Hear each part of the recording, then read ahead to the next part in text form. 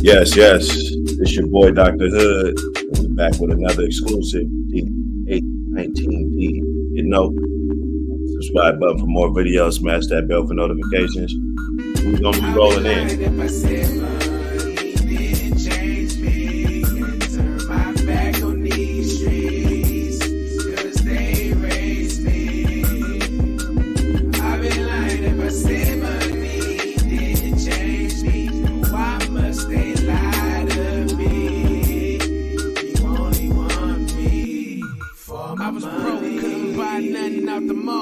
Pocket full of lint, stealing shit out the mall. Yeah, and I didn't have no bitch to call. I didn't have no bitch, and now I got 100 missed calls. Damn, no car, so I took the bus. I took it and watched cars pass us up. And nowadays I'm getting them Milwaukee bucks. I'm dumbing. I like the feel of getting paper cuts. And for that money, I'll hog tie you and tape you up. I'll tape them up. And for that money, I'll get gangster for you. A little weed and Hennessy, that's paranoia. My goons come get up on you. Get 'em. I'm money motivated, dedicated niggas hate it. Off the money that I'm making. Hip hop try to take it. Underrated, underestimated, and I'm obligated to spray it at you niggas if you hate it. I'm just saying. I'll be lying if I said money didn't change me. And turn my back on these streets, 'cause they raised me. I'll be lying if I said money. They lie to me. You only want me for my money. Heartbeat stunning, tatted like thug life. Menace to society, so I took the thug life. Money like paid in full, 'cause I live a drug life. I be on some Rico shit, I might take my plug life. Rapping on some greasy shit, jacking 'cause I'm needing it. Frontin' like you riding big, but you really leasing it. You the type to get shot at, start policing it. Take to be on the phone talking to police and shit. I should make a song called Snitch Ass Nigga, then dedicate it to you, snitch ass nigga. Oh, bitch ass nigga, ain't got shit ass nigga. You the type to steal your homeboy, sit fast nigga. My paper more longer, my clip more longer. Just about the AR, now I can shoot way farther. All this money changed me, I ain't gon' lie. If getting money's wrong, then I'm committing a crime. I'll be lying if I say money didn't change me. And turn my back on these streets, 'cause they raised me. I'll be lying if I say money didn't change me. Why must they lie to me? You only want me for my money.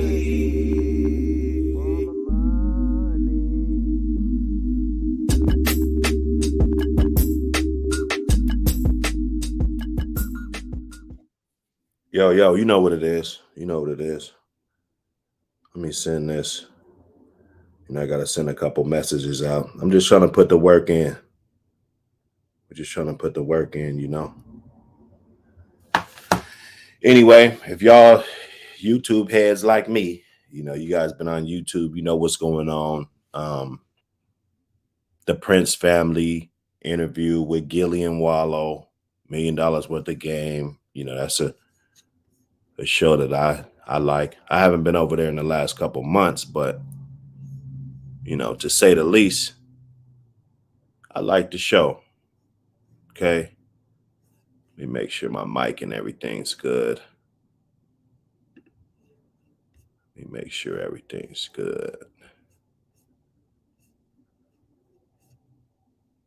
So it went over there. A lot of people's touched about the situation. It's like Gillian Wallow, if they so cool with Migos, and why would they do the interview? And we're gonna get into some key things of just how the hood is and the things that that you could expect from the hood, the betrayal, loyalty at an all-time low. You just never, nothing that ever surprises you about the type of things that go in. If I could do it all over again, I wouldn't fuck with the streets. Just because, it's a false sense of love. It's a false, it's a lot of a lot of flaws that that could pop off, and you just never know. But we got this interview. We're gonna go through it. I don't know how strict they are about their copyright strikes and everything. I mean, we ain't doing much over here right now. It ain't much. I'm gonna do that. This one's gonna be like, let me get my joint. You're now tuned into now. Yeah, and I would like to. Okay, so this how it started. They gave condolence to Takeoff's family, mother especially. I don't know if his dad's in his life or nothing like that. I mean, they made it extra effort to give the condolence to the mom. So, however, that breakdown, and then Jay Prince Sr. got up there and doubled down on it.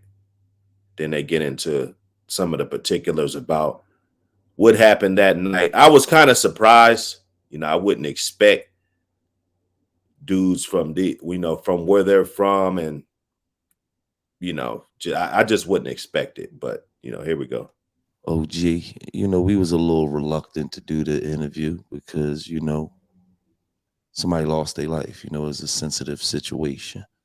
So, we talked, and then when you alerted me that you had sat down with, P from QC, and everybody saw things eye to eye. So all and this is some of the fundamentals and different things, so all it took was him to tell him that he sat down with the business partner that, if I'm not mistaken, they wasn't even like cool on great terms. QC, quality control. I don't get into everybody's business like that. So, don't quote me, but the little baby, little baby is the guy right now. Migos, they probably do big numbers or whatever, but I heard it was some type of contract disputes, and you guys can, I'm sure somebody heard about that, right? Okay, so all Jay Prince would have to do, no, you say how much love you got, and I'm gonna tell you how all this love and shit. Yeah, you genuinely, you like people when you see them. You know what I'm saying, and it's a benefit. It's like a fraternity. Like if you're in here, you're networking with these people, you're able to move around. You got all the contacts. Just whenever you're floating through, just come through. We're gonna get the interview, and we can put this shit together. I doubt if this was live, right? I doubt if it was live. They probably do it like that, edit it, all that good shit. With us, we want to do it live because we don't have time to go back and fix mistakes and all of that. I mean, it's kind of not worth it unless you're on a major level, right? So while we're just fishing, we're going straight off the head. There's no script, no nothing. My script is my thumbnail. So you guys know my secret now. When I do my script, it's the thumbnail. The streets are dead. If you're a kid and if you're already in the streets, I'm not talking to you. I'm not. Okay. I'm solely talking to kids that are not in the streets. Because one thing about it, I'm not about to argue with a nigga that loves the streets more than he loves his motherfucking family. Right. And we can go to the reason why the domino effect of why this video is even being made and Takeoff being killed. I had to put that on there. So that's a part of the script. Right. BET Hip Hop Awards 2014, that's when they were young in the game. Dazzling in the game. Right? So shit hit the fan. Why are rich ass niggas at a bowling alley with loose cannons, no security, no real security, just your convicted felon ass homies. And I'm a convicted felon. I got a few. So I'm not trying to talk like I'm better than somebody, because a lot of you YouTube dudes, you look down on people that are convicted felons, but in this situation, hey, we're not here to look down. We're just like, okay, you're a millionaire. You got potential to run up 100 million. You stay clean, you stay out of the way, duck off with a little square, right? Have a kid, raise a family, things like that. Those are the things that saved me. Ducking off, raising a fucking family, some shit that I should have been doing anyway, instead of running around with pistols, running around with unlicensed pistols and shit, right? Just ready to throw your life away. That's what we're looking at.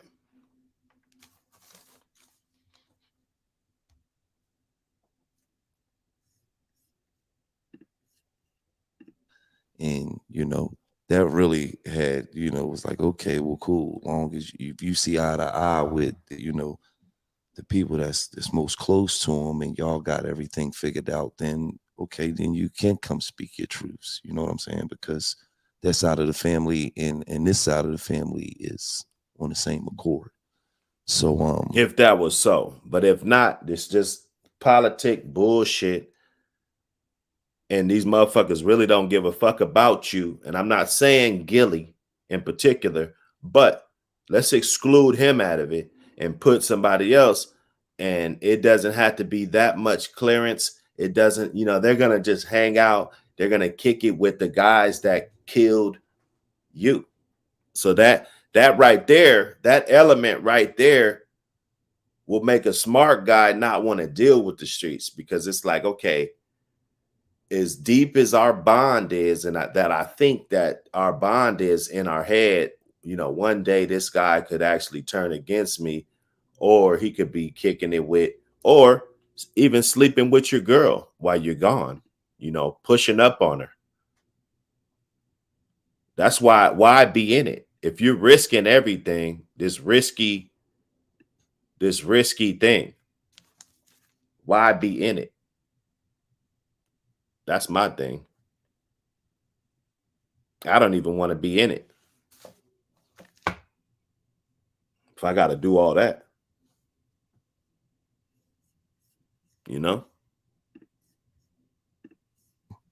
With that being said,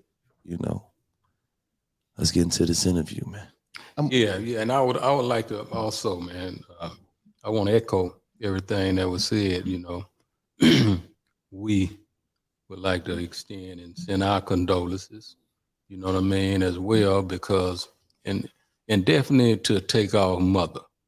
You know what I mean, because I put her at the top of the list because it's an unnatural thing to lose your kid. You know what I mean? I felt all kinds of pain from losing my mother, my father, brothers, sisters, cousins. Well, then why hang out and still do this stupid ass gangster shit? And I know what it move all bosses, something ties and strengthen ties, and what I'm saying, shit. What mob ties stand for. I heard it. I forgot the little slogan about it, but why? What is the significance?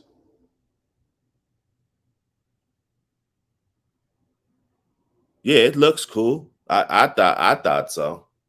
Coming up. Yeah, you got the crew.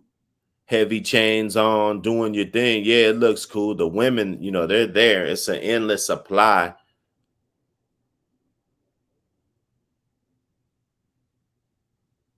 But why though? Why send condolence and all this shit and then go out and do the same old reckless, stupid, dumb shit? And all these niggas, they, you know, some of these niggas, you can't get a nigga's mind off pussy, man. So if being a dangerous guy in the streets and holding some type of weight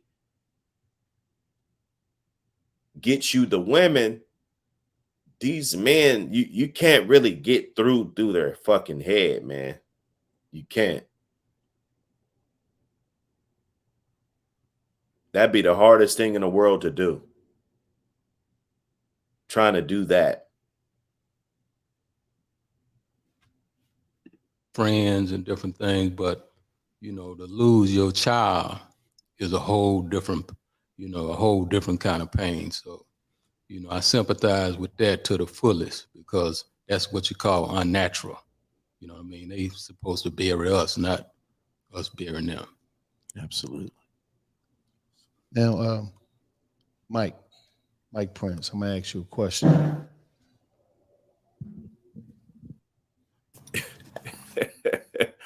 Man, look, it's a bad situation.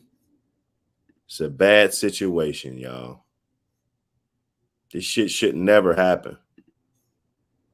You was there, and you know a lot of people seen you trying to de-escalate the situation, and then things just went left. What happened, Mike? Well, it really wasn't a situation to de-escalate because it wasn't there. You know what I'm saying? Like it looked, but it really wasn't that type of situation. You know what I'm saying? That's why I even asked myself that today. Like it wasn't even there. You know what I'm saying? Like we from the cuts. You know when certain things are what it is. You know what I'm saying? So why would they clip that? Why would they clip that video right there? And this will tell you more. That's why I said the streets are dead. It's done. It's over with, bro. You'll be a fucking idiot. You know, you might be the next billionaire, but you're running the streets getting ready to get hit by a stray bullet or some dumb shit. You know, besides somebody not wanting, you know what I'm saying? Or come on, man. You fuck up your whole legacy, your chance of growing your seeds just for a fucking circus, though. Not for something honorable, but for a circus and dudes that, oh, man. And the fact that you still want to be in it after you grow out of that, you go through shit, you lose dozens of friends. I could probably name 50 friends that I lost from. It started early. It started maybe 7th grade. Started early. I was losing friends in the 8th grade. Right? Friends getting shot in you know, 9th grade. Well, 8th grade, this female got deleted by her brother. Oh, man, terrible situation. And you know, and because you had so many years of looking and seeing and feeling and dealing, you know what I'm saying? And it wasn't even that. You know what I'm saying? I mean, like, you know, it was really a beautiful night, you know what I'm saying? We all family, we enjoying, everybody kicking it, you know what I'm saying? It wasn't a situation that it turned out to be. You know what I'm saying? What would hanging out Motherfuckers on pills, all this shit, smoking all this weed, unlimited alcohol, people trying to show out, no security, right? Dumbass, loud ass women with nothing on, thirst trapping, scamming, plotting ass niggas that's not eating enough around millionaires, new guys that just came to your clique. You probably even know him a whole year. You think he's cool. You think he's your fucking brother. What the fuck would happen? Like, what are you talking about? It wasn't supposed to happen. That's a breeding ground for bullshit. And that's why you got to be the smart one to say, you know what? You know, them stinky pussy, them bitches, they for everybody anyway. So it's not value. It shouldn't be value to you. You shouldn't value a broad that is for everybody. Do you value a fucking bathroom that's not yours? Right? Or when you go home, don't you feel better when you're in your bathroom? Better than anywhere? Right? So if it's a public bathroom pussy. And this why dudes get murked. Because they want to be at these spots. This is the life. Not being at home with your family, being able to wake up in the morning. You see, the smart dudes, they just gonna call these guys, hey man, what happened last night? Oh yeah, it was cracking. Oh yeah, who was all there? Oh yeah, the big booty one was there from last time. Oh yeah, she was still there. Okay. She gonna be at all the events. You're not missing out on nothing. And so, you know, me saying I'm de-escalating, I'm basically just telling nephew, like, hey, it ain't worth talking about. Like, man, you want to talk about basketball. It ain't. You want to talk about basketball. Period. Like, stop talking about basketball. Why drunk ass niggas talking about basketball anyway? Like, what is this? Niggas just want to have some dialogue, want to be, you know, that, and that's that vulture shit, bro. You got to watch that. Like, why would they be arguing about basketball anyway? And then you got your little homies and shit. They all fucking starstruck and shit. Don't know how to be around millionaire niggas like that. And the princes, they probably got their bread.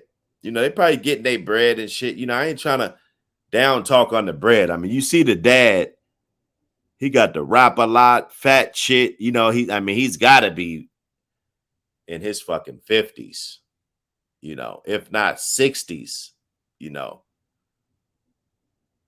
Yeah, I would just guess he's in his 50s. But nah, he's iced the fuck up. He's iced up like a new nigga in the game. You know. But the explanation was ridiculous. I don't think it's street shit for these guys to go on here and do this interview like this. This is an open case. I just don't think the particulars should be discussed. And when you get in the game, everybody's going to tell you that it's like this street shit, it's this code, and everybody's going to live by this motherfucking code. I learned the hard way. Okay?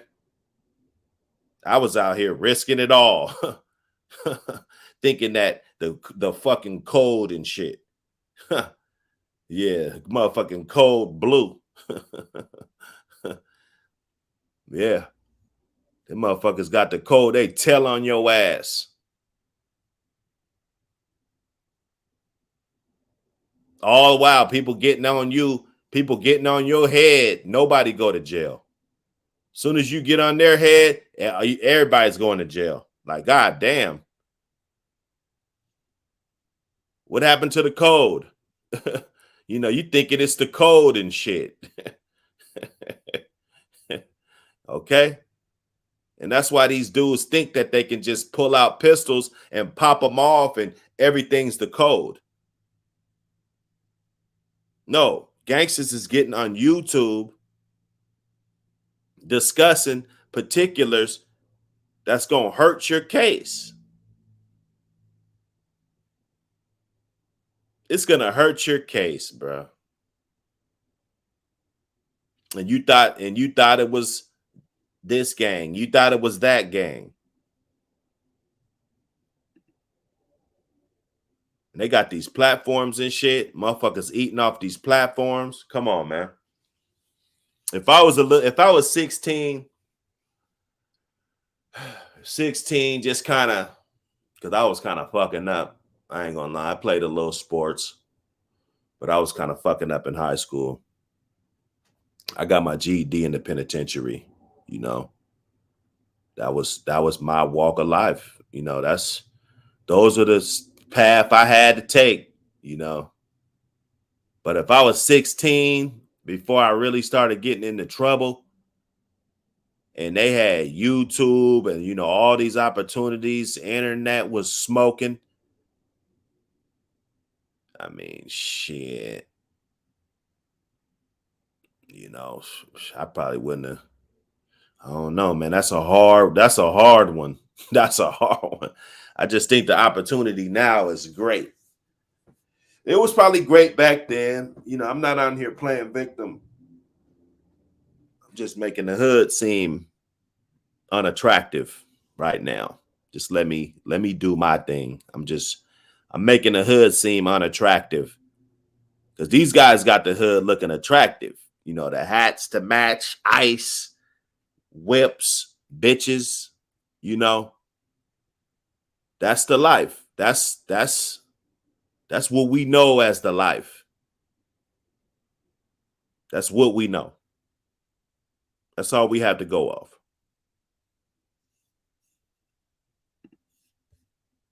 We don't talk about basketball stuff. It wasn't about no dice game. You know what I'm saying? It wasn't about no gambling. It wasn't about none of the things that the media and all these, you know, we call the media whores, just trying to capitalize and draw a story that wasn't there. Because we had already been outside a period of time before that. But we know this is how it happens. So let's not call them whores now. Because we know what the media does. We know what these bloggers do. We know what's going on. We know what Dr. Hood's doing right now. Okay. So let's not do that. You knew it's going to be in the media. Rather if it was a good night or a bad night, people were going to be talking about this. And we're talking about checking in and, you know, all of this. Let's not forget that. Like, these guys, it's the check-in culture. These guys were checking in. So what the fuck is the problem? Why do you have your hood ass goons and shit, out of control ass goons that you can't control? That shouldn't be somebody that you want in your crew. Other conversation started. You know what I'm saying? Me and the homies, you know, everybody went outside to smoke. You know what I'm saying? We just sit back chilling. Then they went, you know, we gonna talk. They talk basketball. You know what I'm saying? Just nigga shit. You know what I'm saying? Me, you know, so it wasn't that type of situation or that type of energy to where you would feel like something had escalated to where it was supposed to be a problem. So okay, so to the people that say, okay, Prince family been doing this for years. Been bringing people down. They've been hosting them. You know, nothing like this ever happened. You feel what I'm saying? What about the people that feel like still nothing should have happened? Because they was with the, you know, they was with the Prince family, and the Prince family is well respected. Nothing should have happened. What do you say to that? What I would say to that is, you know, I have a track record, man, and the Prince family have a track record of 30 plus years of you know what I mean, honoring and loving on our guests and being with our guests, and no shit like this never happened. But here's the thing, and this is what people don't understand. We ain't never had nobody to attack us. If you know what I mean. You know, when a man attack a situation with a weapon, then you know. See, and this is the part that we talking about the hood. We talking about the hood. So he's basically alluding that the guy, the security or whoever, the guy that was with the Migos attacked them. And that's how this shit started. I guess another female got hit too. That, you know, it's coincidence. Nobody's really talking about her at all. Condolence to her and her family, because they have to go through this. I know it's a game. Everybody, it missed, bullet missed, and all this shit. You lived, and you know you walked away unscathed. But that reality is real. You can really get out there and really lose your life. So rather, if it's a track record or whatever, I mean, I could dig that. If that's true, like there's been a track record, they've been all this, but look what we're doing. We're glorifying this street life. You know, we're keeping it going. We're keeping that gang culture going.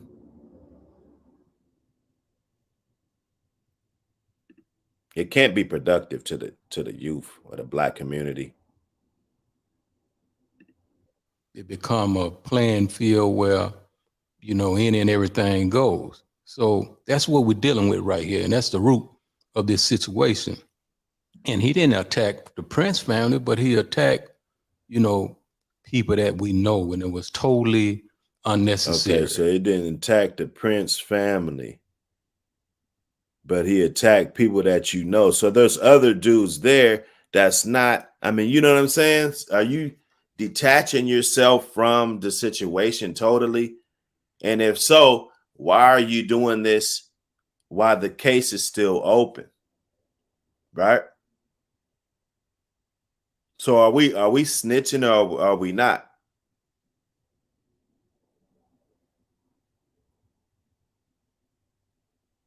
And this is organic. I'm asking a serious question. Anybody can answer that. You could watch this video a year from now. You can answer the question. You know, what are we doing?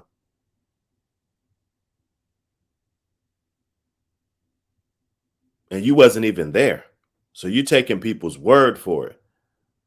I find that real disrespectful. For you to play the narrative out about how the shit happened. The case is still open. Somebody lost their life.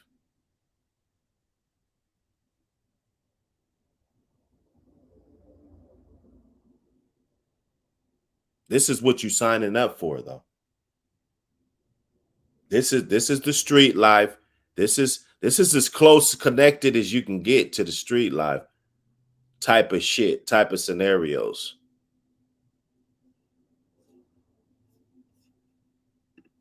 You know what I mean? For you to attack a man with a weapon, because what that's going to do is put a man in a position where he want to protect himself. And that was the root of igniting this gunplay. But to clarify it real quick so they can understand, we're not talking about Takeoff attacking nobody.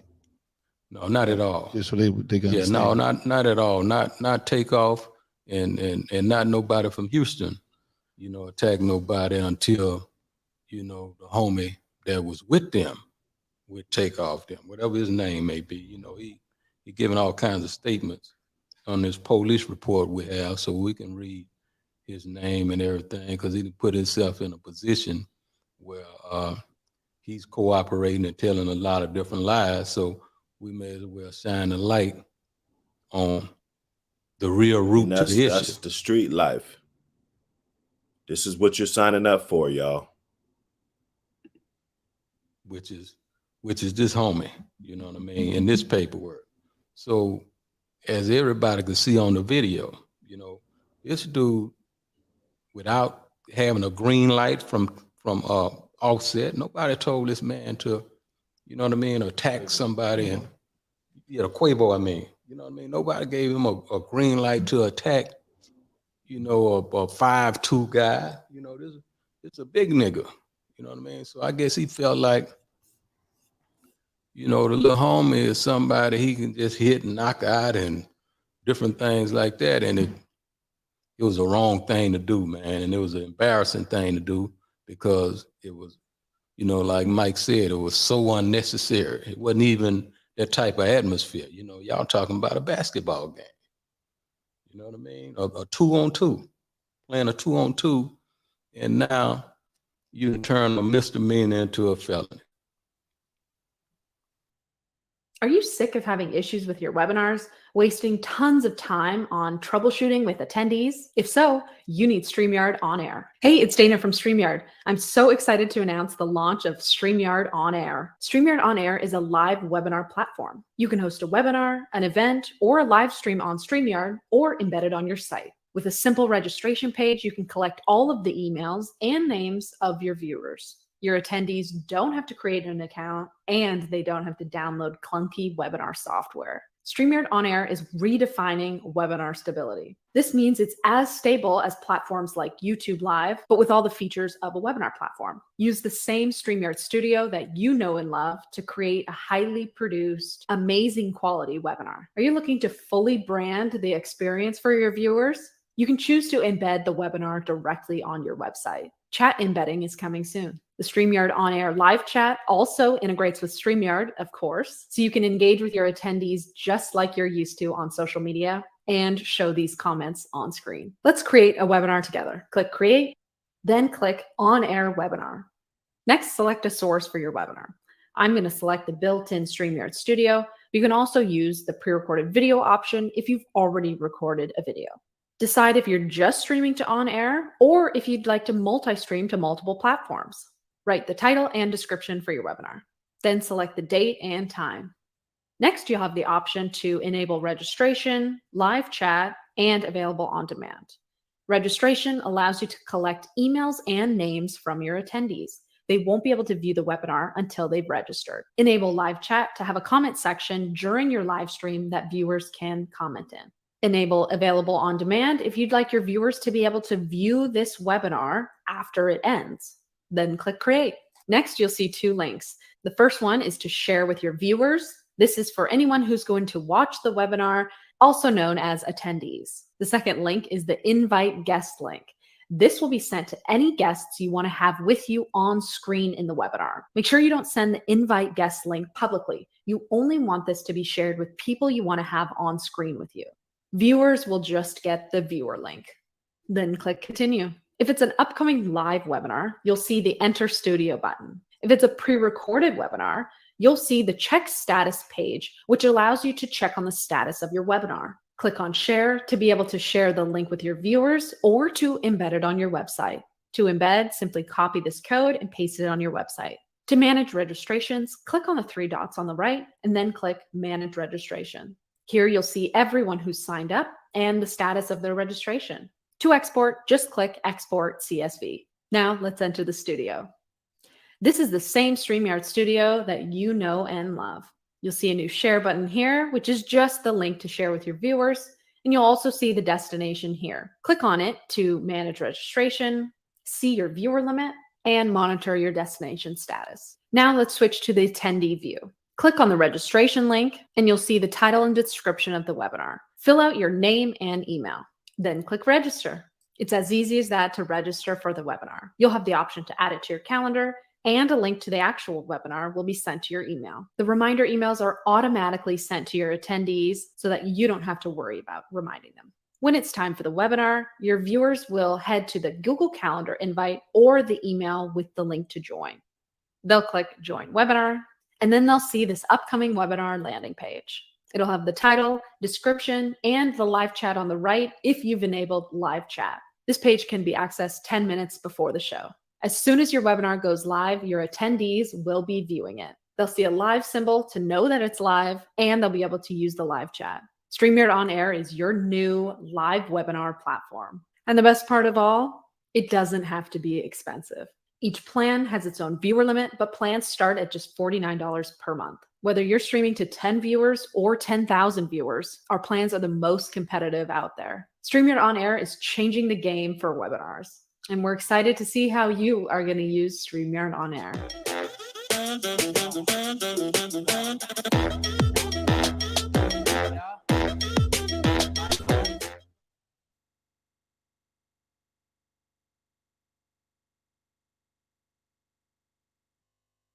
Oh, Booking.com. I'm going to somewhere, anywhere. A beach house, a tree house. Honestly, I don't care. Hello, humidity. A fancy hotel with a sexy garden. Landscape architect. A tiny home with aggressive flair. Somewhere, anywhere. As long as they have childcare. I'm gonna say this. A lot of people seen the video.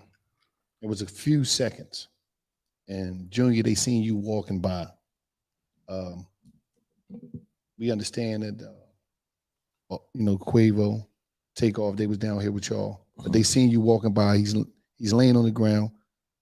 You got Mike bending down, and they seen you walking by. What took place there? This the crazy thing about the video, right? Is one scenario is that they see Mike on the ground trying to help Takeoff, but in the video, Mike was right behind me. People didn't peep that.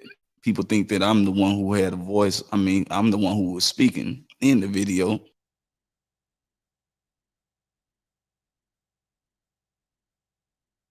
I don't know why they're explaining this, y'all. Maybe somebody could tell me why they explaining all this bullshit. Salute Soul Power. Salute JT. When I wouldn't. If you go back and look at the video, Mike is walking right behind me. They took 3 seconds of a situation where I was caught on video and turned it into what they wanted it to be. But in all actuality, we had been there for a while. Mike was following me so we can go to the restroom so he can wash the blood off his hands. And so he can enlighten me to what transpired, because I wasn't even out there when this transpired. I was inside paying a bill. So I had no knowledge of what had transpired outside. As I'm walking I had just got done paying the bill. As I'm walking to the door, I hear gunshots. And then I also hear bullets coming through the glass. So I got out the way because I was almost at the door. So I end up getting out the way. And sadly, what had taken place. But in that 3-second clip, it was me and Mike walking to the restroom so he can wash the blood off his hands and so he can enlighten me to what transpired outside. There was rumors that after all this occurred, you was the one that took. Bro, you know what I'm saying? It just seemed weird to me. I was saying earlier, like if I was 16, I wouldn't fuck with the streets, bro. It's just too much unexplainable shit popping off for me to just ruin. And me not knowing anything about life back then, it'd probably be harder to say, but then I see like what I've actually tried to build and shit in life, my children, my family, like I wouldn't jeopardize all of that. If I would have knew that it could get this great in life, I would have never risked that. But I guess when you're a young man, and these guys is all young, well, most of them, it's hard to put that in your head. You know what I'm saying? What's going on, y'all? What's going on? I'm about to drop the link if you guys want to slide up. It's always a discussion, man. We're talking about the hood. I think the streets are dead, man. I think the narrative that we need to be teaching to the new generation is exactly that, because you see it all the time It never fails. It's always some bullshit. You know, something that we just can't explain. Why is this? You know, you saw the video. Jay Prince Jr. He walked right over dude, or Jazz, or whatever they call him. He walked right over him. Like, if this is your guest, these are your guys. So that means you're not feeling threatened by any of this. You know, they got a loose cannon that just wants to pop off. I guess he was with the Migos. That's what they're trying to paint it. And it doesn't make sense. Another girl lost her life. Nobody said anything about her. God knows her family is grieving her. So make it make sense. This street shit. Yeah, it's a little bit of glitter, a little bit of gold. But would you trade all that gold around the motherfucker's neck for your kid? I wouldn't. Took Quavo and them to the hospital. Y'all still was together after the fact. I stayed with Quavo. We stayed out there probably like 2 or 3 hours together before we all parted ways and made sure each other was cool. Like, me and him stayed out there. Like, one other person pulled up, but it was me and him that stayed out there for hours after this transpired. So Yeah, so it's just interesting how, you know, one can take a 3-second lie, you know what I mean, and contaminate, you know, a bunch of damn fools that'll believe anything. Yeah, I was muted. Yeah, it isn't a coincidence. It isn't a shame that people will take a 3-second video and turn it into, you know, because that's what the street's been doing since day one. It's like we try to make the best out of toxic environments instead of just opening up the fucking window and cleaning the fucking house. You know? And I'm from the streets. I felt like I had a lot of love from the streets and for the streets. But if we look at the long-term effect, because of course, everybody that gets in the street, they feel like they can do it better than the last guy. You know?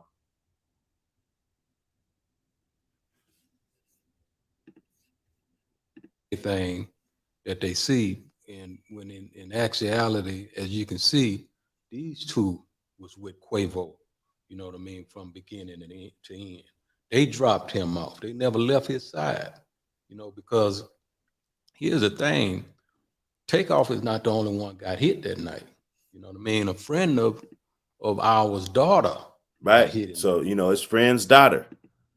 And you absolutely right, JT. See, you had a good one that didn't want you to go down that path.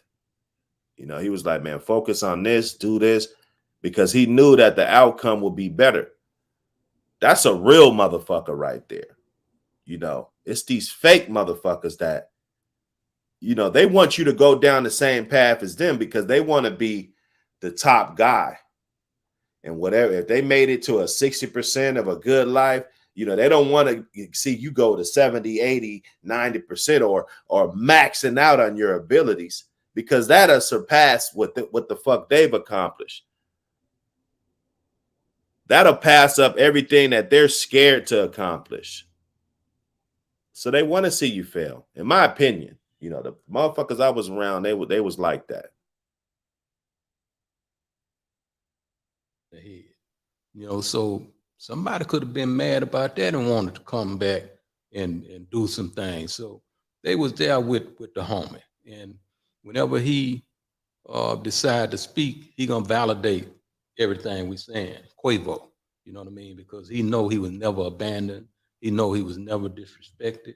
He know every time he have came to Houston, it been nothing but love and respect. That's why he came so many times. When you hear Houston, you hear mob ties. And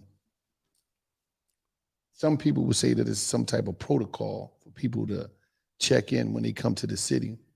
And this coming from a person like me and Gil, we ain't never check in when we came to the city. So is there supposed to be a certain protocol for people to check in? I have a small house and can't afford a full house generator. Several years ago, a winter storm ripped the electrical box from my house. Had to turn off water and stay with my sister, with my 2 cats, and she has 2 dogs, for 10 days before problem was fixed. This generator will allow me to be able to stay home. I'm using it for now to charge my Kindle and cell phone. Great product, very happy I purchased it.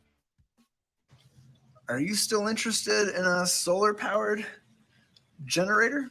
Because pay special attention, because I'm going to do something that until recently we've never done before. It does come with one of these foldable solar panels to make sure that you can charge it even after the power goes out, like during a storm, like I'm in right now. And there's more free stuff on the webpage, but you have to click the link right now to see it. I don't have time to show you it all here. I'll give you a hint, though, that some of these are our most popular products, and we don't normally give them away for free.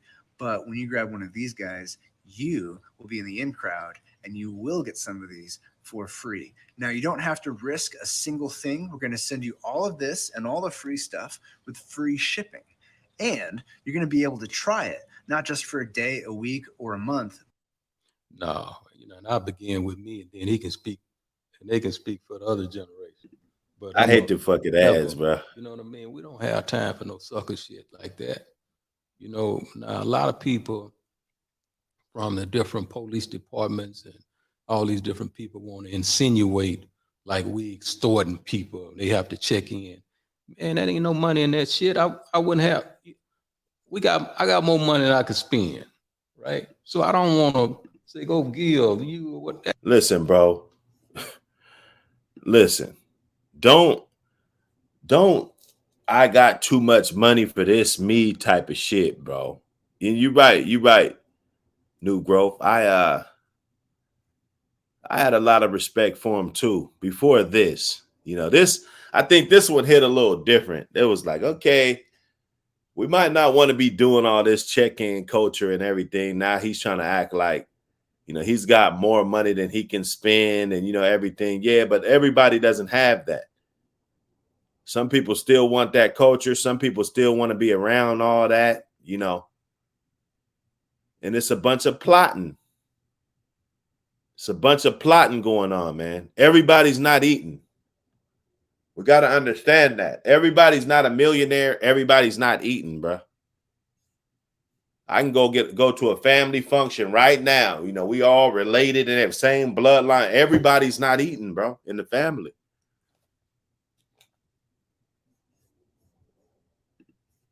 So, man, don't do that, man. There's other people that they could easily benefit off of the check-in culture.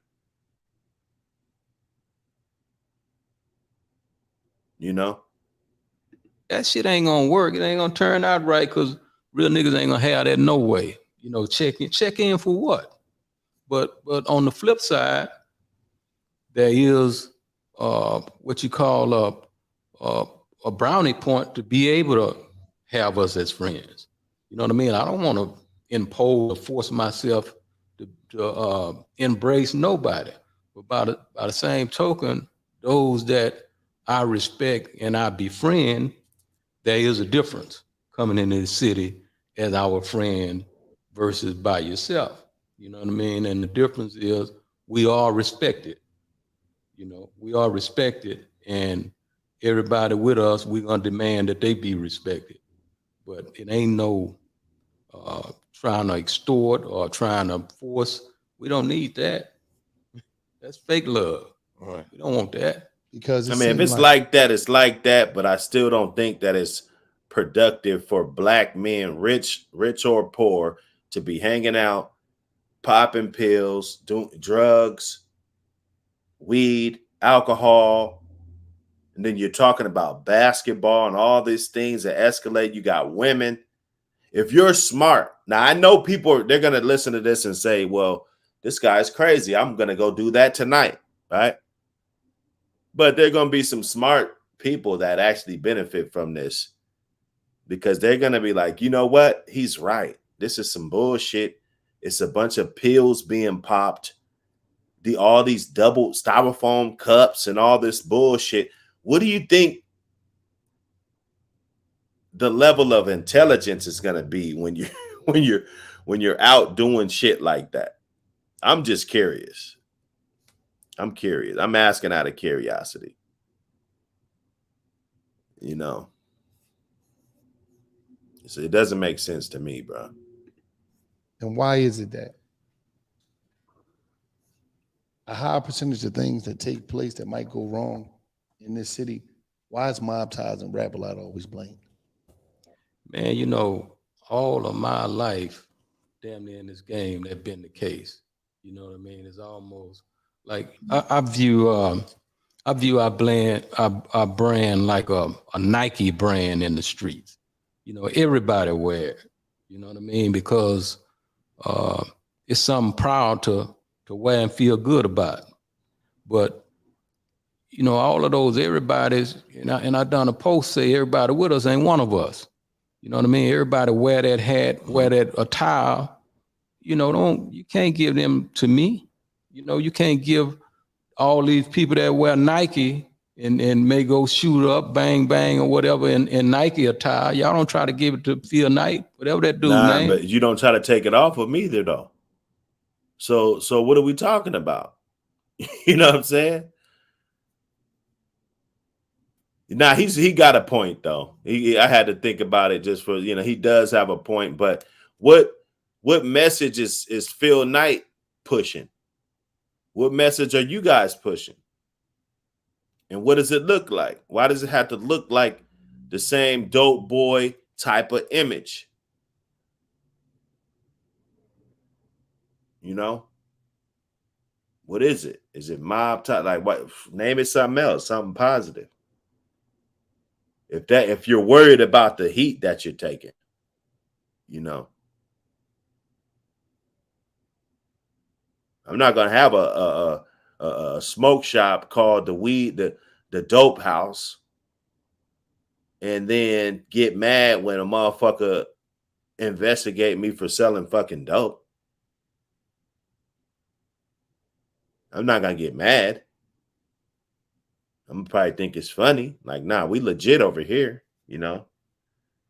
But I'm not gonna get upset just because a fucking informant wants to come around and see if he can, you know, get some crime bucks. You know what I mean? So don't try to give me that shit, but they do. You know what I mean? And I learned to accept the things that I can't change the things that I can, and have the wisdom to know the difference. You know what I mean? He hit us with the serenity prayer, man.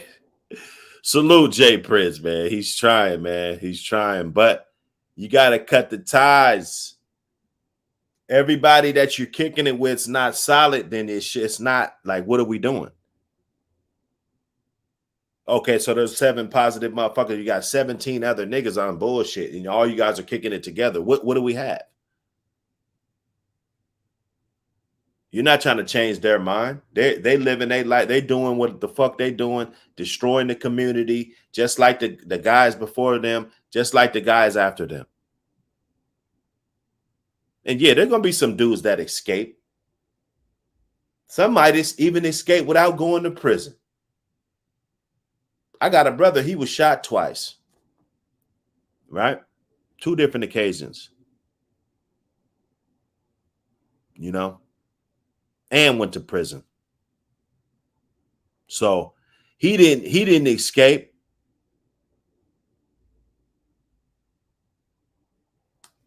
I mean, because, you know, with us and with the success that we have attained for so many years, brings about a certain jealousy and envy and all that kind of shit with it, man, until, you know, it's he is like a snowball effect where you really can't stop it. You know what I mean? You know, I give you a story my 114-year-old great grandmother gave me. She said, people are gonna say what they want to say. You just don't let it be so. So I live that life of just not letting it be so. So this is a long sleeve. Yeah, that was cool. That was cool. Popular, and that was cool. This episode of $1 Million Worth of Game is also brought to you by the Busch Light Clash at the Coliseum. Return to LA on Sunday, February 5th at 5 p.m. Pacific. Gilly can't believe it, man. He can't believe it. It's all these thoughts, everybody, and the bottom line is we're preying on each other. We all black people preying on each other, just like these goddamn cops. I wish I would have had a spread to pop up on the screen about them. These cops that did that shit, I don't give a fuck what somebody did to you. You don't do that, man. And then they're idiots enough to have the body cam and all that. It's just getting stupid. At some point, we got to just be like, you know what? All eyes are on us now. I think social media is a tool for solving crimes. If I was a detective, I'd take this interview and fucking dice it up and, find the bits and pieces what I can use against a motherfucker. Right? Yeah, you rarely see it. Not a straight pawn. Now you might see him, he might hang with the bishops and the, what I'm saying, but not just straight pawns. We're not, I let the rooks and all that, they deal with the pawns and shit. I'm not dealing with pawns.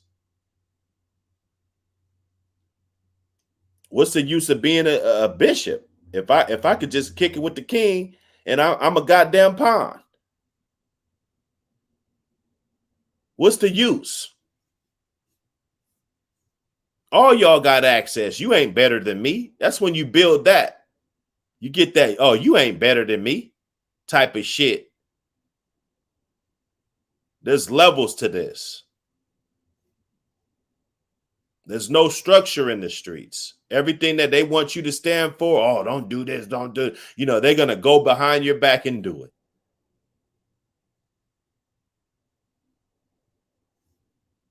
Talking about this, this is all love and the love in the streets. And this is who you got to be to be a real nigga.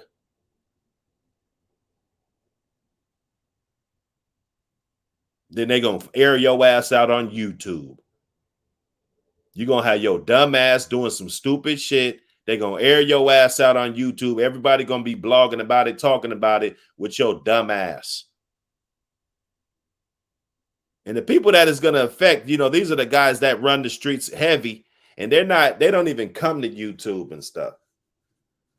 Like, I like to believe that the guys that actually come to YouTube and come to these spaces, they're at least halfway fucking conscious about not doing some dumbass shit over something stupid. So this shit could seem, rhetorical. But hey, I gotta do my part. This is my community service right here. And I just think that, this is a cool ass thing. These guys, they cool as hell. But this is some of the stupidest shit that you could set yourself up for. And I've seen niggas die with little ass chains around their neck.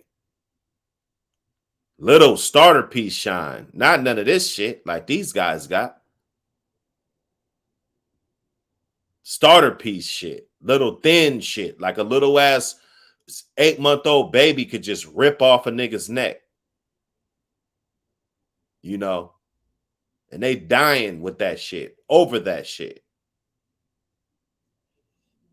Over these hoes that don't give a fuck about you. Shit, I know somebody, this dude wasn't in the game and shit, but this guy passed. Shit, I swear, I thought his girl was pregnant. He just passed. And she might not be. I hope she don't never hear this shit. But I swear, I was like, damn, is she pregnant? So all of this, you done stick your chest out, want to butt heads with another silverback. Get your ass knocked the fuck off.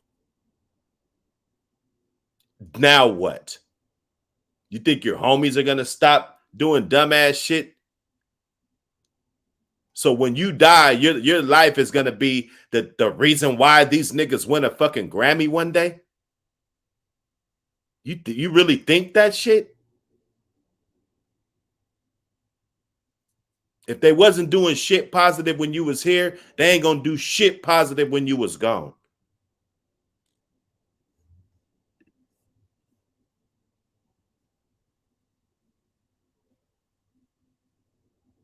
Yeah. Hey, when are we gonna start bragging about safe neighborhoods? Yeah. And we can hang out and do what the fuck we want to do, barbecues and shit. Good family times. When are we gonna brag? Oh man, JT, you just killed me right there, bro. I was you thinking? See, you really playing chess.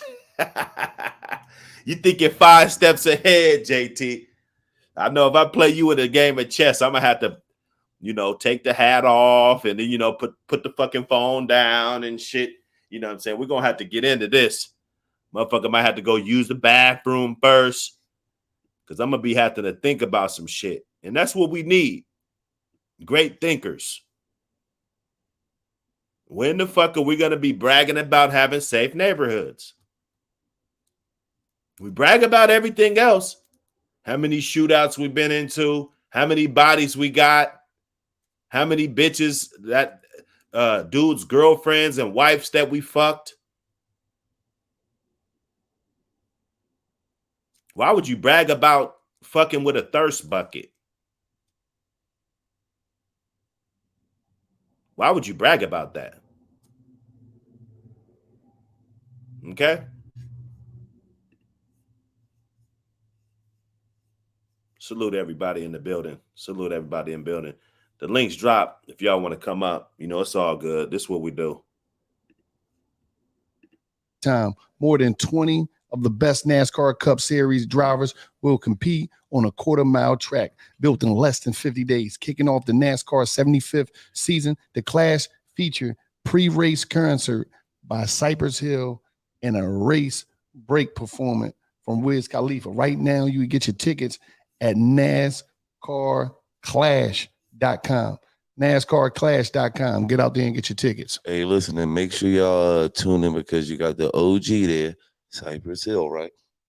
Cypress Hill doing his thing. And then you got the pre-break concert by Wiz Khalifa. So he gonna be in there black and yellow, black and yellow, black and yellow, doing his thing. So tell them where they could get the tickets at one more time. NASCARclash.com. NASCARclash.com. Yes. Make sure y'all go there, check out all the races, check out everything they got going on. Check out the concert. You got the OG Cypress Hill, right?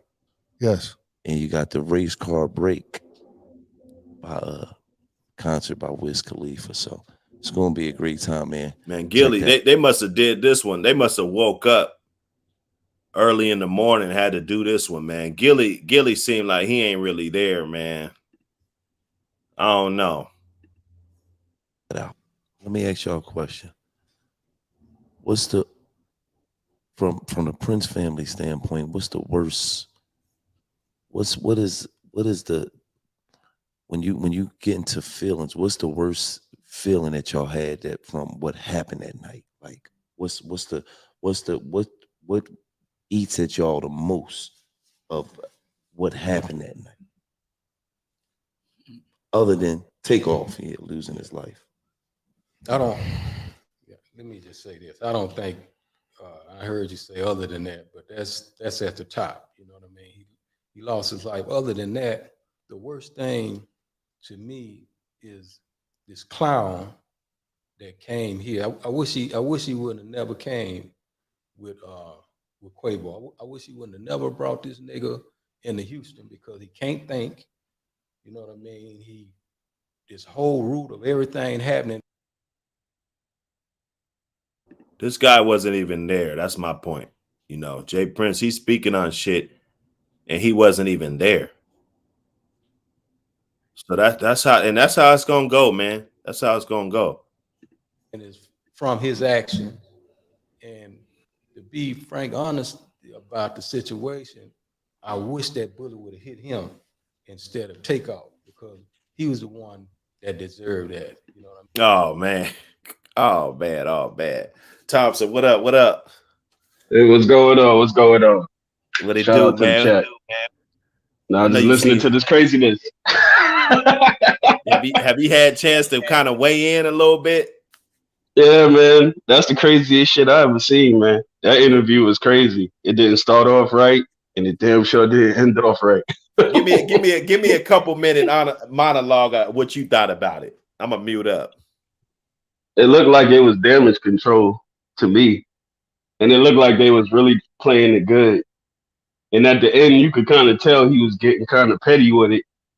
And that's when the stuff started off about the other dude that was part of the group. It just looked like really bad damage control with people that wasn't informed before they went into that interview. Because I think if they was informed, they wouldn't know. They would have known how bad that was going to look. And it's an awful thing, man. Because at the end of the day, human life is lost. Nonetheless, the life that was lost, you're talking about one of the Migos. That's like, they're not in my demographic of music, but I got little cousins that grew up on them motherfuckers. When they found out that he got killed, they was hurt. You know what I mean? And I was looking at that whole thing, and it was kind of like when Biggie got killed when I was coming up. And now you could see the same hurt in their face because they grew up on them boys. And for him to get killed the way he got killed, supposedly under your watch, you know, because I think that's the whole point of checking in is to be protected. If something was to happen, you're checking in so something like that doesn't happen. Exactly. And then it happens right in front of you. And then, you know, the video after the shit didn't look bad. You know, they was walking past him while he was laying on the ground, his brains laying on the floor. The whole optics of it looked just real bad, bro. It just looked real bad. And I like I said, I just couldn't imagine somebody in that camp saying, hey, everybody, let's just shut the fuck up. I don't know whose bright ass idea it was to say, because I mean, nobody else was really talking about that shit when you really add it up. You know what I mean? They do, you know, Quavo do his little performance and stuff, but they haven't been on a social media spree after that man got killed. And for you to be the dude on the social media spree, and overall, you're playing this part like you're a boss, and you're controlling all of this shit, and you're not controlling it. People have gotten killed because that's the second dude to get murked around. Imagine Duke the Jeweler got killed a couple weeks before That's that. what they said. Well, he claimed that he didn't even know dude. He didn't even know who dude was. That's what he claimed. But you know, they got the picture, and I understand people want to get their pics and shit. And who knows? You could be standing next to a guy that you don't know. I mean, if that's the explanation you gave, that's all I have to go off. But you know, there you go. Yeah, there you go. You know, another multi-million, because Duke the Jeweler was getting paid. Right. And you know, it's kind of hard. It's kind of hard for me to be. I ain't been in the streets in 17 years, bro. I work an honest life. I live an honest life, and for me to know who Duke the Jeweler is, and for you to say you don't know who the motherfucker is, it just, you know, that's kind of alarming to me. You know what I mean? Duke been putting out YouTube videos on how to purchase and sell jewelry for years. Like, no joke. He's on all these little videos, so none of y'all heard of this man, and he's up here shooting dice with y'all niggas, 10 bands and up, with the biggest, gaudiest jewelry in the world, and nobody says, who's this dude? You know what I'm saying? Just the whole optics of everything about it just looks bad. And yet again, it's another black eye for our culture. Because I would tell my son, and I just had a little boy, man, he about to be one. If he came to me and told me like he wanted to be a rapper or some shit like that, I'd be like, man, you better off selling dope on the corner. You know, you probably have a higher probability of living doing that shit than any fucking thing else. Right. Yeah, now this is crazy, man. I just, because I really want to make the streets look unattractive. That's my job. I think because I made it look attractive in the past. I have, I participated in it. I did this and that, and for the most part, didn't really do anything good for the community while I was doing that. So this can't be positive for, I mean, yeah, if you're in it, you're in it, right? But for other young guys that's looking around and emulating this shit, and you know, they looking up to this, and it's a bad look. They're looking up to it, but they can't play the part. That's why we having all of these conversations about snitching and what is snitching and what is not snitching. You don't have to be in the streets long to know it's not for you. Unfortunately, some people don't get that moment to realize, hey, this ain't for me, and they end up getting killed or incarcerated for an extremely long time. But most people in the street know if that's your life or not very quickly. You know, it's nothing to see somebody get their cap blown off and you know, hey, this ain't for me. But yet again, like me and you held conversations prior to this, you know, what our community promotes to our youth. You know what I mean? And some motherfuckers actually have a mindset like, I'd rather be rich for 2 years or try to get rich for 2 years and die afterwards. You know what I mean? Some people are rolling dice like that. Well, if I got 2 good years, that's good enough for me. And it goes back to like, what do you think your life is worth? You know what I mean? What is your value of self-being? Do you have that? Was that ever taught to you that life is precious? And how easy it is to take it from somebody and the repercussions of that? You may hate a motherfucker to death. Sit up all night steaming thinking about killing this motherfucker. But do you ever just think about his family?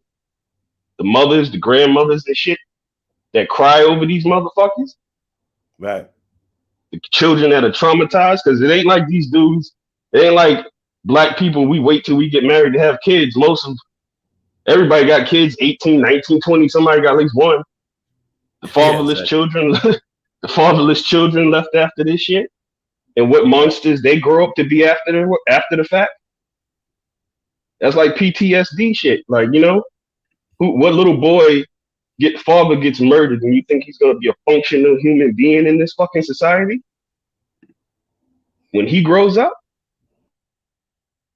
it's horrifying, but it's yet again, this is the world we live in.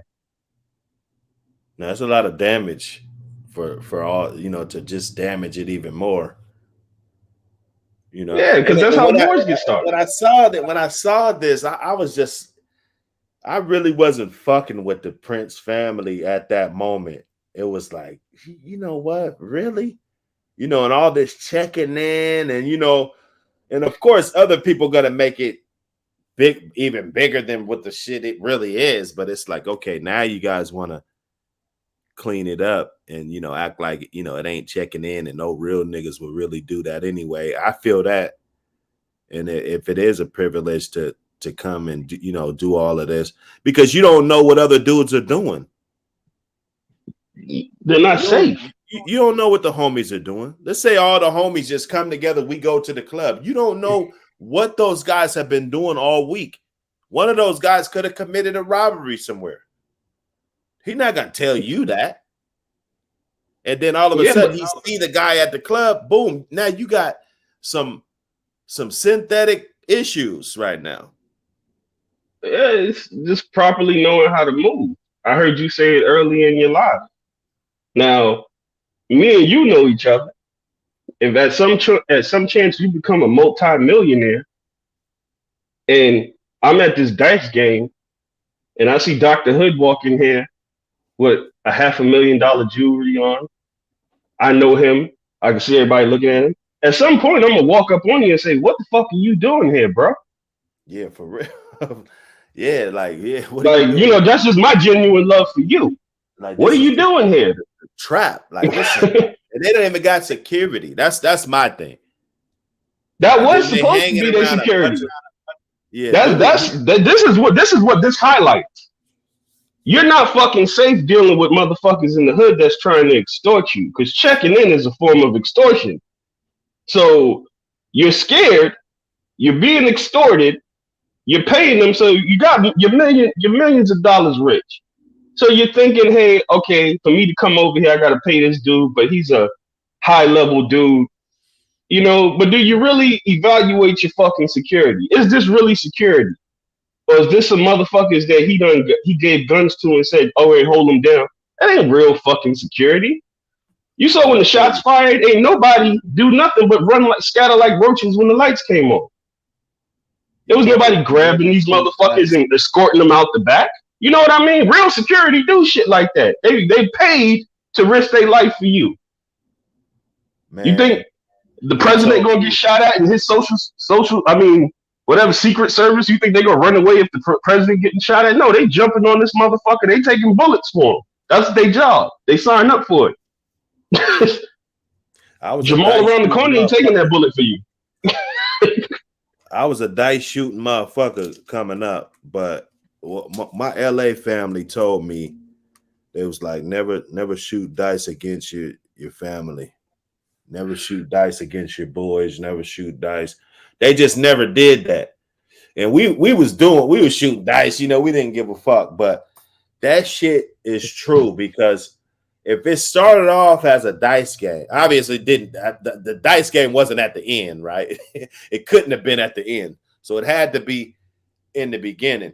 And if they check it in or not, if every time I come to your house to kick it with you, I'm trying to pull the dice out and we getting in these serious money matches to where I'm really trying to take your money and you trying to take mine, that puts a strain on the relationship. It does. It does, man. Because after a while, it's like, bro, you don't even really fuck with me. All you try to do is just take my money. Like, that's people all don't know the rules of the dice game. People don't know the rules of the dice game. You know, dice game is a dangerous thing.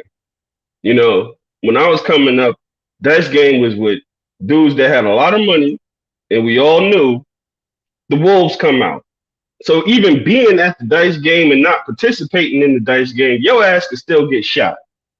Because there's people who know it's hungry, starving motherfuckers. They got holes in their Timberland boots. They eating top ramen every night. They're angry at the world. And here come down the road, there's a dice game, and it's possibly about 25 G's in it. It was never a safe situation. I never was at a dice game or shot dice and felt safe. You get what I'm saying? It's money laying on the fucking ground.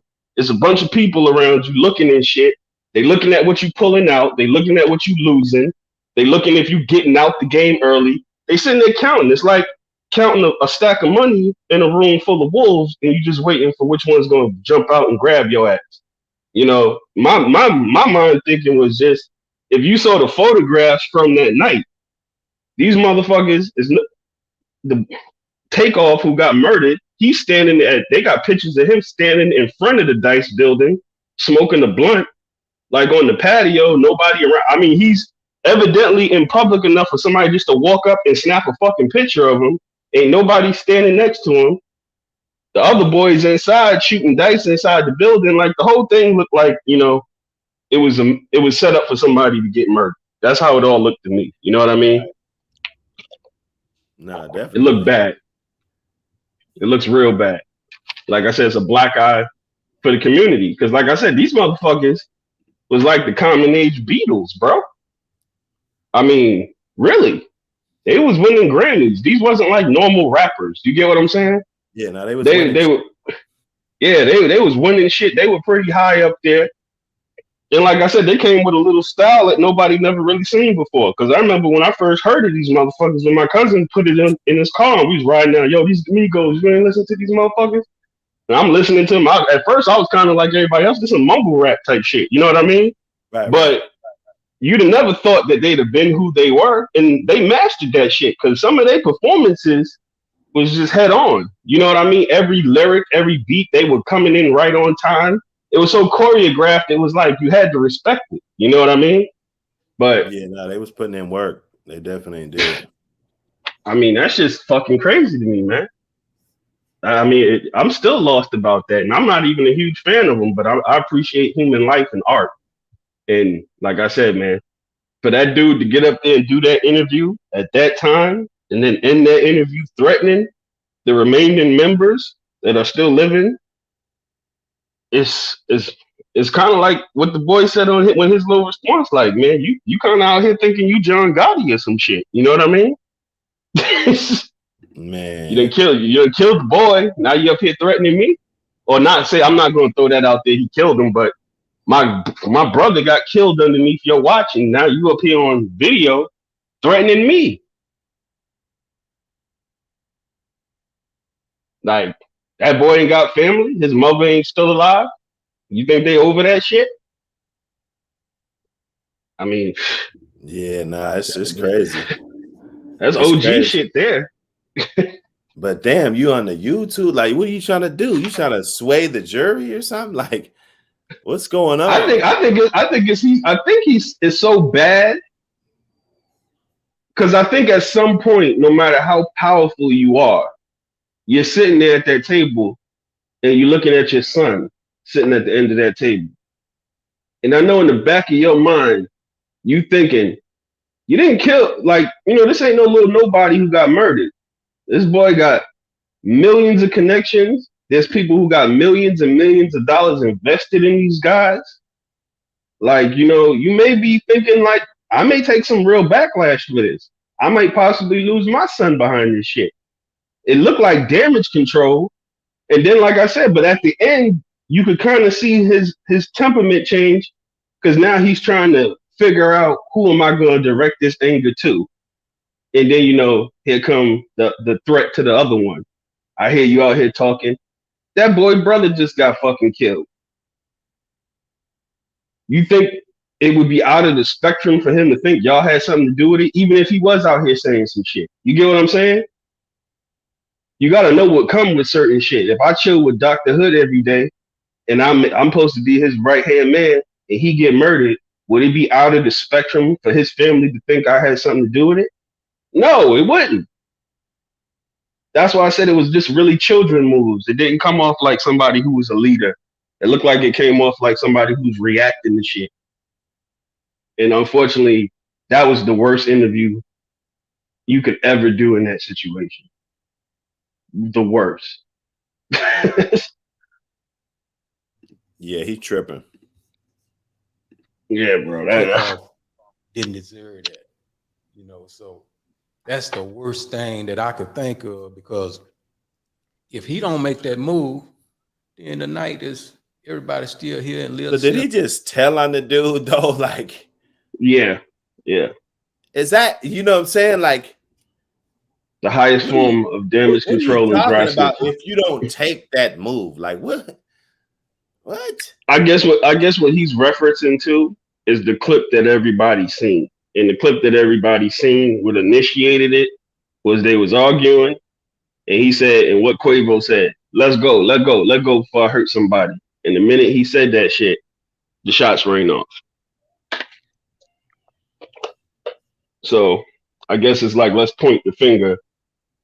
Like, you caused him to get killed, but yet again, you're the big man in that area. People are paying you for protection. It shouldn't even got to a point where they was arguing. You get what I'm saying? At the place, it shouldn't even got to that level. Talking millions of dollars standing there. The minute you hear them raise their voice and saying, that's when everybody come over there and say, hey, yo, let's go. Get them out of here. Get them in their car. The party's over after that. You know what I mean? It's bad. Another day, and you know what I mean? It's bubbly and lovey-dovey. Right. And I understand that, the Takeoff situation is the most important thing, you know what I mean? But I'm saying, other than that, from the Prince standpoint, it might be like that it ever even was possible that it could happen. Yeah. You know what I'm saying? Yeah, no, real clearly. And as I said, man, the root, everybody, even the police department want to get around the root of what really happened. Now, there's a law that goes on around the world where if me and you go rob a bank and, the police or somebody is shooting, trying to protect that bank, right? And hit some innocent person, who you think get that charge? the person that shot that innocent person, or the root of the situation that was robbing that bank? The root. Okay. That's what we're dealing with right here. You know what I mean? This dude is the root of this shit. You know what I mean? And from what I done read in this police report, you know, where he's, you know, killing on everything he can tell on Jazz, and you know what I mean, he moving on to say he was trying to be robbed, and man, don't nobody who want to rob, you know, them little dudes, the last thing they would have done was violated and tried to rob Quavo. Me and Quavo done walked in the hood of Fifth Ward, me, him, and Jazz, by ourselves in the whole hood. And when by the time we hit a few corners, we had 100 plus walking with us. You know what I mean? So he know firsthand. Well, no, that's like a lie to justify that dumb shit that he done.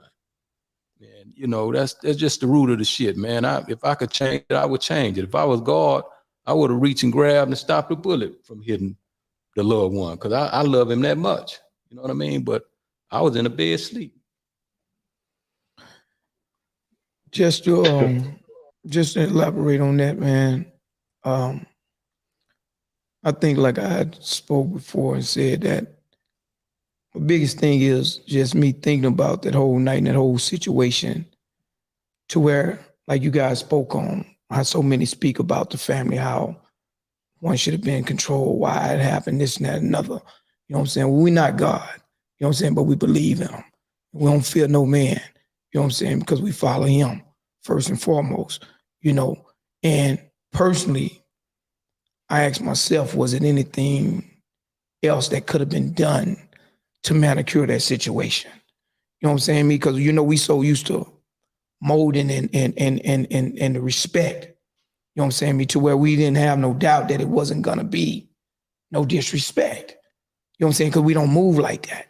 No one in association, affiliation with us move with disrespect. You know what I'm saying? So we all family. You know what I'm saying?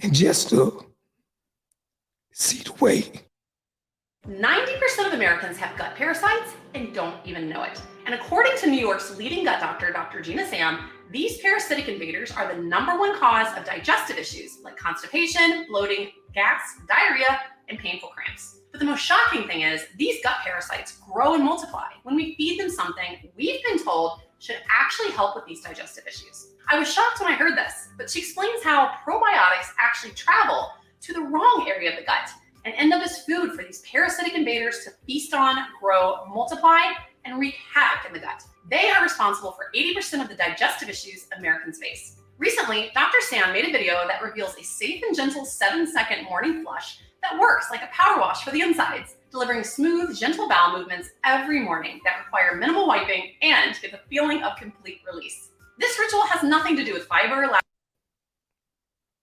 that my family is being betrayed, you know what I'm saying, behind someone that we care about and love also as brothers. That's the disrespect. You know what I'm saying?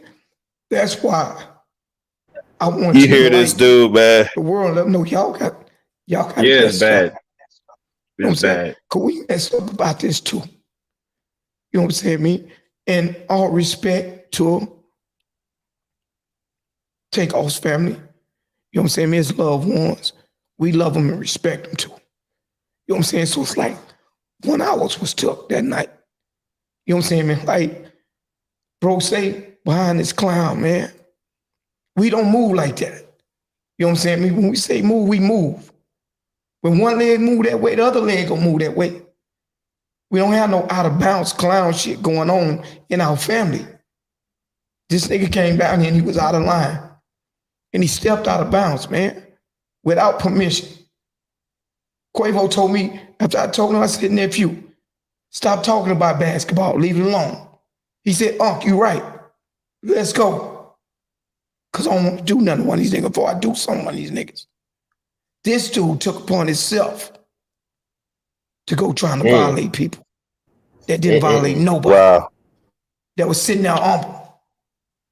wasn't exchanging But words. Wasn't why being would he say disrespectful. that? Then, you know, why would you just say that you about to hurt somebody, or you about to, you know, or what you might do, or what? Why would you say some stupid shit like that? Because he's rich, but he ain't from the streets. You know, Everybody, he you know, and I ain't trying to be that dude. I'm really not trying to be that dude. But we got to come to the realization, because motherfuckers got money don't mean you from the streets. You may have been born in the hood, but everybody that's born in the hood wasn't in the street. But you know how the streets operate, and you know there's certain shit that comes out your mouth, and you got to be able to stand on it once you say it. It ain't gonna always be a situation where you gonna get home or get in your car. That's like inviting somebody to the Frank stand. You know what I mean. Back in the day, you told a motherfucker to suck your dick. You better be ready to kill or die behind that shit. Yeah, you got to stand on that. Yeah, it's certain shit that you just can't say, and it's gonna be like, okay, let me go before I hurt somebody. How that come out? How is that received? Because I know if I was standing next to you and you say some shit like that to me, I'm gonna look at you like that's a threat. You know what I mean? You may get fired on just for that shit. You out to hurt somebody. But in his mind, he said he ran off of emotion. He said some shit. He put it out there in the atmosphere, and somebody acted on it. You know what I mean? This is what happens in the street every day. Shit gets said, and depending on who's there and how it's perceived or taken, you know, you may lose your life behind that shit. But yeah, man, that's the craziest shit I've ever seen in my life, bro. I can honestly say that with the amount of money and stature that was in that room, for that to just happen like on a normal street corner, damn, bro. R.I.P. Takeoff, man. I mean, you would think, you know, that they would have more resources than to let this type of shit happen. And Yeah, if man, dude I was know just a this loose cannon, I mean, you can't be around loose cannon, man. You gotta think on another level. These are supposedly huge statues in the street, mob ties. I mean, you know, we watched a motherfucker with rainbow hair ride around telling everybody to suck his dick and pull up, and nothing happened to him. Amazingly, you get what I'm saying? So you telling me 6ix9ine could run out here and do all of this with people from his neighborhood protecting him, and essentially nothing happened to him until he started getting kidnapped and you know all of the rest of the shit. But essentially he was riding around New York doing this shit 110%, and nothing happened to him. And yet again, you guys are mob ties, and you got two people you're supposed to protect in the club, and one of them loses their life. It's amazing to me, man. It really is. What's the use of checking in? That's my point. Exactly. I never believed in that shit. I mean, I can see if you're a multi-millionaire to some extent, but before I would check in, I would just hire real fucking security. You know what I mean? Some motherfuckers with some registered ARs, registered 45s. They legal to blow on the motherfucker if something happened. I would invest my money in that first before I would go to the hood and pay some hood motherfuckers who probably ain't even licensed to carry a gun to protect me. If I'm a millionaire, I could understand going the street route if you're like 100,000 there. You know what I mean? But multi-millionaire, you don't do hood protection. You get real security. You think 50 Cent is going to Jamaica, Queens to hire motherfuckers to protect him? No, he's got ex-cops and all kinds of shit. You know what I mean? This is how you move when you got that kind of money. Right. It's just an education thing. A lot of people don't have that education because it questions really where you come from. You rap about a lot of shit, shooting motherfuckers, selling drugs, fucking bitches. You rap about all that shit, but the actions y'all make, it ain't conducive to what y'all talking about. Because prior to that video, if you listen to that interview, yeah, we was riding around the hood. You riding around in the hood with a chopped off top on the car. Y'all got a 45 sitting on the seat. One guy driving. Y'all going 20 miles an hour. And, you know, in his mind, he felt safe. I'm with these motherfuckers. It's cool. You know what I mean? But for me to be a multimillionaire sitting in the passenger seat of a cut-off Cadillac with a 45 sitting between me and the driver, and my head sticking out this motherfucker, like shoot me in the temple, I wouldn't feel safe. But you could look at the video and see they was comfortable with that shit. You know what I mean? They felt secure. Yeah. Then the track record, like you was saying, if they claim nothing ever happened, we talking about the jeweler. I think it was before this. Yeah, it was right before this. Because I saw them thing and it was like, damn, Duke, the jeweler got killed? Mm-hmm. I know this Duke just off the strength because he was the first black jeweler that I actually caught my attention. You get what I'm saying? Mm-hmm. Usually you see a lot of Indians and Pakistanis and people of that nature, or Jewish people into the jewelry industry. He was the first brother, and he had some nice pieces. He was up there showing on, the internet, like, you could get rich too. He was up there explaining why his jewelry was the way it was and how other jewelry, I knew of Duke the jeweler. And just for him to get caught like that, it's just a mindset, man. Don't put yourself in situations to be hurt or killed. It goes back to that old school analogy. I think I'm just going to sit in the house today. You know what I mean? There's nothing wrong with that. Right. You know how many lives have been saved? No, I'm going to sit down and watch TV today. Yeah. That may possibly save your fucking life. I'm going to do the Netflix and chill, How many partners have you know got killed or shot? How many partners you know have gotten shot? That infamous call at 9:30, 10 o'clock. Yo, let's go to the club. Nah, I'm going on Netflix and chill. The next day, yo, man, such and such got killed at the club. You know what I mean? You sitting there for a second like, damn, how easily my black ass could have been in there. You know what I mean? Right. Decisions cost you your life. Right. And bad decisions cost you your life. I mean, the rules have never changed to this game. You make a bad decision, it can cost you your life. You say the wrong thing, it can cost you your life. In certain parts of this country, you could be wearing the wrong colors in the wrong area, and it could cost you your fucking life. How many people go to LA not knowing what this baseball cap mean and that baseball cap mean, and they were walking around with this cap on their head, don't know nothing about nothing, and get killed just being in the wrong area? Conscious decisions to save your fucking life. People call people squares, all kinds of shit. I don't knock the squares. They seem to live a long, happy, plentiful life. Have kids, grandkids, and shit. They die by candlelight and shit, and their family surrounding them. It ain't that bad to be a square, man. I'll take that route. My thing with checking in is like, I got family in California, LA, all of that. And it ain't about no money though. You know what I'm saying? It's like, yo, what's up? I'm in town, blah, blah, blah. Because a lot of times you won't really know where to go. You won't know what nights is what. You won't know what parties is going on if you don't know nobody from around there. And then they could kind of tell you, just like the P&B Rock situation, because they were saying like that was the most hood. What was they at?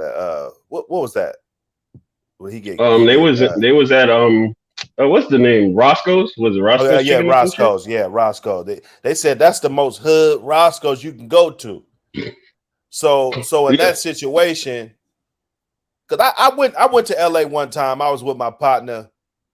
I was in my mid-20s, iced the fuck up, earrings, everything. And I told my cousin I was down there. I didn't tell him I was coming, but I told him I was down there. They came, busted up in the room, and I had all my jewelry on and shit. And I was getting ready to go downstairs. There's a bunch of people in the gallery. You know what I'm saying? There was a bar like downstairs, so a bunch of people hanging out in the lobby and shit. And they told me, they was like, nigga, you better tuck that shit. They told me, like, nigga, you better tuck that shit. And I was like, what you mean? I was ready, but what do you mean? He was like, man, niggas out here starving. Like, motherfuckers is hungry. You know what I'm saying? So I was like, damn, like that. You know what I'm saying? I listened though. I listened. So let's say I didn't. That's the moral. Let's say I didn't. Let's say I didn't call those guys and they would have never popped up at the hotel and saw me before I got out. I wouldn't have knew. You know, it could have been something, it could have been nothing, you know what I'm saying? But you can definitely avoid things by knowing people in other places, but that doesn't cost anything. That just costs me to treat you the same way if you come to my city. You know what I'm saying? If you take care of me, I'm in your city. That's like a automatic, I got you when you come to my city. But it's the level of intelligence that's being displayed across the board. Because there's videos of PNB Rock talking about, I don't tuck my jewelry in. I go anywhere I want. He's on video saying that shit on interviews, you know? And that's where we got to get to. The mindset of being smart doesn't mean you're pussy. It means you're smart. Yeah, I can come out here with $1 million worth of jewelry on, but is it fucking smart? Is it like, and you know, that's something in our culture that's been displayed since I was a child, and I'm 37, so I ain't that old. But that was the culture. When growing up, all the big timers, they wear their jewelry. It's a thing for black people to floss in front of other poor black people. And they don't understand or can't comprehend when they receive violence. I mean, how many times can you floss in front of a bunch of motherfuckers who don't have nothing? You notice when black people get rich, they don't say, let's drive through the suburbs with our jewelry on and our music blasting. Why don't you go around other rich people and do that shit? You may get away with it, but you ain't going to get away from a bunch of motherfuckers who ain't got a dollar in their pocket to get a 50-cent bag of chips and a quart of water. You know, what are you expecting that eventually happen? You think you wearing this jewelry in front of them, they like, oh, I respect him? No, they're looking at you like a lunch bag. Oh no, they want your spot. And when it comes to the hood, it's all about a spot. I'm talking about, I seen homies die, and at the time you could make an argument they was one or two from a little chicken shit ass neighborhood. But when they passed, somebody jumped right in that spot. And me being removed from it I had like a decade removed. So me seeing that, it's like, damn, like y'all didn't learn anything from this guy passing. But it's like, okay, yeah, where's the sack at? And, of course they ended up blowing it. But I watched them, like they were like real happy to be next, bro. Next guy up, As I was telling you, it's the value of life in our culture. You can actually go to some young bulls in the hoods and be like, you could be rich for 1 year, but you're gonna die. You would be astounded how many people would choose that 1 year. You get what I'm saying? From somebody who has nothing and struggling, the worst type of life you can imagine, for them to just fathom being rich for a year, even though that after that 1 year they'll lose their life. There's a lot of people that would pick that. And that's what people really need to understand. The level of consciousness in the community where a motherfucker can propose to you could be rich for a year, but you're gonna get killed after the year. And it would be a large quantity of people saying, yeah, I'll sign up for that. You know what I mean? It just is where we at as a culture. I love hip hop and rap music as much as anybody else. I grew up on it, but I know that this shit ain't real. It's not fucking real. This is a fantasy. Hip hop was established off of storytelling. At some point, we got to a point where the stories had to be true to validate the message that was coming from that individual. Do you remember when this occurred in hip hop? When it was like you had to actually live the shit that you was rapping about exactly to be taken seriously. So that was like the 90s. That was like the mid 90s. Yeah. It was like, okay, so we going from storytelling to now we're gonna try and reenact what we rapping about. How is that conducive to survival? So now we have a whole generation of kids thinking you're gonna sell drugs successfully, then you're gonna be able to rap about it successfully, even though that's snitching in general, because now we have rappers that are going to jail for the shit that they are rapping about that they actually did. Right. And they're saying, So how is how if is you you gonna don't want to win? get indicted for that, don't rap about it. They got a system set up for all of these people to fail, and they don't realize it's set up for you to fail. But most people will sign up for that contract because I want to be rich for a year. I want to walk around with $250,000 worth of jewelry, jump out a $300,000 car. I want to fuck the bitches with the Brazilian butt lifts and shit. That's what I want to do. If I could do that for a year, that's worth my life. You know, 50 Cent set the president for that. Get rich or die trying. You know what I mean? And that's a lot of the energy that the young bulls have now. You know, if I get to be in that spot for a summer, it was all worth it. Yeah, You know what I mean? one or two summers, you know. Because that's how long they last. So some of them don't even last the 2 summers, man. They go to the first club and get popped. You know what I mean? Well, shit, you can make a movie off a 5-year run. You know what I'm saying? Motherfucker have a good 5-year run. Like you can make a movie off that. And people, and they think that that's the life. They think that that's really like the whole 40 or 50, 60 years. Like these times when people's getting money, it don't be like 20 years at a time.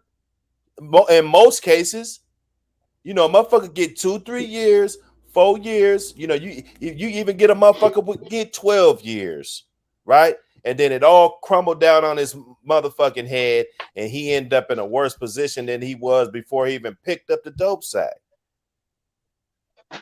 Yep. So that's what happens to our black brothers and some of our black sisters. Y'all gotta wake up. This shit ain't real. It's a pretend fairy tale. Even though I lived it and seen it growing up, I done seen the Audis with the gold BBSs. I remember that coming up as a kid. You know what I mean? Even though you're standing in real life, you're looking at this shit. They pulling up in their cars. They jumping out with $700 Averex jackets on, fucking $500 Coogee sweaters. Every bad bitch in the neighborhood that you wanted to fuck is sitting up there in their face begging to suck their dick. It's real. That's for everybody. You're looking at it. It's for every fucking body. You know, you're looking at it and it looked like this could be an entertaining lifestyle. You get what I'm saying? Nonetheless, you got a child soaking this shit in. Then they go home and put on a set of headphones and they fall asleep listening to the shit every night. It's almost like you brainwashed. You know what I mean? The music has very little content in 2023. It's all about popping pussy, selling bricks, and killing niggas. It's very, very, very low content in the music. And then you take a class of people, and I kind of regret that whole "this is our culture." No, that's y'all fucking culture. Y'all pushing that shit off on us. I don't hear fucking Britney Spears and all these motherfuckers talking about shooting up and robbing crack. They're not promoting that shit to their people. They never was. It's just our. Nobody from their community would support them. You know, nobody from their community would support that bullshit like we support each other for the bullshit that we do. We support other white motherfuckers that come in here. And that's the part that's scary to me. That's when I started realizing when Tekashi 6ix9ine came out, I had a realization because that's from my area. I'm from Bedford-Stuyvesant, Clinton and Washington, between Fulton and Atlanta. I seen the motherfuckers that was in his video. I went to school with some of these motherfuckers, and I know they was official tissue. You hear what I'm saying? I know they would do something to somebody. And to see them standing behind a motherfucker with rainbow hair, it let me know, okay, this went someplace else. Because now it's to the point where whoever's masterminding this shit, they actually sat down and said, we don't even have to get another black motherfucker to preach it to them. We could get a fucking Mexican with rainbow hair, and he could give this same message to them, and they'll still accept it. Yeah. Was if they can profit off of that, if they can substitute 100 rappers that really talk good game and positivity for 100 clowns, they'll do it. I don't think black people are even in the music business for the arts and crafts part of it.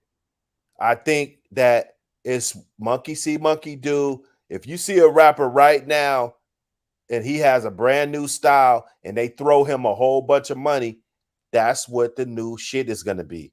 They're going to just chase the money. Just like when the mumble rap came in, Migos came in, rapping, all of this stuff. Now, all of a sudden, you can't even tell who's on the song. They all sound the same. Like, damn, who is this? Oh, this is such and such. Damn, who is this? Oh, that's such and such. Like, god damn, they all sound the same. You feel me? Now you're getting the Detroit kind of rapping. They're starting drill to rap. get all of that stuff. And it's like that was just straight demonic to me, man. Well, when you get it rapping, you're not like, oh, let me rap like Common or some shit. Somebody that's not on fire right now. You want to rap like the guy that's on top and that's getting the most money. And right now, if you're a guy, you got that Drake, Tory Lanez, Jeremiah type of shit mixed with some Migos type of shit. You're eating right now. Yeah, but you said it earlier when you started talking. It's not about the music or the art. It's about, can I get rich? Most rappers you hear, I got into this shit to get rich. Yeah, to get rich, and that's it. So how do I get rich? I have to rap about killing niggas. Like when I rap for a nice period of time. And I remember when like you could look at my first 5 songs, it wasn't about my mom. You see what I'm saying? It was about selling drugs and killing niggas because that's what was selling at that time. And if I'm going to package up some cookies, I better get the ones that people eat, right? So I don't even think it's about craft at this point. I can't remember the last. There's a couple of, but like you said, we call those conscious rappers. That's the rappers that talk about meaningful shit. We have a classification for them called conscious rappers. That in itself should make you realize what hip hop turns into. You know what I mean? The people that we actually have a category for these motherfuckers. Right. And that's the unpopular. That's the unpopular category for these motherfuckers. You don't want to be a conscious rapper. No, motherfucker. Gangster rap and shit. They want this gangster rap. Yeah, man. Because imagine. I sent you that video a couple weeks ago about that dude who was explaining about the music industry and shit. You know what I mean? How they take out high insurance, life insurance policies on these motherfuckers. The amount of millions of dollars they make off of these guys compared to what they're actually giving them. They may give you a $2 million, but they made 10 off of you. You get what I'm saying? So it's a huge money business, man. This is a message of death. And now, I mean, I grew up in, my mom and my uncle, my grandma, everybody talks about how bad it was in their time. But it got to a certain time where now it's like, I have the luxury, God bless me, my mom's still here with me. But I call her on the phone and be like, was it like this? And she was like, no. She was like, I remember in the late 90s, mid 90s, all of my friends' sons started getting killed. This is from my mother's mouth. And she said, that's why I pushed for you to get up out of here when I was telling you that you was fucking up. You need to go someplace else. But she went through a phase in her life where all of her childhood friends' sons were being killed before they was 20. I'm talking about motherfuckers getting buried in street clothes and shit because they don't want to bury them in a suit because nobody would recognize them. That's how young these dudes getting killed. So there's something going on. I believe it's the music. I believe it's this fake culture that's pushed by people that are not us, because they ain't no black record label owners. We're just consumers of the shit. You know what I mean? And we're the people react playing this shit out on concrete what somebody's talking about. It's a sad state of affairs. Yeah, well, they're gonna throw the money at the nigga. I'm gonna say nigga, but they're gonna throw the money at the nigga saying the dumbest shit, the most harmful shit to the community. All they have to do, think about it. Give him all the fucking money. That way he goes and buy all the jewelry, right? And then everybody's going to be trying to rap like him. I knew that was true, and no offense to like dudes like Little Yachty. I ain't even gonna say a bunch of names. I'm gonna just say him. You pulled that name out of hat. Bro, when I heard, I saw this guy. I was like, "Damn, this guy's on." Like, what the fuck is going on? I didn't see any type of maybe he had work ethic, maybe it was other shit that they saw in him. I said, wow, this is the most dumbed down from a guy like Nas, and then now we have Little Yachty. That was like a culture shock. I was like, wow, this is how you have to rap to get on right now. Yeah, because we don't, like I told you when I cooked up with you last time, man, we don't own shit. Especially in the music industry, this is from the beginning of time. People don't understand this. There's always been black talent, black artists, but we never had fucking money. You always had to go to a Jewish record guy, somebody, and that was the middle ground was the Jewish man. Because the Jewish man would invest money in the black man. He will do that because mostly you see, all of these old time R&B singers, they don't rarely own any of their masters. They don't own anything because somebody invested in them. So if you don't own anything and you're in a position where you're having to cash a check instead of cut a check, you just going along with the motions and shit. You know what I mean? You had Megan Thee Stallion up here. She done been up here talking about fucking and killing niggas and setting niggas up. This bitch eventually got a bullet fragment in her foot and she's up in court pointing motherfuckers out. Where's all this street shit? It just doesn't apply to men. You know, I mean, that was one of the realest situations I thought that happened this whole year. You said you get this chick, build her up, because they built her up overnight. Build her up, have her promote this message to our children. Yeah, suck dick, fuck niggas, rob niggas, all this extra shit. Promote that message. And when something happened to her, she's standing up in court with her best suit on, pointing motherfuckers out. Yeah, he shot me. This happened. You get what I'm saying? It's not realistic. None of it's realistic.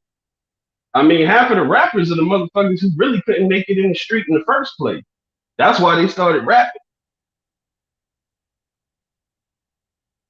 Let's just be honest about it. Half of the rappers were people who were unsuccessful in the street. That's why they found rap.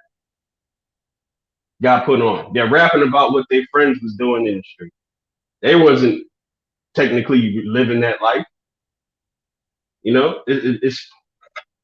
I just don't know, man. It's hard. It's gonna be hard out here for us to find a just path when this is what's constantly being promoted, man. Right. I mean, it's like what you said. You gotta, as a people, we just gotta say we're not gonna accept certain messages from certain people. You know what I mean? But when have black people been able to stand together and make one just conscious decision? If we just said we're not listening to this shit no more, they would go out of business overnight. Just like the Chinese restaurant. If everybody in the hood boycott the Chinese restaurant, they'd have to close down the week. We just always been comfortable being a consumer. You know, part of that slavery because we were never in position to own anything. So we always been the race of people that just been consumers of shit. We just buy shit that we don't make. It could kill us, but we'll buy it. That's what we are. That's what I preach to my daughters and my son, even though he can't talk back. I preach these messages. This shit ain't real. Don't play Cardi B or Megan Thee Stallion in my house. It's not real. It's not real. It's just a whole illusion set up for you to get killed, incarcerated. That's what all of this is. And then you add drugs into it because when I grew up, we was drinking 40s and smoking weed. We had a couple of homeboys that would put a little powder on their weed and shit like that. And, you know, that was kind of extreme when I was growing up. Like, oh, yeah, Raekwon from around the corner, he be putting dust on his weed. Oh, man, he like that? We would still have conversations like that. You know, now you're talking about a generation of kids that's on straight up heroin. These motherfuckers is popping perks. Oh, they can't feel shit. They're on heroin. Like, add that into the mix of shit now. You get what I'm saying? Now you got people who weren't mentally correct in the first place on some shit that's gonna make you even more numb to the world.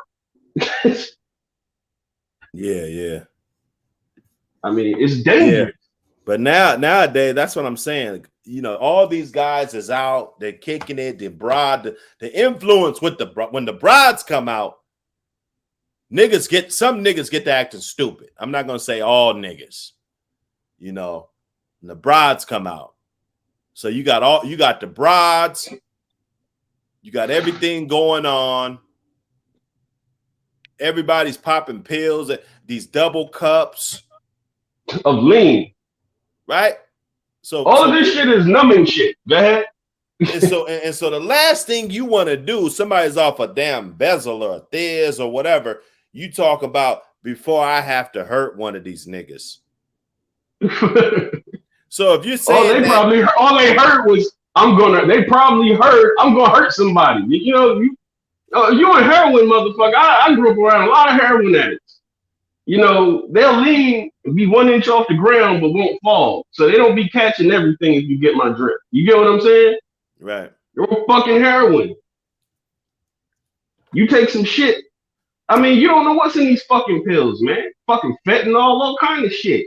You don't know what's in these motherfuckers. You don't know what type of chemical reaction that shit gonna have with your body. It ain't like smoking a blunt. Oh, I take a pull. Oh, that's too much for me. I'm good. Once you pop that pill, that shit is in your body. It's gotta play. You gotta play that movie all the way out. When the brides come out, niggas get to acting funny, man. I'm gonna tell you, you know. It's the beginning of time, man. Bitches done started wars, man. Bitches done annihilated whole countries behind pussy. Pussy's always been a dangerous thing. Excuse my language for the female watchers out there, but pussy's always been a dangerous fucking thing. That's from the beginning of time. It's dangerous. And if you don't know how to react around pussy, you could get killed. You know what I mean? It's dangerous. Females have a lot of power in this world. They always do. My grandfather told me when I was a little boy, you could be broke and go outside and have to rob, steal, and kill to get money. A woman could walk out her door without a weapon and come home with a pocket full of money. Ray Midnight, what up? I didn't understand that shit when he said it, but it was true. You know what I mean? Prostitution is the earliest sales of anything from the beginning of time. So there's motherfuckers that will die over pussy, but best believe that they will. They will die over some pussy they've never had. Ray Midnight. What up, Mid? What up, Hood and Thompson's Kennel? What's going on, brother? Salute to you guys. Good morning to you guys. I had to tap in. You know, yes, sir. Yeah, you know, I was going through the interview that they had with $1 million worth of game. Crazy. And it's just, you know, and they talk about these streets, and you know, it's another one of those things that just give you a bad taste in your mouth, man. About the whole construct. I think we need to get rid of it, man. I'm with you. I caught some of the interview. I caught enough of the snippets. I caught enough of the hot takes from it. And I seen their actual reactions in real time from it. You get a sense, you guys, when you watch the interview, that it was an awkward feeling in the room. There was this awkward feeling in the room. If you watch the interview, you watch the reaction from Gilly and his tone. Gilly didn't really want to do that interview, bro. He didn't really. I don't think he believes what was being. I think he was looking at them guys with the side eye tone. That's, you know, he if you heard Young Jay Prince, he's shaking in his voice when he talks. You know, his voice was shaking. And the other dude did this dramatic kind of crying and sobbing, whatever. Listen, both you guys is right. I was listening. That's why I tapped in, because Thompson was making some very valid points, and you just made some valid points. But the overall thing is that it's like what Nas said a long time ago. Hip hop is dead. The streets is dead. You know, we don't have a code. We're letting people that's detrimental to the culture that we popularized and made destroy it, or throw some toxicity in it, or throw the code off. We have people out here who's ratting on each other, who's still walking around with stacked bundles, while people like Rollo, who did for his community, and he's gone. You know, he'll be out soon, but you know, he'll be respected and appreciated, kind of like Smurder was when he got out, but more because he bought the block for real. But it's unfortunate to see this because I admire Jay Prince for his contributions to hip hop, and he's always ran himself as a mob-esque kind of guy. If you knew about the Ghetto Boys and his interludes and his intros and some of their music from their old school 90s stuff, this is Jay Prince. This is always how he's been.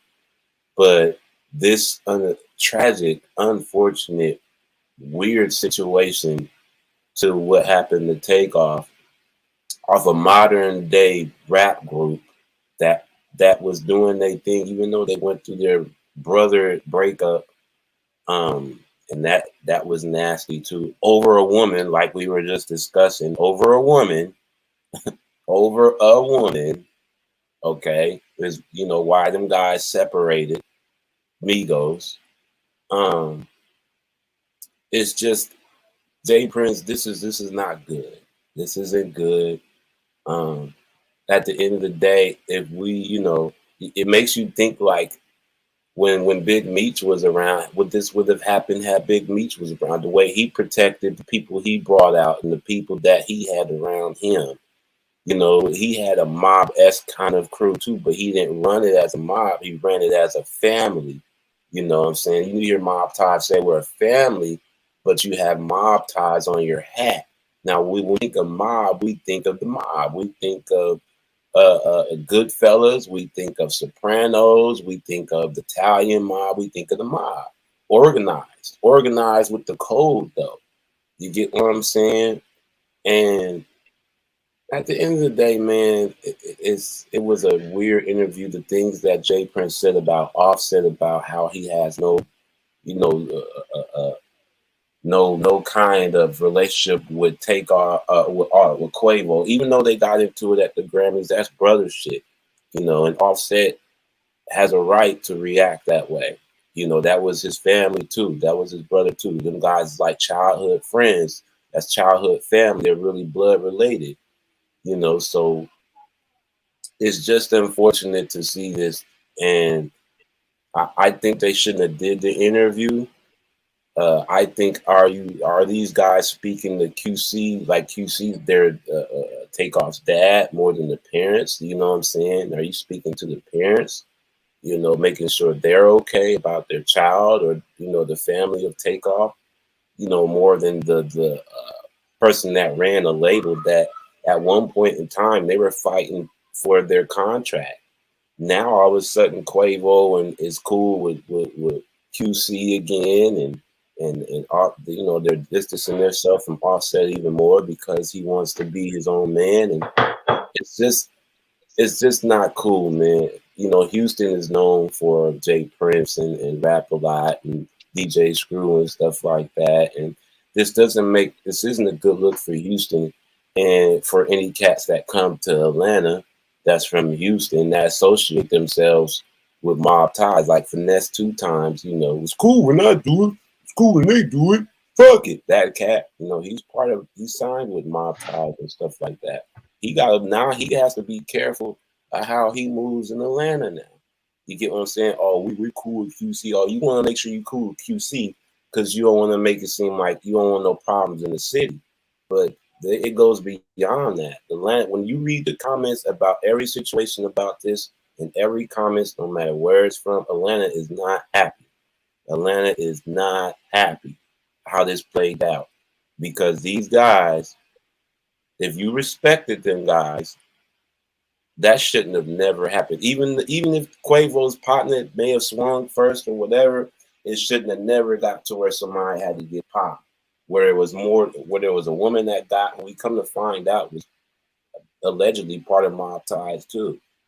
You know, so it's And motherfuckers on Percocets ain't got good aim. well, yeah, that's what it seemed like. Motherfuckers they just started firing off. I don't think he was trying to go for Takeoff, but we'll never know until we actually see the actual surveillance footage. That person shot might have straight aimed at him, or shot toward his way. We won't never know till we see the footage. You get what I'm saying? The problem is the reaction, the non-reaction, and the late response, and all these 3 months later interviews that these guys are doing to conjure up the stories in themselves. If you listen to how both of them guys is talking, watch how Big J Prince is reacting. He kind of like, yeah, okay, yes, that's what you say that, okay. Don't fucking embarrass me here. You get what I'm saying? But in this like damage control. Right. These new generation cats these kids, they don't respect Big J Prince like the way we know J Prince to be. They like, who's this old ass nigga? That we got. I got a question for you, brother. I ain't mean to cut you off, but I got a question. Do you think that's where the problem lies? Because the way I took that interview was, yeah, people know J Prince and respect J Prince, but they don't respect his son the same way. No, and I think that's where the problem ensues. Because the vibe I got from him was like, I just want to cash these checks, and I got my son running this shit, and he done fucked up, and now I'm here to clean up the mess. And that's why I kind of felt that threat came in at the end. Like, y'all cut that shit out because y'all ain't about to do nothing to my son. So y'all need to just chill. It kind of felt like that energy. Well, yeah, listen, at the end of the day, that is the energy, because if you noticed in the interview, Big J Prince was doing most of the talking. You get what I'm saying? Like a lawyer would, so these guys don't say no stupid shit. You get what I'm saying? If you notice, he was doing most of the talking, but the cat that was there wasn't. You get what I'm saying? So it was kind of like he was playing their lawyer, speaking for them for the most part. You get what I'm saying? And at the end of the day, it is going to fall on him because, first of all, there's three princes. There's Jazz. Jazz is the one that's more of in the background. That's the one that brought Drake to them guys, to where Drake is signed to Mob Ties. You heard the song Mob Ties. That's about them from Drake. That's Jazz. That's the young one that it be in the back. You get what I'm saying? But this one, the second oldest one, or the first oldest one, Jay, he's the muscle. He's the one that wants to live off the glamour that his dad was able to conjure up through his, his dynasty through rap a lot. He's the one that's wearing it around his neck, and he's the one out in traffic and these events and stuff. And he's the muscle because, of course, Big J Prince is older now. He can't, times has changed. You got passed the torch on to your kids, to your sons, to run the shit right. You get what I'm saying? Now, debatably, had not been for them guys getting Drake, they probably wouldn't even, because Drake, of course, is bringing them money, and he still represent now, of course, quietly. I'm sure quietly. You know what I'm saying? But you get what I'm saying?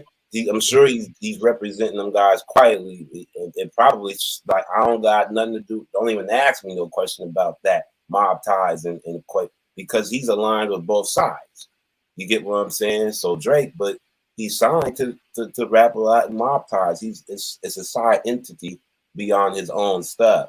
You know what I'm saying? And they're part of the reason why he's big or he's gotten known, because J Prince, supported his career and find. But wasn't he the newest one? Like, when I remember when Drake first came out, it was almost to me like he kind of made that checking in thing cool, because it was kind of like he was the first one to publicize, like, I pay these guys for protection, because it wasn't like, oh, y'all put me on. It's kind of like, yeah, I roll with these guys, so don't fuck with me. Well, listen, we know when the question was asked from Gilly about checking in, he knew better than to be direct. It's like, hell yeah, you gotta check in. But at the same time, he still said, if you go back and listen to it, like somebody said, J Prince has always been a wizard of words. You get what I'm saying? So he said in so many ways, like, nah, we're not like that, but yeah, we are kind of like that. You get what I'm saying? Like you can't be a big hip hop star and not even at least slide through for 5 minutes. You get what I'm saying? He said that in so many words in the interview without saying, hell yeah, you gotta check in.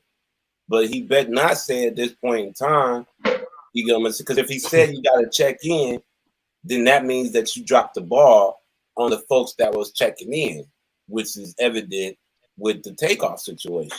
Because if we checking in, that means you're supposed to be protecting us and for whatever situation. That's what we checking in for. You for the most part, and it depends on the status of the person. You know, it depends. But it's just an epic. It's got to just be an epic failure because it's not even like it was. Because I just watched that play out on the internet, bro. Like literally, we all sat down and watched. It was epic because it wasn't like they checked in with you secretly. No, y'all recorded yourself with these motherfuckers loading guns up in the car before y'all even went to the dice game. So y'all made it evident they riding with us, and y'all still lost somebody. No, them guys particularly already established themselves of checking in because they were coming to them guys anyway because of the strong relationship with them guys. They didn't have to so and so quote check in because they already was tight with them guys. So whenever they came to the city, like he said, they came to the city often for dice games. So the first thing they did was you go to Houston, they checking in with the Princes. You know what I'm saying? That was the first thing they did. But don't you just find it odd though? All the time, like you kind of like alluding to what I'm saying. If they always was doing it, why that night y'all recording all of this? Well, yeah, I'm surprised they went there. I know they went to do shows down there a bunch of times. They went to shoot dice down there a bunch of times. Y'all ain't got a whole bunch of video footage of y'all loading guns up before y'all went out.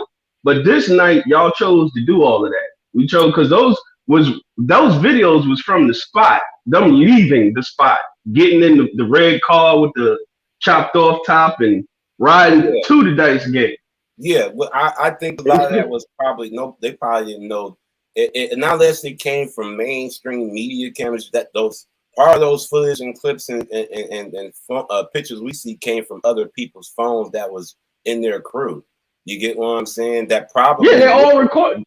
They're all recording it. Like I like that's what I'm saying. They all recording it. They all recording it. You know, the people that's surrounding them. You know, this. You know, that's like our homeboys. You know, if we had a rich home, you know, we in town. You know, we got the drop and all this. They sure didn't probably imagine that. You know, this was probably going to happen. I'm sure they would have been more careful with the. That's what I'm saying. Man. If your whole job is to protect somebody, that's my whole point. Yeah, no, you're right. If your whole job is to protect somebody, why am I going to put a video out prior, letting everybody know where we going? And oh yeah, we're getting in the car and cranking it up right now, and we're driving over here. And your job is to protect somebody. You're already going to something that's already some organized hood shit. We're going to a club to shoot dice in a club. Let's go beyond that. Let's go beyond that. Because even regardless of that, if it was like what you're saying, that they were recording themselves for people to see, it wasn't like they were live. They had people going on live. Because if it was going on lives, folks in Houston would have known their path they were going. That private party wouldn't have been as private, you know, at that public bowling alley if that was the case. So I would say basically these guys did not know that this situation was going to happen the way it did, or else they would have been more covered. If you notice, there wasn't no footage of the dice game. You get what I'm saying? That, you know, they had footage of before this motherfucker got killed.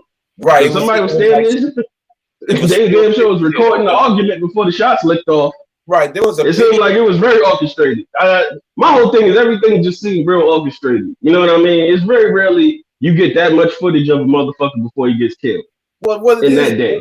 It wasn't that it was orchestrated. It was some stupid nigga shit that happens locally. Niggas get to talk and egos get involved. Somebody do some stupid shit like Quavo's dude did. Like I watched it really carefully, like after, you know, like real time. I'm sure like many people, like whoever was with Quavo, somebody socked the dude, which prompted the shit to start. You get what I'm saying? Yeah. After they walked away from the basketball. like conversation because Quavo felt like man, let's just walk away because this don't feel good. And as soon as they did, whoever the dude was behind Quavo took off on somebody, and then shit got to where it was. You get what I'm saying? That's nigga shit that happens in the hood. Niggas that don't know how to fight. All that it's the typical shit that happens is in our fucking community. Right, right.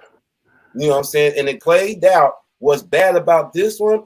These niggas is rich. These niggas are fucking rich. Y'all said rich in public bowling alley in the same conversation. You niggas is I'm in rich in a public bowling alley. They're in a bowling alley. Rich ass niggas with over 300,000's worth of jewelry, millions between everybody in that small group. Not to mention the little homies that you looked out for, with the bezels and all that on. Okay, we having a decent right. we having a decent conversation about basketball. Craig like, man, I don't want to talk about basketball. I just got off a court from basketball because the revolt little league they have with the celebrities that they be showing, and they lost. You know what I'm saying? And that's what he said. But there, you even with that little piece of a clip, you felt that. Like Quavo, you ain't have to be rude about this shit, my nigga. You ain't have to be an asshole about this shit, my nigga. Well, you see, he got the trigger finger out, and you know, he just, you know, he was feeling it. I ain't gonna lie, he was feeling it. So he was feeling it. I know he never thought that was gonna happen. But see, I know he never thought that was gonna happen. He's still the dude that was with Quavo. They should have just walked away. No reason for you to take off on somebody. You get what I'm saying? And now, because they had protection. Whoever Quavo, they had the tall, big dude with the gun, looking around, had it cocked. He had his hand on the handle. You know, he felt some kind of tension because he's looking around, not kind of like a Beyonce bodyguard is. But you know, Beyonce bodyguard, you don't even have time to look down too much. But they kill you. Well, you know, they looking at you with your camera phone like it's a gun. Put that shit down right now, nigga. That's Beyonce bodyguard. Put that camera down right fucking now, nigga. Like that's a gun. You know, that's how strict their bodyguards is. Like, put that fucking camera down, nigga. Especially if it's a private event. And you're banned. You can't come to security ain't real. I hope that's the message there. But rich rappers listening to this, hood security is not real, brother. Well, it's gonna save you some time in the long run. I know you want to save money and blah blah and when you go there, you don't need security. Well, you know why this go is bad, there, you do need security. You know why this is bad? You know why this is leaving a bad taste in everybody's mouth? For one thing, what's weird about death, not all the time, but a lot of time, it's always the niggas that don't deserve it. And it's in the background, in the cut, had nothing to do. When it's always a situation when someone who had nothing to do with it, quiet, you know, in the background, probably one of the best. We just seen this happen again in Atlanta just a few days ago with one of the biggest promoters in all the clubs in Atlanta, just over a couple days ago. This which is circulating right now. And if you're from Atlanta and you know Atlanta, you know, and you go out, you know who this dude is, and you get the story. This dude don't bother nobody. He was nice. Everybody loved him and all this and that. Parking lot incident, he's shot down. Club owner. You know, same thing happened to Kendy's ex-husband, who, while they say in these YouTube streets, this nigga, he's considered a Pookie or Ray Ray because he had 7 or 8 kids with different baby moms. But here he had Candy, a platinum fucking artist who was dead in love with this dude, got gunned down at his own strip club. You get what I'm saying? At the end of the day, these niggas is rich, okay? There's no fucking reason we're playing dice games. Me and Hood, if our bank account is over, if me, Hood, and Thompson's bank account is over 3-6 commas, there's no reason why I'm throwing no street dice game. Let's go to the fucking casino like Gucci and QC on a label owner does. Them two go to the casino, throw about 100,000, come out with about $1 million. Let's do it the right way, because we know most of the time in hood street dice games is always some shit that happens. Whether it's you side betting or man, that's my bet. I bet my bet, man. And especially if the nigga wins over 10,000 in less than 5-10 minutes, and niggas don't know who this nigga is. or respect this nigga, he's gonna get gunned down. Which was probably the case with Duke the Jeweler. He was probably raping them. I mean, graping them on the fucking dice game. Yeah, they said he was moving reckless. They said he was moving reckless too, because they was talking about he was walking around with a duffel bag with a couple hundred racks in jewelry. If I have a diamond bezeled out necklace, I got about over 10 racks in my pocket anyway. If I'm in that circle, 90% of them niggas that's in that circle at these events with these kind of chains on and rings on around their fingers got about 10 stacks in it. So it doesn't matter if I got a Gucci bag around my shoulder. There's money in it. I guess that's just the fault. Like I was talking to Dr. Hood earlier, man. Like, being safe ain't being pussy. And I think that's kind of the motto these guys is running by. Like, I ain't touching my chain. And I ain't got safe is staying around the same niggas that ain't in the same tax bracket as you anymore. I love my niggas. I love the shit and I'm gonna bring a few of you on. But we're seeing this play out with Young Thug. Okay, you brought too many niggas on to the squad that didn't match the same energy. Of course they gonna be your snipers and riders, but you better have a code of conduct because I'm the breadwinner. And once the bread stop coming in, we all lose. So we still gotta go about this the smart way. These niggas wasn't going about it the smart way because they thought they had unlimited money. They had the best of lawyers. My whole thing is even when you brought up Thug, like the whole narrative of the language that we're using. You guys are multi-million-dollar rappers. Why y'all motherfuckers got hood shooters and all of this extra shit? Like you're not living. You don't have to live that lifestyle no more. You're a fucking millionaire. Who becomes a millionaire and then starts selling drugs? Stupid. That's like who's gonna become rich? Who's gonna become rich and then join a gang? You do all that shit before you get rich. But that goes back to what you said. We got this distorted reality. Like once we get there, we feel like we still owe something back to the streets. Streets ain't real. When we've been raised around that shit, we came up from one to whatever age group around that area. If I get rich, I don't owe shit to the hood. So whatever I could contribute to the hood, it should be granted with gratitude.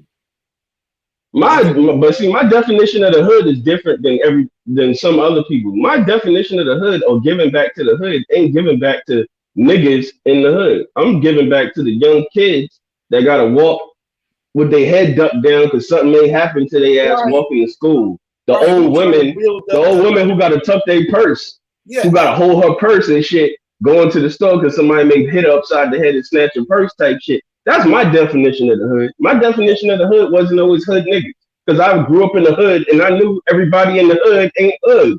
Motherfuckers here who's raising their kids, trying to live their life, they just don't have enough money to live someplace else. Right. So they're here.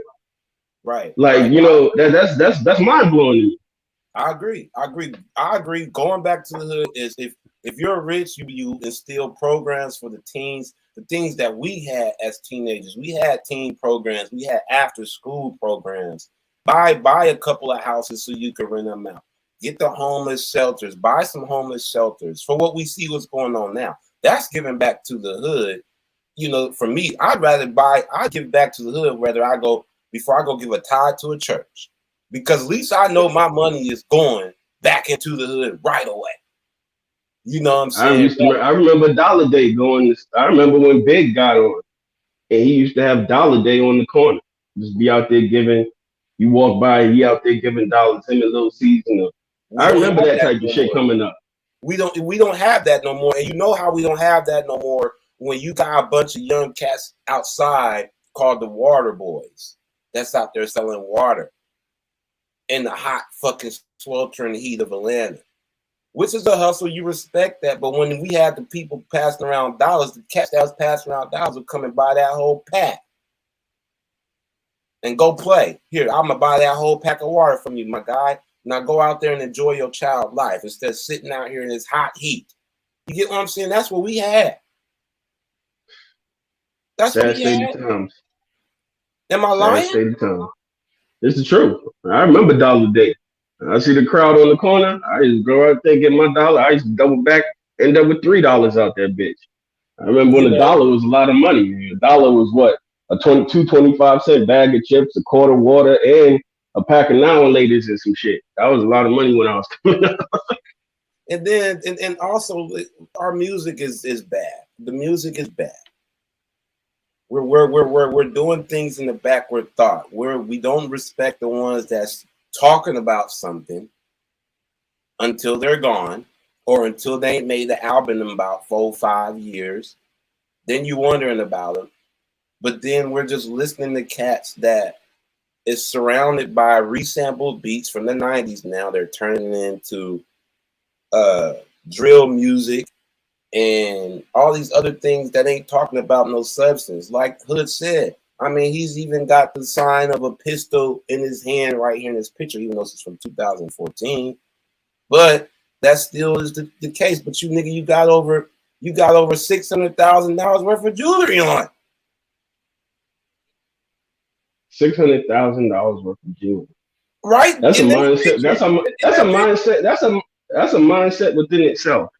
Because It's even if a- I've been poor as poor, and I could honestly say if God was to bless me with that amount of money, that would be the last fucking thing on my list of things to do. Would be let's go get $600,000. I wouldn't even. I'm from such a dirty place where I would never feel comfortable walking around.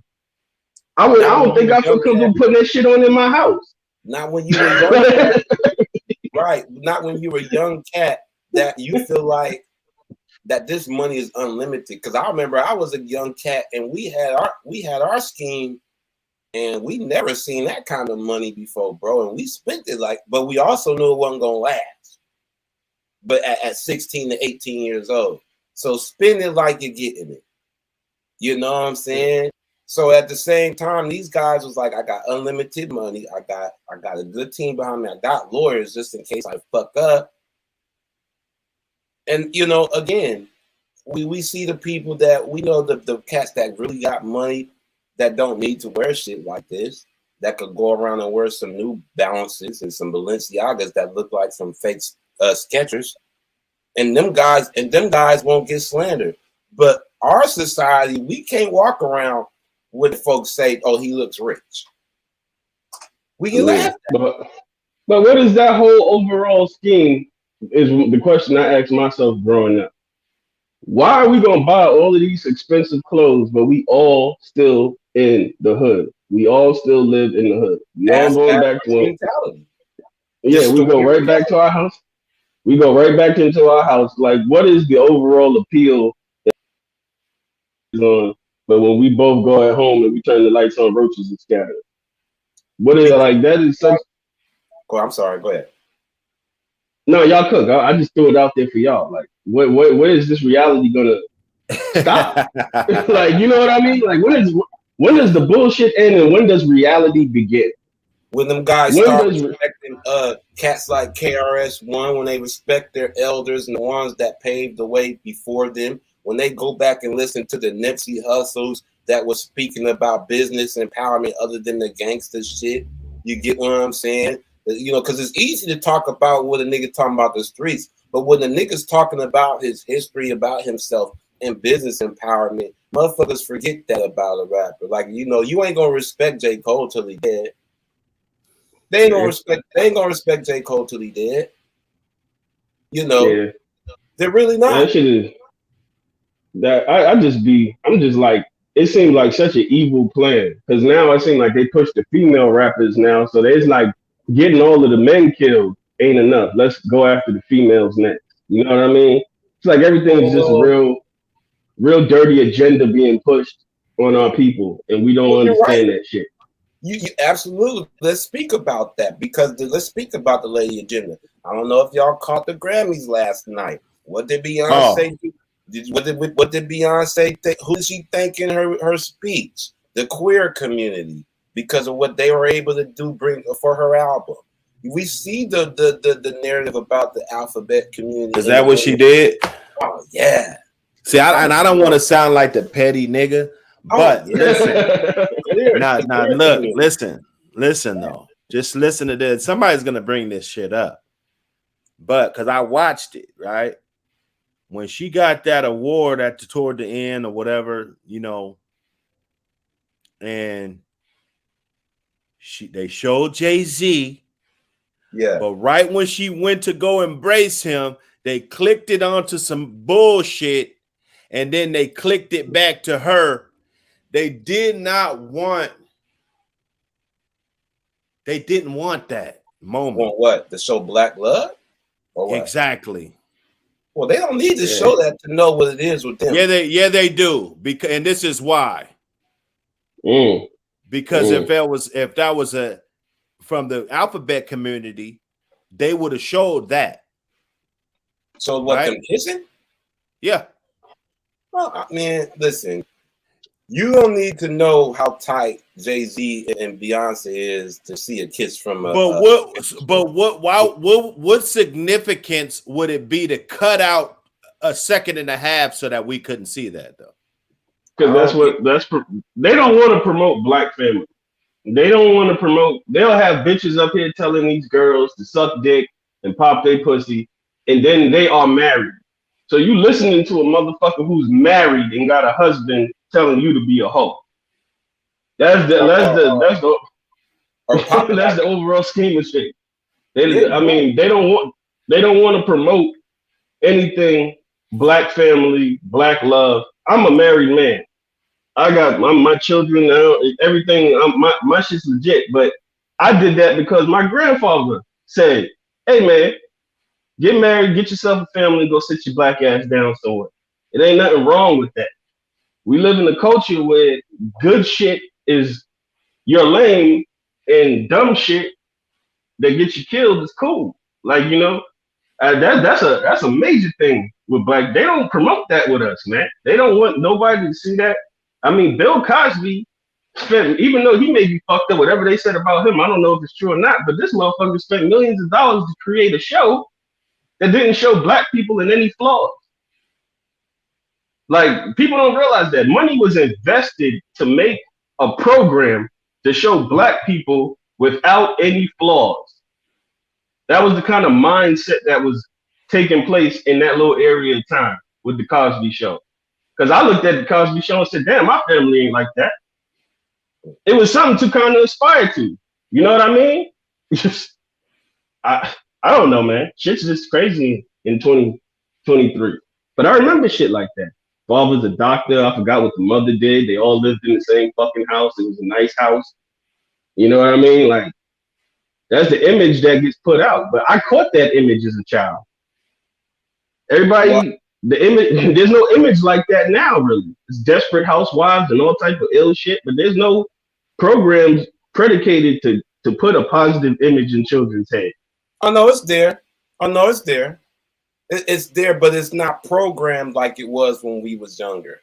Or the last of it was in the 90s when we had the medallions and the last of the black family structure and preaching that was in our teens in the 90s. That was the last of the golden era of that. That's why I call the 90s the last of the golden era. Because that was it after the 90s, and that was it for that. That was it for that. But you know, I'm to push to interject a little bit. Walk them down. What up? Big stepping. What up? Salute to all the guys. What up, Thompson, boy? Called me earlier. Had to catch Dr. Hood. Yeah, me too. Shit, I'm about to go grab this engine. Nigga just bought a new fucking race engine and shit. So I got a couple minutes before I go pick it up. Seeing y'all was live, figure I'd tap in on some real shit. Man, what you think about this shit, bro? I know I definitely want to hear your perspective. Man, honestly, bro, the shit is dumb, man, because you taking niggas who portraying to be street niggas and putting them with niggas who really street niggas, and then everybody acting surprised when some street shit happen, bro.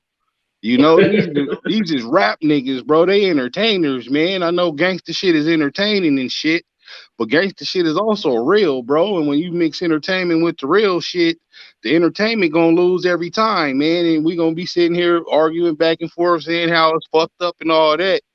But what's fucked up is niggas should have told them niggas, man. Y'all niggas is just rapping this shit. These niggas you finna go hang out with is really like that. You see niggas keep getting dropped every time they go over there fucking with them. That's not by coinky dink, my nigga. Them niggas is real fucking steppers and drillers and jackers, man. What you think gonna happen to your rich rap ass? And they take pride in it till some shit like this happen. Exactly, bro. So, cause I be rapping and shit, but I understand the street. Cause I'm a real, you know, I'm from the hood. I'm a Uter from the hood, bro. So I understand that shit, man. The entertainment only gonna, you know, be entertaining for so long, man. And the gangster shit gonna rear his fucking head eventually, bro. And when they do, the entertainment niggas ain't never ready, man. Never, bro. Cause they not really like that, man. They just acting like they like that. And the entertainers ain't protected like they was in the 90s when they did do shit like that. It was more of a, you know, you gotta have a sniper on the squad now that's ready with that shit all the time. But he still gotta be smart though about how Yeah, but them the niggas who gonna fucking put you in the jam every time because all they got is that. You know, they ain't got nothing else to bring to the table other than that. Right. So how you feel? How you feel 90s so niggas used to comfortable not hire being? real security. You feel there's nothing wrong with that shit. When we do How you feel shows and so shit out of comfortable? state, we got fucking armed security. You got me fucked up, homie. Bro, I'm I'm paying for going armed home. I'm security, not and finna he don't spend a know what day in jail for walking one of you niggas down. Right. You see these big celebrities like these Drakes and Jay-Z, they got that kind of bodyguard security that knows protocol. They know what to do, know that it's their job. It's like Whitney Houston bodyguard type shit. Yeah, they You know professional. what I'm Like saying? that's what they do for a living. Them niggas Right. don't wake up and smoke blunts and jump on the Right. Xbox and then pop out, you know, when the nigga got a show. Big unhealthy niggas that you just got that just look big, like they, you know, but really ain't gonna do nothing. Yeah, them niggas can't even run across the street, let alone chase a nigga down. Probably ain't had no kind of gun practice or martial art technique. Nothing. No basic boxing. Them niggas don't even know how to throw a jab. Only big niggas you need to have on your side like that you might be if it's Floyd Mayweather's kind of security. And they're even trained properly enough to be like, don't trip off stupid shit. Yeah, them big old niggas agile as a motherfucker. Them niggas will MMA your ass real quick. Right. And them niggas keep us, they got a whole circle. Like Beyonce, like even at their brunch, and that was nothing but celebrities. The bodyguard was on them like they were just nobodies. Like unless you made her way over there. Exactly. Fuck your star status. Back up, nigga. Fuck about none of that. Back that's up. That's billionaire money. They could drop 20 But grand. these rap niggas can spend that same money. Look at telling ass Tekashi. Right, they can afford that. Spending $1 million a year on his security, nigga. Exactly. And they walking around with AR-15s protecting him. He got like nigga in New FBI York agents. where open carry is not allowed. Them niggas out there on the block with it, nigga. They being cheap. Like, do I really believe that he give each of them $200K or something? Yup, a year. Yeah, $200K a piece. And be on, huh? Nigga, you can drop anybody. That's how much his life run is up worth. on you on that bullshit. You can drop five right niggas there with ARs with you for that. Because let's be honest. There's be honest. There's crazy stalkative fans. We know when we growing up, there was really crazy stalkative cats that was killing celebrities just to get close to them. We don't see much of that anymore, but they're still there. So you still, as a person who's walking around like Mansa Musa, which is a thing in our community, that jewelry, us walking around like Mr. T and gold, that's our thing. I'm never gonna knock us for displaying our money. That's us. That's our culture. We always wore gold. We wore gold like Junebug from I'm gonna get you, sucker. That's Dookie rope, Dookie chain rope. That's always. Am I lying? No, you guys. That's our thing, man. Samusa, Mr. T. Now you ain't lying. If I ain't fucking wasn't they work, I'll be jeweled up right now with nowhere to go. To you guys, I'll be lying to you guys if I would tell y'all I wouldn't have at least two. I just need 2 thick long ones though. I don't need all that. This is gonna pinch my skin. But that's gonna You know I what I lived mean? off the top. I lived off the top ramen, nigga. If I do it, it could just be a regular gold piece. Nigga. One or two. Man, fuck that, man. Fuck. I can't imagine standing at a register and giving a Jewish person or something $175,000, and you give me this chain, and I walk up out it. I just don't. You get what I'm saying? It's not. I just can't put my mind there, bro. I'm not going to go to Slauson like PNB Rock did with 900 chains on in a poverty neighborhood. I'm not going to do that. That's stupid. But he had a mentality. He had a whole mentality. Like I said, he was on video saying, "This is how I walk around. This is how I move around." They all do that. And I think he had a pistol on him or some shit too. I mean, but he didn't know how to use it. Clearly. Yeah, man. Like, man, boy, it's just depressing. I'm tired of seeing black people who make it. And I guess it was different. I guess it was different back in the day because people would get murdered and shit, and it wasn't like, you had to be home and catch the news and shit. It wasn't no cell phones. This is like a constant bombardment of black people who made it just getting murdered, and it gets sent to your phone immediately when it happened. You know what I mean? It's just like, damn. Social media made it worse.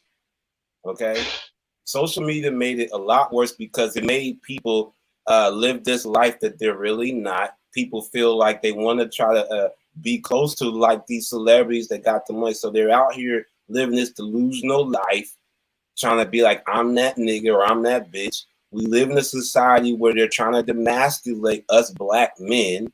Wow, that's why you have the Glorrillas and these other chicks that sounding with their voice so deep. You know what I'm saying? You sound like a nigga. You know what I'm saying? Instead of being a lady, you got women out here getting fake boobs and ass, black women that don't appreciate their body. You got the white women catching up to the natural big booty thickness of sisters. Women that don't appreciate us anymore because they rather get to the bag. They don't need us no more. They could do bad all by themselves. So our whole mindset is getting separated like it already was with the housing and welfare to keep the nigga away. Keep the nigga away from the black family. Separate yourselves. Now we got these dudes that's doing feminine shit, shooting first because they ain't got no real father structure or big brother influence to let them know better, let them know that, hey, man, you got more to live out here for than to just reacting off some stupid shit. Then these dumbass niggas. Like, you got more to live for than these dumbass niggas you trying to impress. Right. But did we fail? As a collective, did we fail? Because I was doing a lot. I think it was with Ram. Yes. With Ram or one of them, where I was at the grocery store, and I think I was telling the story. I was at the grocery store waiting in line, and it was a dude in front of me. I guess he was on the phone with his mother or some shit. But he was giving out his personal information, and he was like, "Yeah, I was born in 2000," and he gave a date, and I had to like check myself, like, "Damn, he was born in 2000." So this is the new generation. If you born in 2000, you're 23 years old right now. These are the kids. These are the kids that we seen when we was coming up, and now they're grown. They in the club. That's who they are now. It's like I feel, and you hear it every generation because you talk to your parents, they be like, "Oh, y'all generation was worse than ours," and I think they shit is way worse than when I was coming up. Like, y'all motherfuckers ain't got a chance, and it was kind of slim when I was coming up to make it. So y'all really ain't got a chance in hell to live to be 40. Like, this is crazy to me, man. When you really take it all in, man, how we living and what's going on. Yeah. Sad state of affairs, people. Well, we had a neighborhood like me here, Rich. I'm going in the high. I want my shit anonymous. You will never know. You'll know. You're gonna find out because there ain't no way you're gonna be able to live rich and still be the same. But man, we was just talking about this on 7-8 live right now, man. I'm with you. As soon as I get it out this bitch, and I live in the woods. I live in the woods now, nigga. Shit. I'm you gotta hold your phone up to the North Star. But shit ain't even on Google Maps, nigga. You so yeah, man. Shit. We know we gonna. How am I gonna get my family to survive? Does anybody think like this anymore? How is my family gonna survive Right. How is your family gonna live 100 years from now? Like how are they still gonna exist? You know, You ain't setting them up for the next 100 years within investing in your businesses, or and you even just cash 200 them out. years, you know, It like we ain't. got to think that far ahead. We got to, you know what I'm saying?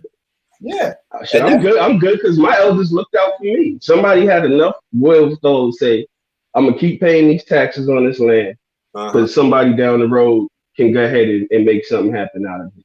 That's the simple caring. Because I see all of these brothers getting killed, and it didn't hit me. It hit me with the females because I got daughters with all the whole shit. But now I got a son, and it's like I'm looking at these brothers getting killed, and I'm like, man, this could be my fucking son. Yeah. These brothers ain't, they wet behind the ears, ain't live life. How you dead at 23, 24? Man. You didn't even have fun yet. Man, You ain't before been, you 30, ain't this been, is gonna you be Nigga so ain't, ain't you crazy. ain't even did front butt nothing yet. naked yet. Nigga Yeah, still fucking with his socks and shit on. yeah, with his I drawers still on. put my socks on. Yeah, he wasn't even pull his pants down and Hold lift on his now, shirt up. I'm Nigga, 44 He he ain't now. even, dead. yeah. Hold on now, I'm 44. I still fuck with my socks on now. He ain't Guess had the what? whole weekend with it or nothing. You know, you just getting to know it. Come on, man. Hey, come on, Just man. took it Look, out for a test drive and crashed it, nigga. listen, I'm gonna Let go one alone see further your for you. son hit a buzzer beater at the whatever you could be at the community center or the AAU or whatever, you know. That I'm shit, gonna go I'll one take that further. over the club and all that. I'll take that buzzer beater over that. I'm gonna go one further. I'm gonna go one better. You see what come on, man, to say not only is the young brothers look randomly eating ass is horrible. But now that there's niggas out here that's allowing their ass to get ate. They allowing look, this is a thing nowadays. These girls is asking me, hey Ray, so y'all like y'all ass getting ate during sex nowadays? Like who's the so that's the new these niggas getting their ass ate. They bending over on all fours like a bitch. To get Yeah, their ass fuck ate. all that, nigga. I'm a nasty Yeah. nigga ass nigga, but no. Bitch, you can't Yeah. even touch me on the ass. Unless It's we've gonna been be a together over problem. 10 years. And It's even then, not my it's not ass is supposed to gonna be clench a little cool bit. for her You to get close under my But, lick your balls, my ass ass. might clench a little bit. but that's that Bitch, the defeminization of bank men, closed. that feminizing men shit. That feminizing men shit. Because it was funny because I found a picture of me when I was 14 and I had the big jersey on and it was down to my knees with the baggy ass jeans and the Timbs and the big ass fitted cap and I had the braids and stuff and I was like at 13 that was the image and now they wearing skinny jeans and busting a sag. How you busting a sag with skinny jeans on and a shirt that's fitted? Niggas running around You looking know, like Catwoman. Nigga, if you gonna wear skinny jeans, you don't need to be sagging. Now I get it, But you if know, there they're was a changing the shirt that was things. too small in your wardrobe, Wear your you pants wasn't size, fucking with that. nigga. Like you couldn't be caught dead. I wouldn't be caught dead with a baby t-shirt on. Looking Back like then. Smalls. Oh, you Hey, killing You know me, what I'm Smalls. but see, here's the thing though. They're making the clothes cut like that though. They're trying. You get what I'm saying? They're Yeah, making them dead cut like ass, bro. Straight up. I just they bought are. my They're son making. some You jeans and can't them get away motherfucking from waist was it. low as hell. I was like, nah, bro.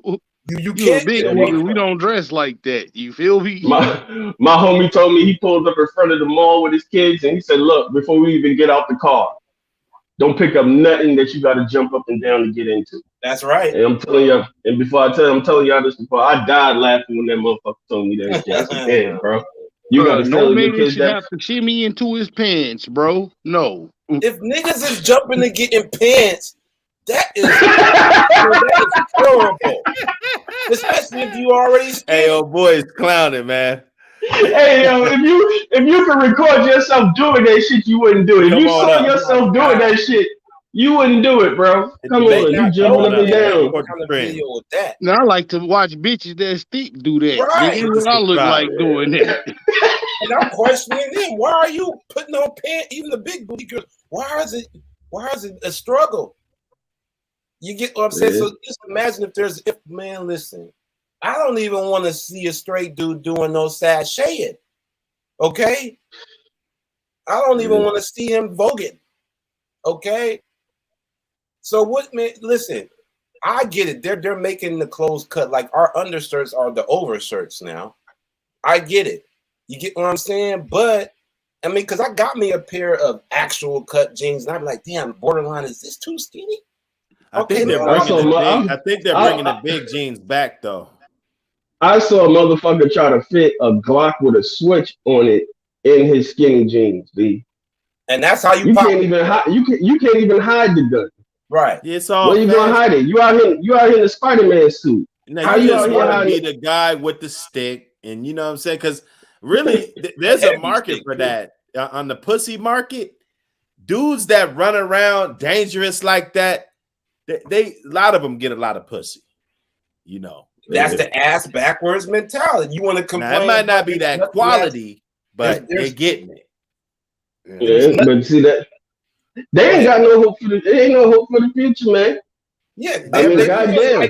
Women like trying to they get a like nut. the futures. They like the futures, but then they remember, like I told you, that they say they want a Russell Wilson kind of good guy, but they still out here fucking with the futures that got 17 bitches on Valentine's Day. But they got that 30 dick.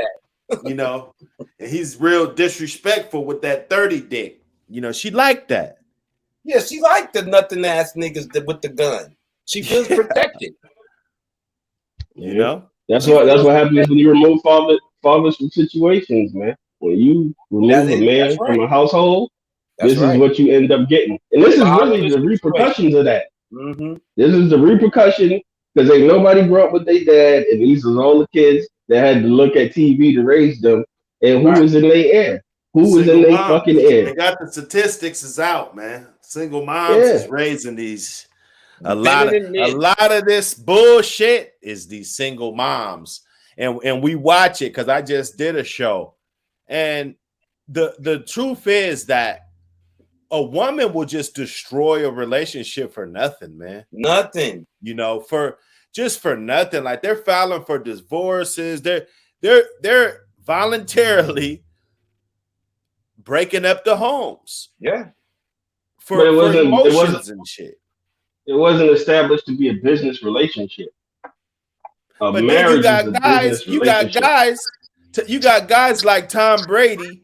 He'll rather run around in the NFL and have a subpar record and get chased by niggas like Ndamukong Suh rather than lay up on the beach with a woman. Like that lets you know that he doesn't want to be with her. Right. Right. He got enough money to be like, I don't need you. And I had my fun with you for 10 years. I got my kids from you the way I want to. I'm on to some fun shit. I don't like I think people only look at his Tom Brady's age. They're not looking at how much bigger and how much faster the other guys across the board are. That's true. I don't think I'm getting my black ass out there if I'm worth that much money with the Ndamukong Suh and these niggas.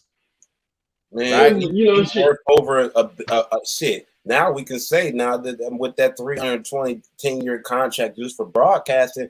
Listen, again, I'm not gonna lie and tell you guys if I wasn't making over 300 million at any profession, I'm not gonna be somewhat of an asshole. You can't be a rich dude without being an asshole. You just can't.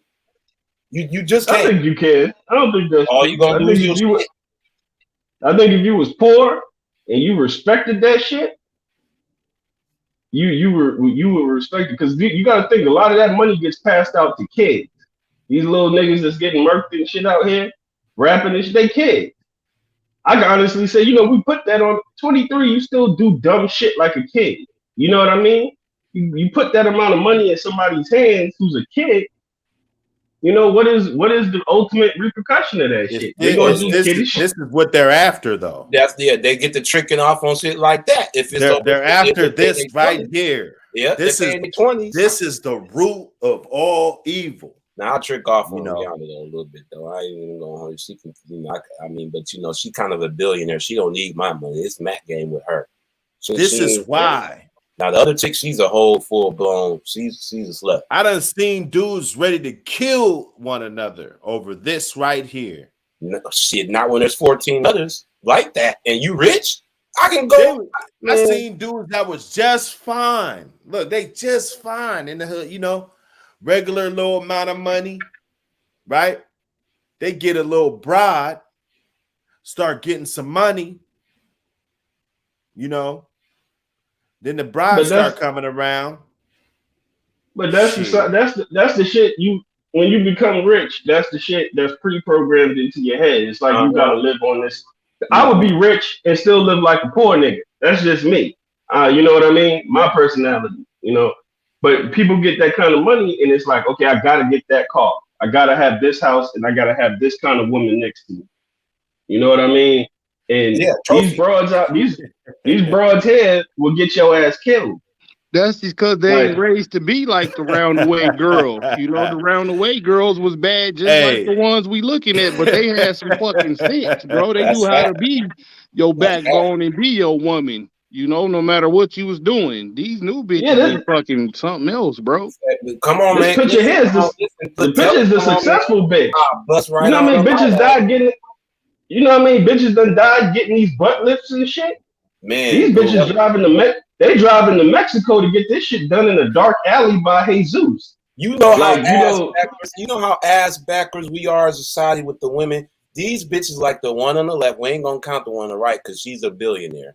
But on the one on the left here, she's a fool. These bitches out here strutting it, showing the pussy prints, showing what's the see-through sheer, all this to get courtside in the hopes that one of these rich nothing ass niggas hit them up in the inbox. Next thing you know, they pregnant. They show that they got a pregnant test, but you never see the nigga in the picture when they got pregnant.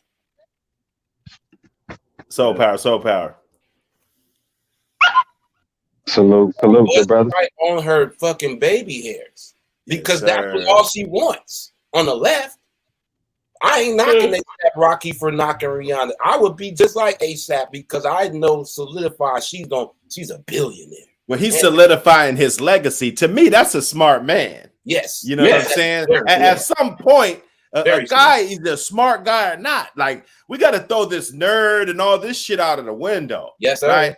Because securing the bag and securing the egg is essential when if you're a man and you want to be hitting on something, right? That man was smart. ASAP. Who you put your dick in has a lot to do. To me, it has a lot to do with a lot of things. I'm not gonna say it's gonna make or break you, but he stayed. It'll break your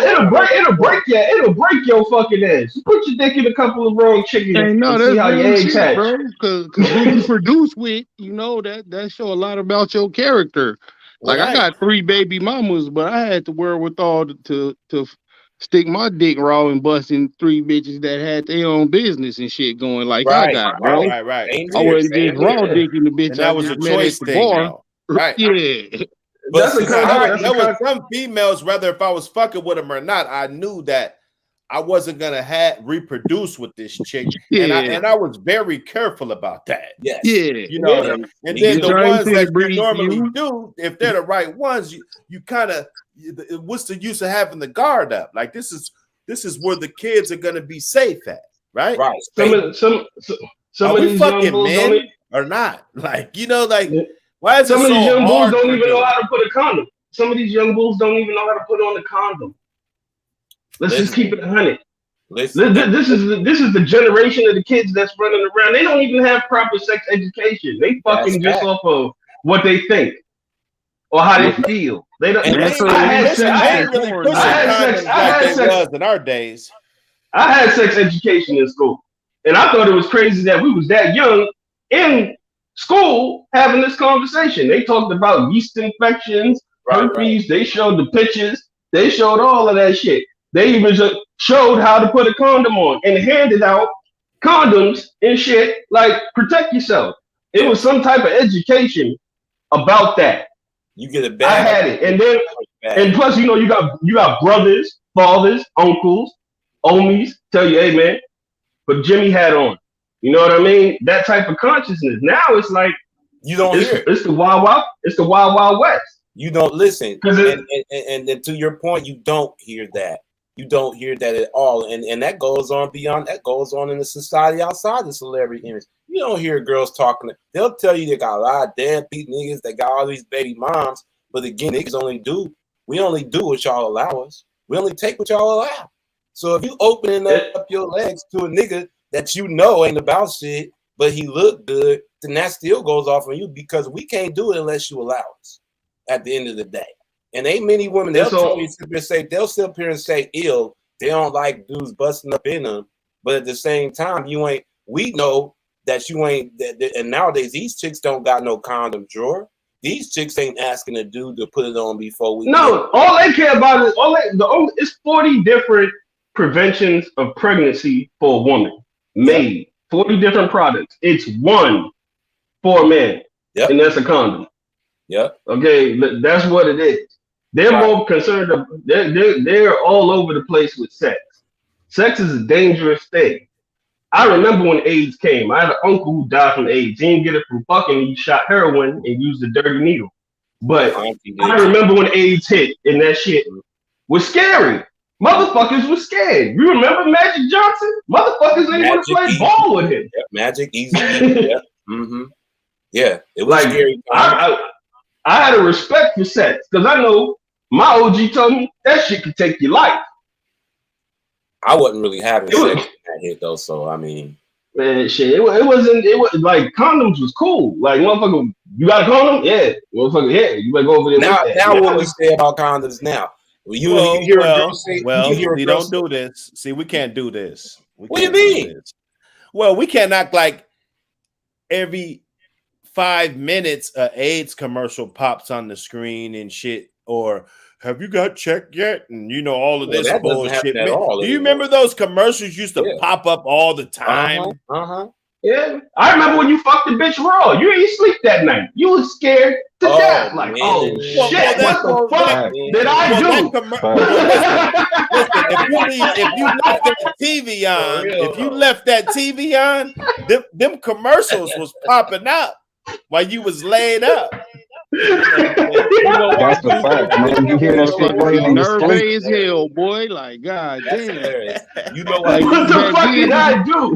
Damn, I done memorized this motherfucker. You'll pop a motherfucking penicillin and shit. Valtrex commercials and shit, all these symptoms, bloody stool and shit.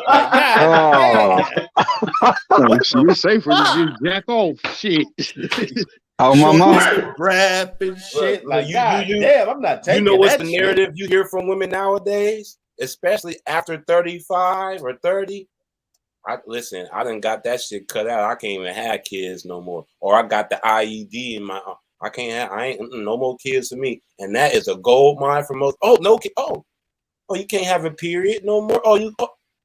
Shoot the club up. Oh, we shoot. Hold up. So you got what'd you say? You got the vasectomy? No, they got the thing in the arm, but the girl. Yeah, they get a hysterectomy. Club getting shot up, boy. Okay, I was about to say, but most of the time they ain't doing that not have no kids. They'll tell you they're doing it that not have no kids, but they really want to get nothing. It's just not. It's taboo for a woman to say that. You won't catch no woman saying I like to get nutted publicly, but we know they do. We know they do. Yeah. Yeah, we know they don't like condoms because condoms dry them out. They'll tell you that. Yeah, not publicly though. Condoms, man, you could tell condoms leave a distinctive smell. Clearly. Yeah, they do. And it leaves a distinctive smell. You can smell it. Yes. You can smell it. You smell that rubbery lubricant combination smell is a distinctive smell. These broads ain't slick out here. And they don't like these broads ain't slick out here. They ain't slick, but they ain't stupid too. So all the young homies listening, make sure you watch that condom cooch lube smell off before you go home. If you got a woman. That's why you don't fuck all facts. Create good habits. Ain't no girls asking dudes, hey, you got a condom before we start like we was growing up. They ain't asking that no more. Man, they ask that shit, but it'll be just like a formality. Like, right. Oh, yeah. Just you won't catch up with your fries. Like, bitch, everybody in America won't catch up with their fries. You ain't making a nigga walk to the store like on booty call. Oh, no. Hell no. You ain't making him walk to the store. It used to be like that when we was growing up. They make you go to the store. Yeah, the only thing they saying now is just don't nut it. The way girls was different back then, bro. They had self-respect still. Like yeah, the grandmothers were still alive. They still had, even if their mother was a crackhead, they still had the grandmother that was alive Or that would great still auntie. be kicking some type of knowledge to them. Like, you know what I mean? So when he was growing up, you have to take look. I can't now. So go get one. Nope. Now you don't hear that. Like you said, it's a formality. Now, I did ask him, but you be so much into the moment. Oh, fuck it. Well, we can't do nothing but 20 minutes later after some rubbing and touching, I'm already in there. But look, raw on the bitch, you don't even know her last name. Well, no, I mean, I ain't did that before, but yeah. But they gotta hit the rock bottom. What's the girl up? What was the girl on YouTube crying? The Brittany Renner chick about how she wish she ain't fucked so many dudes and shit. Overrated. That's the rock bottom phase. That's what happened to a lot of these women because y'all listen to the propaganda and then it plays out. When your ass is in your early 40s, you're single, you done been ran through. Yep. And you such a cold-hearted bitch that ain't nobody gonna marry you unless you rich, and half of y'all ain't rich. So this is where you end up at on the roadside. You know what I mean? Dark Kent salute, fam. Be single but know how to fuck like a motherfucker. That's a cold motherfucking way. Dark Kent, D to the motherfucking K. What up, bro? What up, Soul Power Cuz? Yeah, not tap in. You know, I'm always sending links, man. Salute to everybody in the chat and on the panel, by the way. So, hey, Soul Power, we ain't heard Soul Power, man. Hold on, let me get it back up, man. Hold up, bro. Okay, so here we go. Let me hear it, man. Let me hear it. But from the female angle, or what we cooking? About this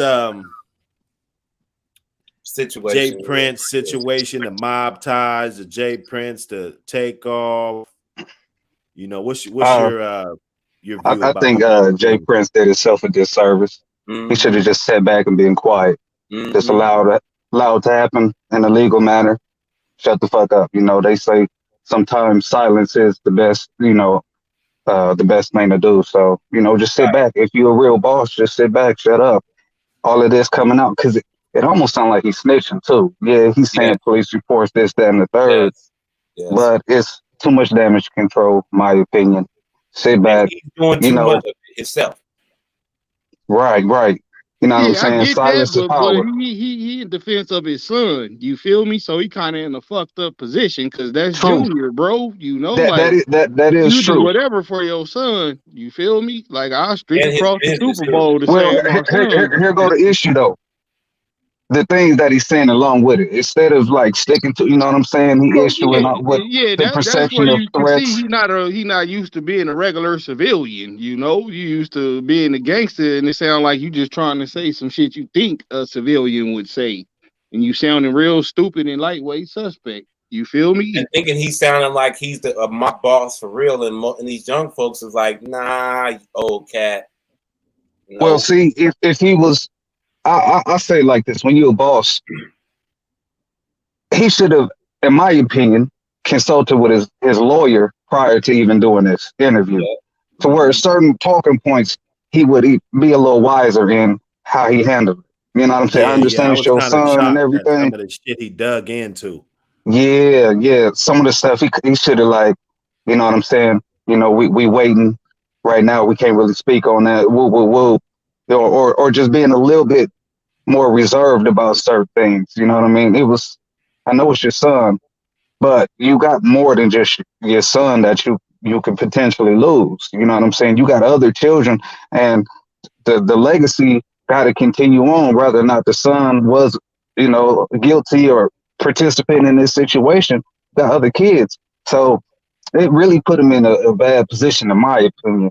I think, yeah, you're doing a service for your son, but you did a disservice overall because I think he put his foot in his mouth. He said a little too much. Yes, too much of his feelings was displayed.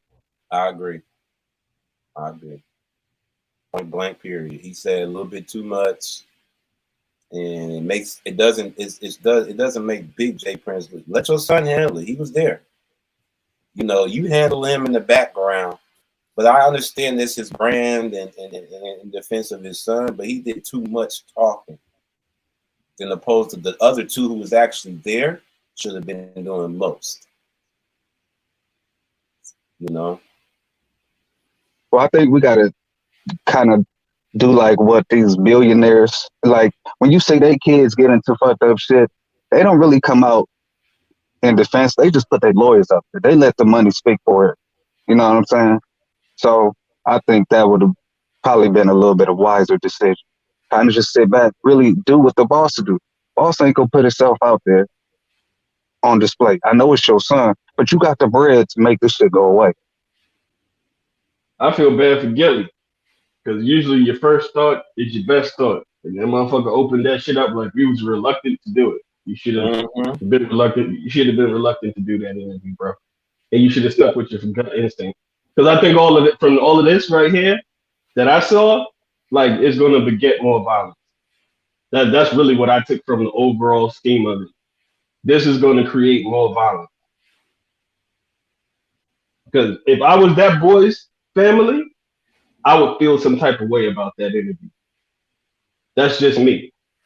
Yep. And I can imagine how they feel. This motherfucker ain't even cold in the ground yet. That it's going to beget more violence. Now it's going to be Texas, Atlanta. So there's more people going to lose their life behind this shit. That's what I said. Everybody got goons, you know, and these guys is public figures. They frequent these. You know what I'm saying? They making money going from Houston to Atlanta. So it's just really, like you said, good brother, we got more motherfucking violence. You know what I'm saying? Let me check your temperature real fast. He just decided he wanted to be a bully that night and prove something to someone. I don't know, probably because he's the biggest guy out there. I don't know what it was. But we started walking off. You know what I'm saying? Didn't nobody in the family violate nobody. A man is going to defend himself. So I can't tell a man not to do that. You know what I'm saying? And I didn't even see that coming. You know, as soon as he made his move and struck an individual, I'm like, what you doing? But everything happened like that. And I didn't see no gun in his hand because I would have spoke on that. You know what I'm saying? I didn't see that till clippings after the fact that he's already standing there. So Why he the already fuck had his... did they do this interview? Oh my God. This is bad. This is terrible, man. It was bad. For all of this cross-examined, this is horrible. And Gilly knew it was bad. He knew it was bad. That's why I said, how the fuck did Wallow? Because I give Wallow a lot of credit. I mean, God bless that brother to do all that time in jail and become a millionaire legit. How could he sit there when prior to them doing the interview, him and Gilly talk? I can't believe Wallow just wouldn't say, man, this ain't right. I don't think we should do this shit. I ain't doing it. You know what I mean? Somebody, because it felt wrong to begin with. It wasn't like it turned left. The shit started off bad from start to fucking finish. It ended worse than it started. Yeah. At best, they shouldn't have released this interview. Or take it down. I took it down.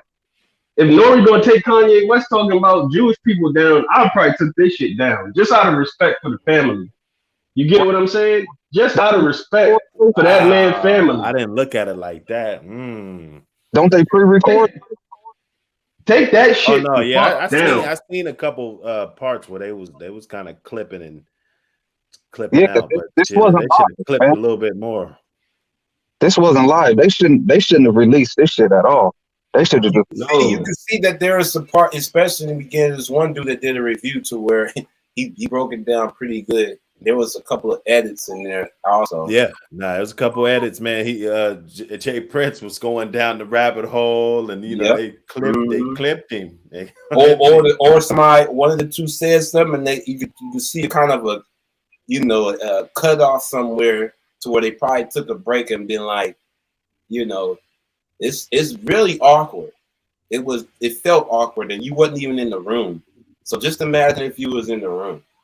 It's too real, bro. It's too real. A motherfucker done lost his life. People done got hurt, and y'all just doing a podcast about this shit a little bit too soon, bro. That's just too soon, bro. I mean, this is right before the Grammys and all kinds of shit. Like, so do you think this was more of just trying to keep the peace in the streets? Or I don't see how could it be when the tone is wrong. You get what I'm saying? If you his family members, if you take off mother and his family, how you walk away after that? And I know if you're doing an interview with somebody, you gotta feel those vibes. Like, yo. Well, I mean, I'd rather worry about the people, the other goons and shit, rather than the mom. Honestly, I think Goons is now on level 10. I think if it wasn't on level 10, after that shit is probably on level 10. Okay, so this didn't help at all with the Goons either. That's my point. I think this shit made it worse than what it actually would have been if he'd have just been quiet. Man, this is terrible. I just think they were trying. I think the pressure was getting to be too much, and Jay Prince don't really like. He ain't used to this, and especially in this modern era, to get this much shit thrown his way in a negative light. So I think he felt like, as the dad and the patriarch of the whole empire, he felt like he had to say something, but it's not the same time anymore. In this world of social media, in this world of public opinion, he did it. He's still trying to live the old way, and it's not flying. You just can't make your presence known and say what you think is going to be said, and that's it, and nothing else. That's it. It don't work like that no more. You're still respected, but that's only to a certain region now. These young cats don't give a fuck about Big Jay Prince the way we look at Jay Prince. I don't think Jay Prince give a fuck about them. No, well, no. When you sit up there and talk about this man's relationship with his, you don't know. Like, come on, bro. It's too much. Right. That's fact, though. That's fact. In the same way, I ain't even part of the shit, but I just looked at the shit and the vibe I felt, and then for the boy to make the little video afterwards talking about, man, y'all don't know me and my brother. That was the same emotion I would have fucking had. There was nothing positive from this. Offset was right. Offset is anything that he feels about the situation from the moment dude got popped. Because you got to remember, Offset was the fighter out of the three. He was the enforcer. When they were together, he was the enforcer. So you get what I'm saying? His emotion is real. How he's reacting is real. I'm with Offset. Like, niggas, who the fuck is you to tell me what my relationship is with my people, with my brothers? So Offset was the enforcer. Absolutely, he was knocking niggas out. If it was a fight, if a fight, I don't know none of these niggas, but if it was a fight, I'd pick him first. Yeah, I'd pick him first. Okay. If a fight broke out to win, I would pick him first. Offset he looked like he been through the most shit. Offset so Cardi picked the toughest one. Yeah. Yeah. Absolutely. Hey. Absolutely. He was there. She's from the projects. She's from the projects. You know what it is. Socking niggas. Jumping off the stage. Socking niggas. He calmed down because he was getting in trouble for that, though, but he's known as the enforcer. Out of the three. Oh, God. This is so bad. He was that nigga. No doubt about it. Especially in the early part when when they was just coming up after he got out of jail. Oh yeah. I don't believe people. I think social media just lightens the fact of death. Because death is real for me. And that's my whole thing, how people could just talk like that if somebody's dead. You get what I'm saying? Like dead, not coming back, gone forever. Yeah, your flesh is gone. Not in this life. Yeah, man. Yeah, nobody touch him again. That's just crazy to me. I mean, the level of respect. For them too, for Quavo and Takeoff, for what the success they had in the last 10 years, that gotta be such a sunken feeling, bro. That gotta be such a sunken feeling. Yeah, if you have somebody close to you get murdered, man, that shit will hit a nerve in you, man. It really will hit a nerve. Suddenly, and I couldn't be there to make up. We separate over a bitch, and then I ain't have a chance to really make it, And then imagine you're dead. And then imagine you got to sit down and turn on your phone and hear motherfuckers talk about your loved one after they murdered and they was dead. You still ain't got no type of comfort. You don't know what Right. exactly happened. You just sitting there listening to Crying this every after night. the fact. After the fact. Yeah. You know what I mean? Like, you know, that this stuff here, this social media game and the way people are playing this, and that's why I felt some kind of way because he's older. He should have known, like, hey man, I'm not doing this. We'll be, You like you niggas said, get handle the this lawyers on that. y'all shit. You guys got yourself in this shit. I got your back. I'm your father. But you gotta do the damage control. Yeah, how the old head on camera. How the old head on camera. Yeah. I would have expected that interview minus Jay Prince. You get what I'm saying? It would have hit different if he wasn't there. If that was just the son and the other brother there or the other dude, it wouldn't have hit like that. For him to be He sitting in his there, pajamas and shit with the goddamn the little thing over his eye. You know, he probably sleep with one of them.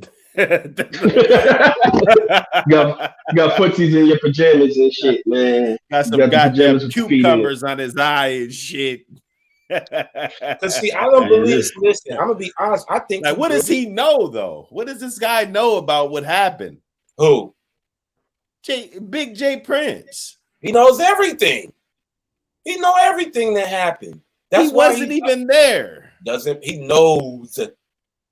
He knows because that was his. So son. that's what. So you're going with that. Basically, you're going with that story that he said. He is the guy in Houston. That old boy was the aggressor. You only think with a few dudes. The Migo guy was the aggressor then, basically. The dude that was with the Migos, whoever they had with them, that took off when Quavo said, "Man, I'm not trying to talk about basketball. I just came from a basketball thing or whatever." When dude was trying to challenge him, and he was like, "Man, I ain't trying to." Quavo was kind of being an ass about it because it was a regular conversation. It was candid. And then as he walked away, somebody behind Quavo, you could see because the camera's pointing down, you could see, when somebody, someone's movement from their feet when they take off on somebody, how they do the swing. You get what I'm saying? That person was with Quavo in them. They set that off. You know what I'm saying? Whoever was with Quavo. You get what I'm saying? It's like one awful situation after one awful situation after another. Yeah. It was a bad situation. That egos, again, niggas with over $100,000, $50 to $100,000 in your pocket or around your neck shouldn't have been fucking doing, bro. Hood shit from rich hood niggas. It's like a nigga still smoking crack, but nigga, you got $100,000 chain on. But if that's the case, the closest people to you hurt you, because then that means you brought the motherfucker that initiated the shit. And then it's a self accountability on all sides. But I just don't feel if that's really what it is. This is my thing though. If that's really what it is, a bad situation after another bad situation, why do you feel so pressed to be up there doing damage control? If it was just what it was. Because them two was guilty. You hear how young Jay Prince, his voice is shaky. And the other dude, he couldn't even talk right. What are they guilty of? Did they know that the shit? That's what I'm saying. What is it? If it is what it is, we all hear the argument break out between somebody he brought and somebody on my team, shots fired or whatever. I didn't pull the trigger. None of these people that was on that interview had a gun in their hand or being accused of pulling the trigger. None of them. The story isn't Jay Prince shot the boy in the head. It's all circumstantial. Like everything, you get what I'm saying? Why do you feel so pressed to say, like, I ain't got nothing to do with it when nobody said you shot the boy in the head? If you just a bystander there like you is, what are y'all so scared about? Because their people is the one that shot the Takeoff.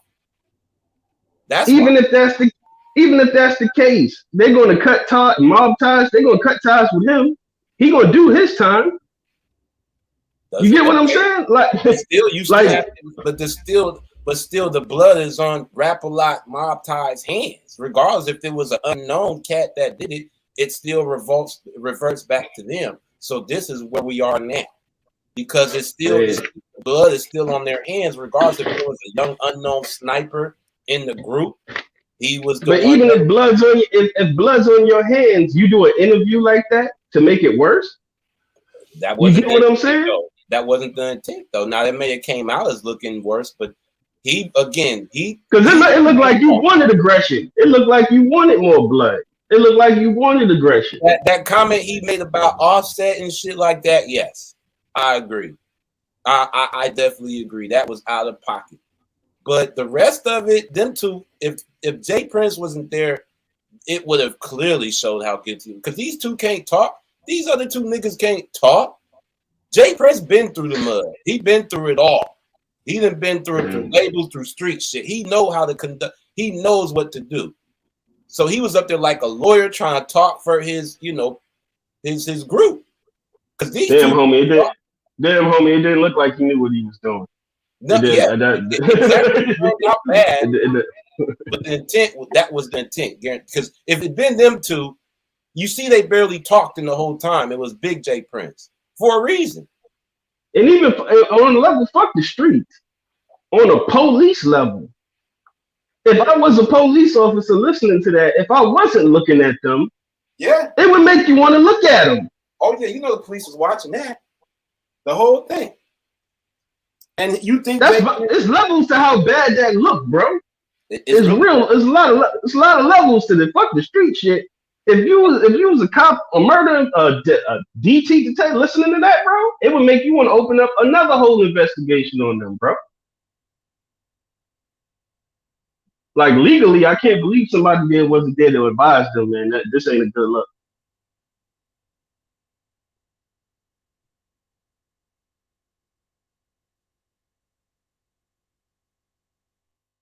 Nah, it's bad, man. It's bad.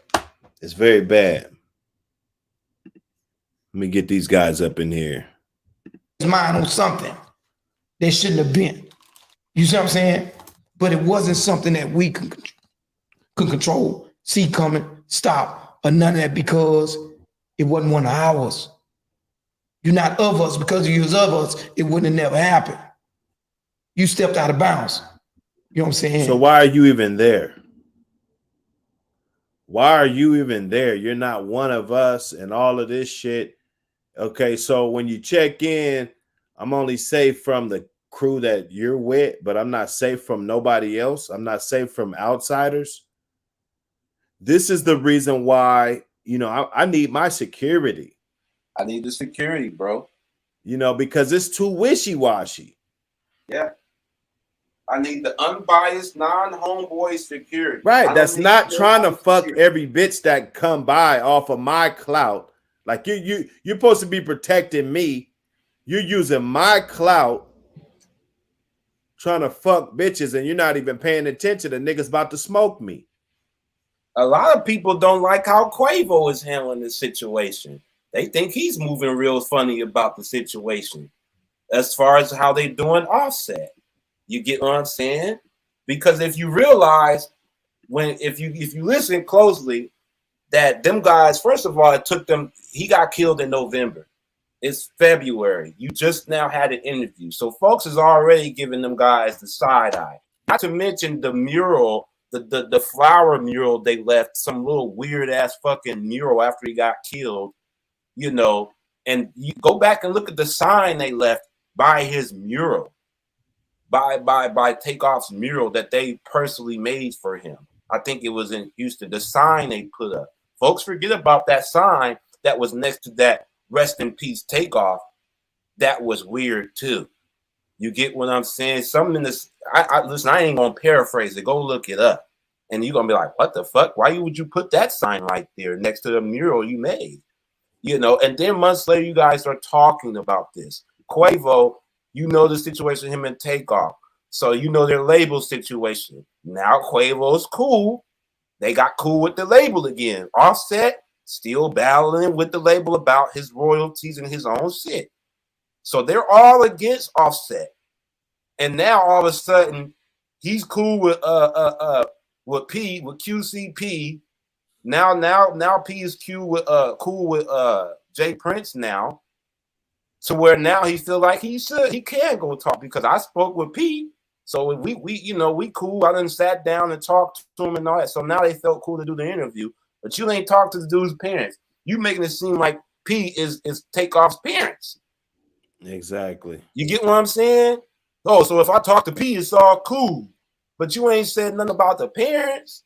Just to be on some fake shit. It just Fake further shit. goes to show Right. just the fake shit. They're fucking over Offset. That's why I'm right with Offset. They're both sides is trying to dog Offset, and I don't like that shit at all.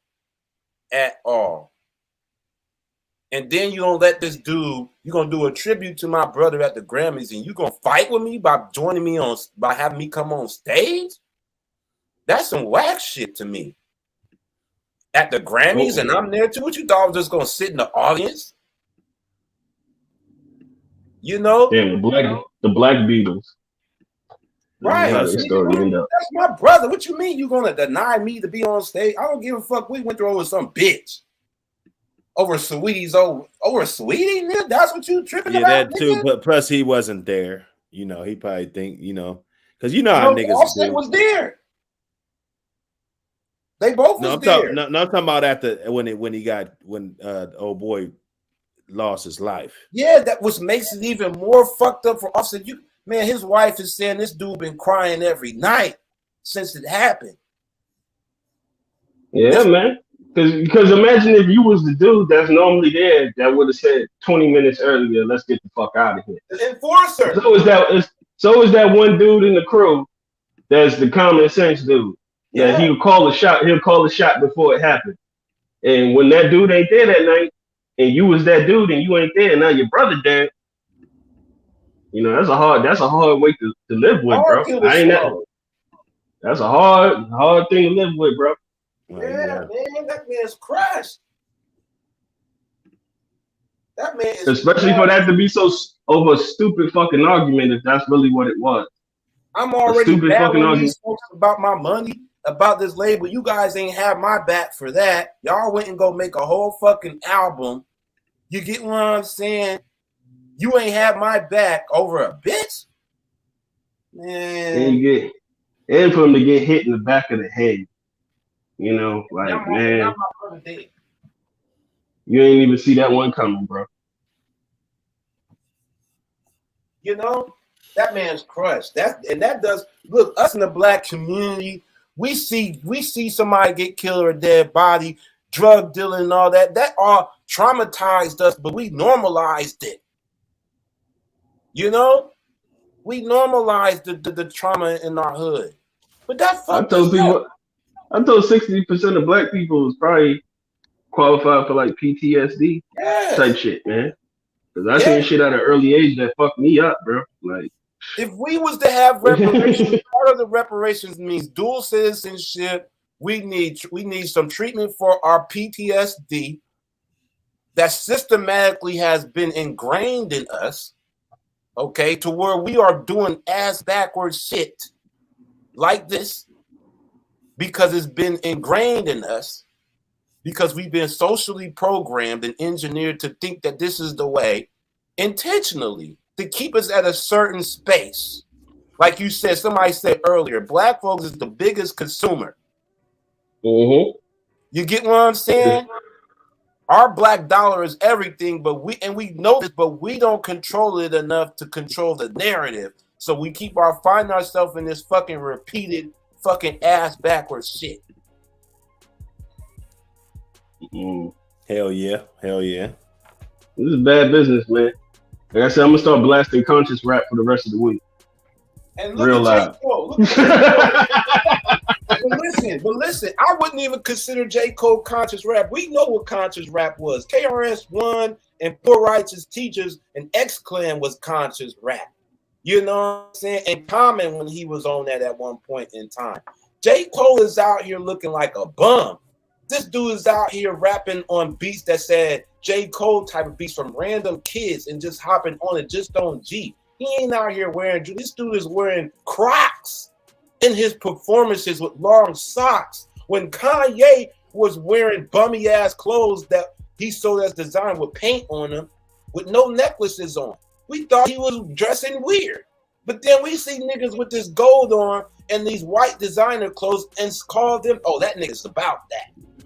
But we admire Bill Gates for wearing the same type of shit that Kanye and J. Cole and Outkast. Well, you know, Big Boy, he kind of was like that, but Andre 3000 stepped out of that jewelry wearing shit. But you know, J. Cole is the epitome of how it should be. He looks like a bum out here. We know he's a millionaire. He's throwing his own tours. He's throwing his own festivals. He got his own label with successful artists with Ari Lennox and JID. You know, ain't bragging. I would tell people, man, don't look for celebrities to raise your kid. You know, but don't, and that's the cycle that we got to stop. Because why are we replacing fathers? That was the replacement for the fathers. Now you looking up to motherfuckers that's talking a bunch of bullshit. These are the people you idolizing. We got to bring back black fathers. We got to do shit in our own community. Women tearing up the families, man. You know, and I don't want to play victim shit. The women are subjected to it too. I don't cut them a pass, but look at what they're resorting to doing now. We ain't talking about women with big businesses. We're talking about women selling pussy. That's what it is, glorified prostitution.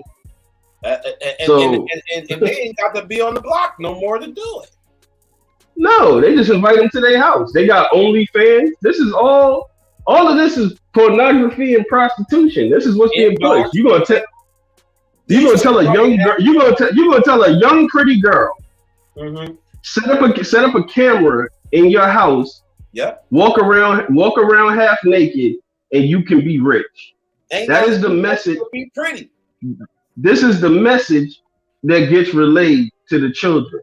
Just like the black children, you can be a rapper and be rich. That's the message. That's the undercode. Do this to be rich. Hey, but and people just hopscotch what this is. But at least with a rapper, there's talent there. Okay. I can't say talent in these new rappers because drill music is them repeating murder, death, kill with a hypnotic beat. No, you're right. But here's the thing. There's effort there. You as a pretty woman, if you're a pretty woman out here nowadays, there's no reason why you should be broke. Get alone a woman, period. You ain't got to do nothing but go post it. You can go post a feet pic and get about $5,000-$10,000. Okay. So you don't. But what? Let's not talk about the pic. What is actually transpiring? You're putting a pic up that people are masturbating to. You're putting these videos up, and there's men sitting there looking at you on the phone, masturbating, looking at you. They getting paid. Why we covering up the ugliness of it? You get what I'm saying? This is what's really going on. You put a video up, and it's a bunch of dudes jerking off, looking at you, typing "do this" and "do that" and all kind of weird shit. And they'll do it, long as you ain't got to touch me. Mm-hmm. I ain't gotta go. So value. These chicks don't gotta go to no strip club no more to make their money. I don't gotta get drunk to feel comfortable shaking my ass for me. I can sit right in my home and you gonna throw me some coins or you gonna tip me because there's a lot of 40-year-old virgins or niggas that ain't got no nap game out here with a big bank account. Fat niggas too. And these girls will milk them and with the fantasy of thinking that, oh, we're gonna meet up someday. But really you're just their sponsor. These girls don't want no husband or no man. They want a sponsor. Yeah, but look at the evilness that come with that. What about that sick Billy? What's that sick Billy dude that been watching you for the last year, paying you, and he pop up at your house and kill you, rape you and kill you? And there's a lot of those men like that, especially in the South. There's niggas following girls to their door in the South. These door is doing that. And they just ain't on camera. They getting flown out and do it. It's just a whole sick, perverted lifestyle that ain't real. That's the moral. That's the moral of what I jumped on this joint with Dr. Hood because the streets are dead. Because I wanted to speak on this episode because this is the truth. This shit is a fucking make believe joke, all of it. And I hope the brothers and sisters wake up. Nah, I swear, money ain't worth your soul. It ain't worth your fucking soul. Joke, bro. It ain't. But you can't For real, tell a broke for the person. most part.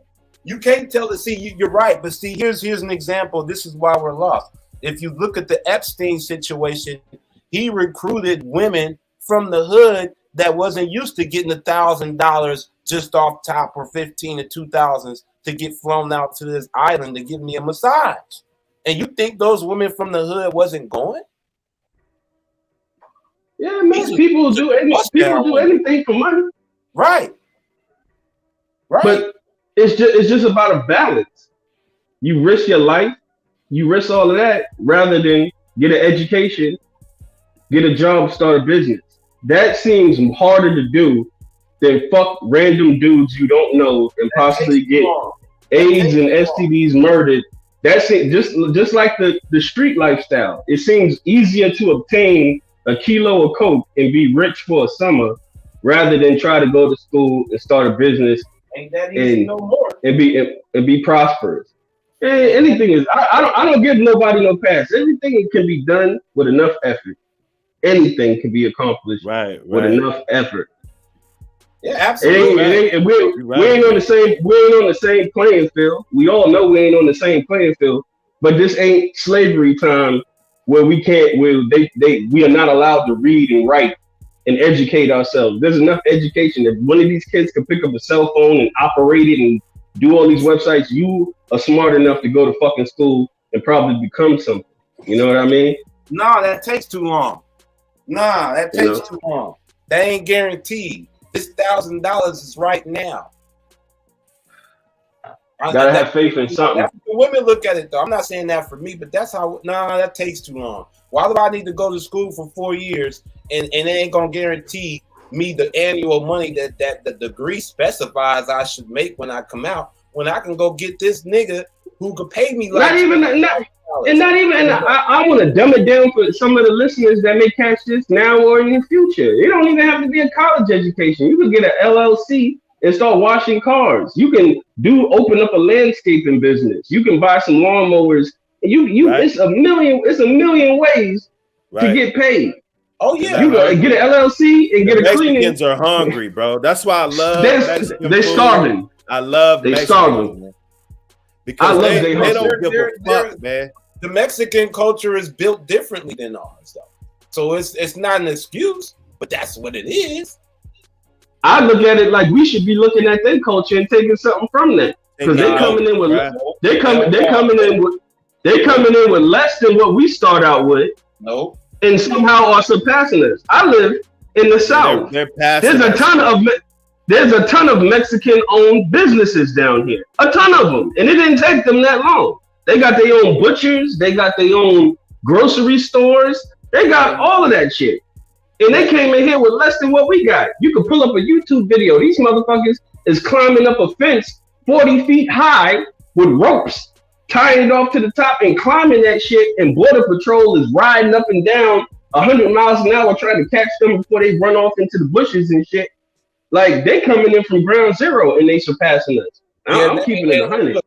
And see, that can be respected. We always, black folks, respect the work ethic of Mexicans. They're the ones that will say, I stayed in Atlanta too. I remember seeing them waiting at that empty parking lot of Home Depot for work. Yeah, man. You know what I'm saying? So, but at the same time, them guys are working for slave labor for as hard ethical work that they do, though. We're not doing that.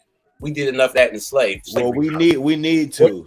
We're not going to sit up there and work for pennies no more. We did. We need to get back. They're not working for pennies though, bro. They're not working for pennies. In comparison, yes, they are. No, in comparison, but the way they manage money is entirely different. Testimony, man. Let me tell you. They ain't got no choice. They coming from an impoverished country. Okay, this. But they coming and it's still surpassing. Go ahead, Hood. The motherfucking sewer backed up. You know, in my basement, a fucking. No, we need jobs like that. We need a pipe, right? Like this. I'm talking about. This is gonna be like $2,500 to $4,000-$5,000 worth of work, right? I said, all right, before we spend some bread, let me just wake up in the morning and just shoot to this depot and just, because I got that. I'm a street nigga, you know what I'm saying? So I know how to get along with any crowd of people, you know what I'm saying? So I just mobbed up, part topped out. You know, I had a blunt going. You know, walked up like, hey man, I need a plumber. Like, you know, I need a serious plumber. I had pictures of, you know, what I was trying to get done. And one dude, he was real serious. He was like, right when I was getting ready to leave too, he was like, hey man, he said, you looking for a plumber? I was like, yeah, man, you know, what's up, man? And I said, I need somebody, you know what I'm saying? And he was like, I know somebody, you know, I'll give him the number and shit. I called dude. Dude didn't even speak English, man. I met him. He called me back. I met him. Man, he did all that shit. Man, he gave me new pipes and everything, bro. Like, he did an incredible amount of fucking work, man. And, you know, I ain't never had no problems ever since. And he only charged me maybe like $450 or like $600 or something. You know what I'm saying? I'm talking about it was, no, I'm telling you, this was at least like at the very best day, I probably would have came out about $1,700. You know, straight. They got an effort. They got a hustle to it, and we want to hustle on our terms. Because that same energy it takes to wake up. Everybody who sells drugs or sold drugs in Brooklyn, heroin addicts was up early in the morning. That's when they come out. The crackheads come out at night because they've been all day cashing cans and hustling to get their money for their crack. So they come out at nighttime. But I used to know the heroin dealers. They would be up at the crack of dawn early with their cup of coffee, doing their rounds, hitting off who they need to hit off, whoever left the methadone clinic down the street, and they going to get the double up. That's when they wake up. That same effort that you used and apply to that is how other people apply it to that. People say a plumber, you know, like we look at shit in a totally fucked up light. These are great occupational jobs. A plumber, a carpenter, an electrician. Pays good too. Pays real good. I know a lot of plumbers. I do HVAC for a living. I do heating and air and refrigeration, but I know a lot of plumbers. And they get paid very well to deal with shit. Literally. They get paid very well. So we got this illusion that, you know, shit ain't cool. Like, these are great occupations. People are always going to need a plumber. People are always going to need electricians, carpenters. That's why the Mexicans are successful, because there's always going to be a need for what they bring. Man, come on, man. It's on the fucking road. Listen, man. Yeah, it's the truth. They were building houses quicker than I could install the air conditioners in them. Think about that shit. A big AC contract. They're building a subdivision. We here to install air conditioners. As we're installing the air conditioner, they're building another house next to us. By the time we're done doing this, that other house is already framed up. And like Hood said, they get paid very well. They may get paid underneath the table, but after about 2 years, they riding around in SUVs with their 10 kids shopping at Walmart. They came a long fucking way. That's the hustle that we gotta have. They got trucks. Yeah, they got trucks on 22s and shit. The big high trucks. You know, when you know they doing real good when they get that truck raised up. You get, yeah. You know, with the lights, you know, with the colorful lights, you know. Yeah, man. It's the truth, man. We got to get back on our grind. But we respect Mexicans culturally, though. You know what I'm saying? It's just the fact that Mexicans don't respect us the same. But we history shows that we always working together with the natives. But modern times, we only claim each other. Listen, Mexicans claim themselves as white on the job application. Okay. So let's not get that confused either. Okay, when they come I'm not concerned about what their moral compass is or what I'm just looking at the hustle. Just the overall hustle to get it. They got the hustle, but they coming over here because they ain't got no choice but the hustle. But they're doing it they're taking the trash jobs we want because they're doing it for slave pay. But they're working. We got to get to a realization. Is a drug dealer just a lazy person? He can be. Let me just say, let's just keep it 100. Is a drug dealer just a lazy? Do you just don't want to go get a job and go to work and become something? So this is easier to do than doing that. Now you can't be mad at the people that's going to do that. that's gonna go get the working job. I mean, we gotta keep there's levels to this shit. Some people sell drugs out of necessity, but some people do the shit just because you're a lazy motherfucker. Well, everybody needs a plumber. Everybody needs a plumber. I mean, somebody gotta do it. Yeah, man. Like we gotta get back to our cores and stuff, man. We'll get back to trades and stuff to get the youth in to have a future. Because that's the whole thing, having a plan to have a future. You're right, but not when you got women out here that's saying, and Hood is a testament to this, because we had somebody on here who's a regular chick that be around. These chicks don't want no dude that make under 45K. You gotta be making it now.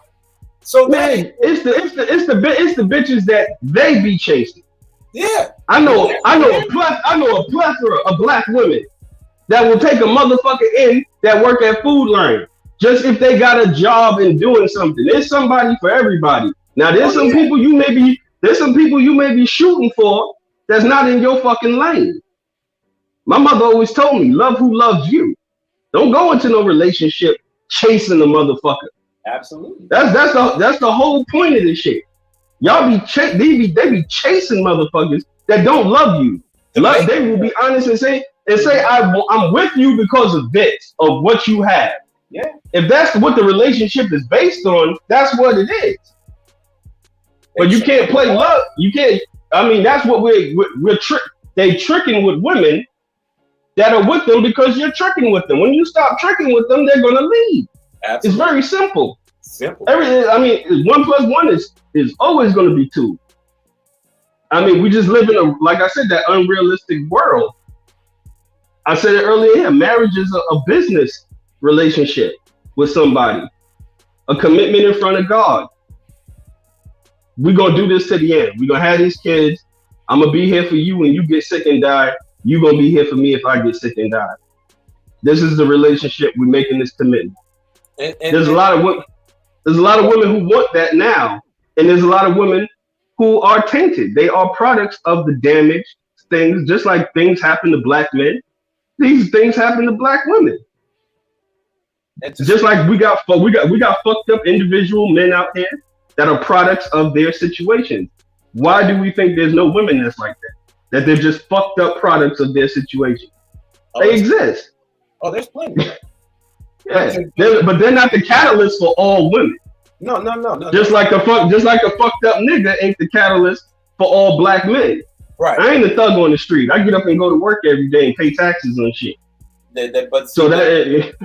But see, they don't appreciate that kind of man no more. They'll tell you on public they do, but they don't appreciate the working man like they used to because it ain't quick enough. It ain't moving fast enough. The Dark Kid's point. That was my point. Like, they appreciate Mexicans exactly because they doing slave labor. They getting paid on the table. Did you hear about that fucking warehouse that they had all them young Mexicans that was cleaning that place up, and the federal people didn't know about it? Yeah, they getting paid. Yeah, of course they love Mexicans doing all that work because they ain't got to pay them. Yeah, they get paid on the table. So why ain't we hungry like that? Why ain't we on that? Because we can sell drugs and rap. We are hungry like that. But when we get like that, they shut it down. Because we want to get paid for the hustle we do. We're not going out like Mexicans do. They're getting paid. You try to go get your fence done or some shit. You gotta pay them people, man. You ain't gotta pay them. 8 racks, 12 racks. Yeah, man, you gotta pay. They charge by the square foot, by the footage. Man, them Mexicans are working for the low. Most Mexicans are working for the low. I love my brothers and sisters, but some of us are lazy. Just like the girl who could sit, just like the girl who could sit there and do the video camera porn thing. That's easier than getting up and going to work. Let's just keep it 100. It's easier. But it's easier to stand. It's easier to. Can you knock her? Hey, I know motherfuckers that work 2 and 3 jobs to get where they at, and they never did nothing illegal in their life. Just hustled and grind and saved their money. When everybody else was doing dumb shit, they stacked their bread and stacked their bread and stacked their bread. There's people that exist like that, that hustle like that. We don't hustle like that. Everything got to be easy and nothing in life is easy. That's that illusion. We don't get along with each other. We want shit to be easy because when we was doing shit hard, they punished us for it. We don't get along with each other. We go to bowling alleys and just have casual fucking shit, and a motherfucker ends up dead because there's that much fucking animosity there amongst us. Man, people is fucking. And Cubans here because they could do it for the low, for the shit that we don't want to get paid real wages for. Man, people are damaged and fucking hurt. That's what this society is. It's full with a bunch of people that are damaged, hurt, built up frustration. I saw a YouTube video of a motherfucker. This is all facts, man. I gotta find the video. I'll send it to you. Didn't they just give 30 billion to Ukraine though? I just wanted to throw that at Dark Kent, you know. Yeah, man. You just gave 30 billion to Ukraine. Yeah, that's the point. What's my little tax dollars gonna do? That's the point. So why is the black person am I not gonna hustle out here to get paid the money that these white folks is making more than me when y'all ain't gonna guarantee for me to make sure I'm getting paid right for the labor I'm doing? I don't mind nobody. The fact is that you're getting paid. That's the fact. Enough. Inflation is telling us that. I think we maybe motherfuckers are tired of working for kibbles, but we had that during COVID. Did we not? Can't be mad about that for 5-10 years and then wake up and wonder why we still only half of 1% of the wealth. Exactly. But we're not getting We're not getting. Well, we need to get the kibbles and raise the communities and raise the families, the black families. You know. Yeah, you start raising children with a mindset of right and wrong. You'll produce more productive human beings. Well, you can't raise children in fucked up, horrific situations and expect them to be functioning human beings in society. Without no fucking doesn't work like that. It's hard to do that, but we are fucked up from the beginning. We don't invest in family. Everything we talked about during this podcast is stuff that you learn from your family. Sexual protection, how to operate outside, how to stay out of. This is all things that get taught to children throughout their growing up. There's nobody teaching this stuff. And the stuff that is being taught is incorrect because you got a bunch of kids who think they'll be more successful selling drugs than becoming an entrepreneur. Well, that's been put out there for the last 20, 30 years, even when we was growing up. We gotta change. We as a people gotta change the narrative. Like Hood said, you know, we can't get along. A lot of us can't get along. We too damaged. We too hurt. I was saying it was a YouTube video with a guy who stood on the corner with a sign saying, "Do you need a hug?" And somebody was standing across the street recording him. And random people would stop and give him a hug. And while they was hugging him, he's like, "Are you okay?" And they'd be like, "Yeah, I'm just going through a lot right now." And that he just asked them how they was doing, and they just leave and walk away. You don't want any money? Nah, I'm just out here to give out a hug. So you tell me if that's, and these wasn't black people, these white people, Spanish people, all types of people giving him a hug, read the sign and just walk by. That's how much damage motherfuckers is walking around here in society. Well, you got to give somebody you don't know a hug because you feel that emotionally fucked up to receive a hug from a stranger. Damn. You don't want to hug your own family member. Shit is real. I sent y'all a video. It fucked me up when I saw that video because you could tell it was real. You had some people that just started crying when they was hugging. No conversation. You need a hug? Just hug them. Motherfuckers breaking down crying. I lost my son. I lost this. Real shit. People are hurt and damaged. We live in a society with no faith. We lost respect for any type of religion. You know, it's just a wild, wild fucking West out here. Yeah, because religion is distorted and it's always manipulated into someone's own narrative. Why should you trust religion? Everybody's doing it to support. There's got to be some type. There's got to be some type of out here. Churches is getting more and more bigger out here, bro. They're getting more like fucking high rises. If you fuck with the actual financial aspect of the church, just for the original people. who just wanted to have faith in something. A spiritual release is what church was when I was coming up. Because when I went to church, a bunch of old ass people who didn't leave their house all week long, but they would get dressed the fuck up to go to church and praise the Lord on Sunday. Something just to have a release. Because that's what it is. It seems like it's a bunch of pent up frustration in this world. And people are just having violent ass outbursts. No one's happy. And that's where we got to get back to. Some type of love, some type of hope and faith for us as human beings, man. When you get I still give dollars out. When I see a homeless person, if I have some fucking spare change, I just give it out. I don't give a fuck about the change. I don't give a fuck about the change and shit. Sometimes I just be thinking like, damn, I helped somebody day out. If I was a bum or homeless, somebody would do it for me. You know, just having common love for the fellow man. We don't have that, and it's sad. It's easier to kill one another than it is to give somebody a hug. Without looking that's why I live in the woods. Being a sucker or soft because you went and got a hug. We can't even be vulnerable as men. Okay, nah, man, shit.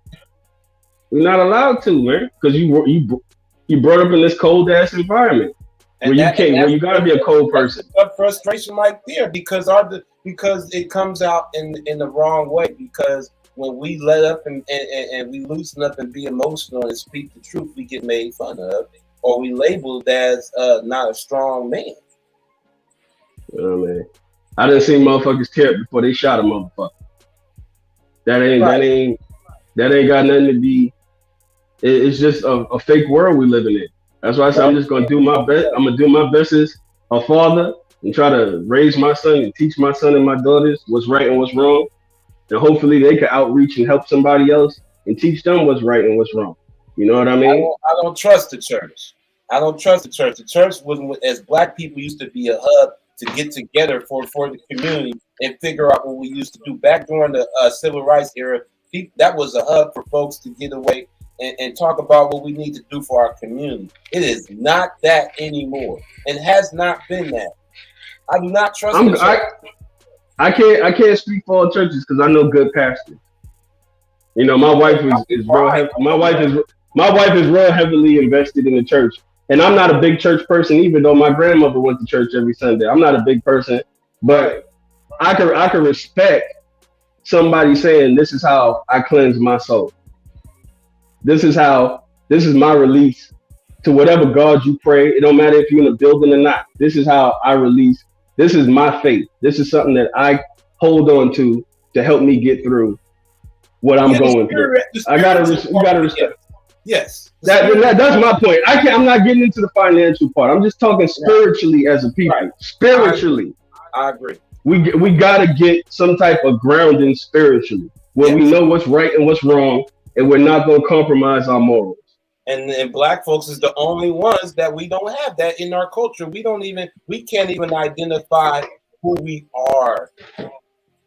You know, we move the narrative every year. Is it FBA? Is it black? Is it African? Is it brown? Is it mixed? Is it light skin? Is it biracial? Okay. I just think we got to get to a point where we just accept what it is. It's transpired, and what can we do to move forward from this point? Because you can never change what happened in the past. All we can do is try to change the present and the future. We got to get to a humble standpoint of where we are as a people. Stop looking at your brother at the gas station like your enemy. Yeah. I go into a gas station, motherfuckers be looking at each other, and it's just so much tension. I'm here just to get a pack of fucking cigarettes. And you can just cut the tension with a knife. Everybody's looking at each other and over their shoulder. It's just an uncomfortable environment to be in, but this is how people are functioning. You look at a brother as a threat instead of a brother. Right. Yeah. That's sad. It's psychologically off, and brother's your ally. And it's been instilled in us for years. The white folks did a good job on this, and we ain't been able to come up off of that. We're learning more with the information superhighway. We're learning more about ourselves more than we ever could have in school. So that should tell you enough right there. You get what I'm saying? We're learning way more about ourselves and how things was before slavery than school would ever want to teach us. They're fighting to keep that out of school, critical race theory. They don't want us to know how powerful we are for a reason. They like us to know this stage we are in.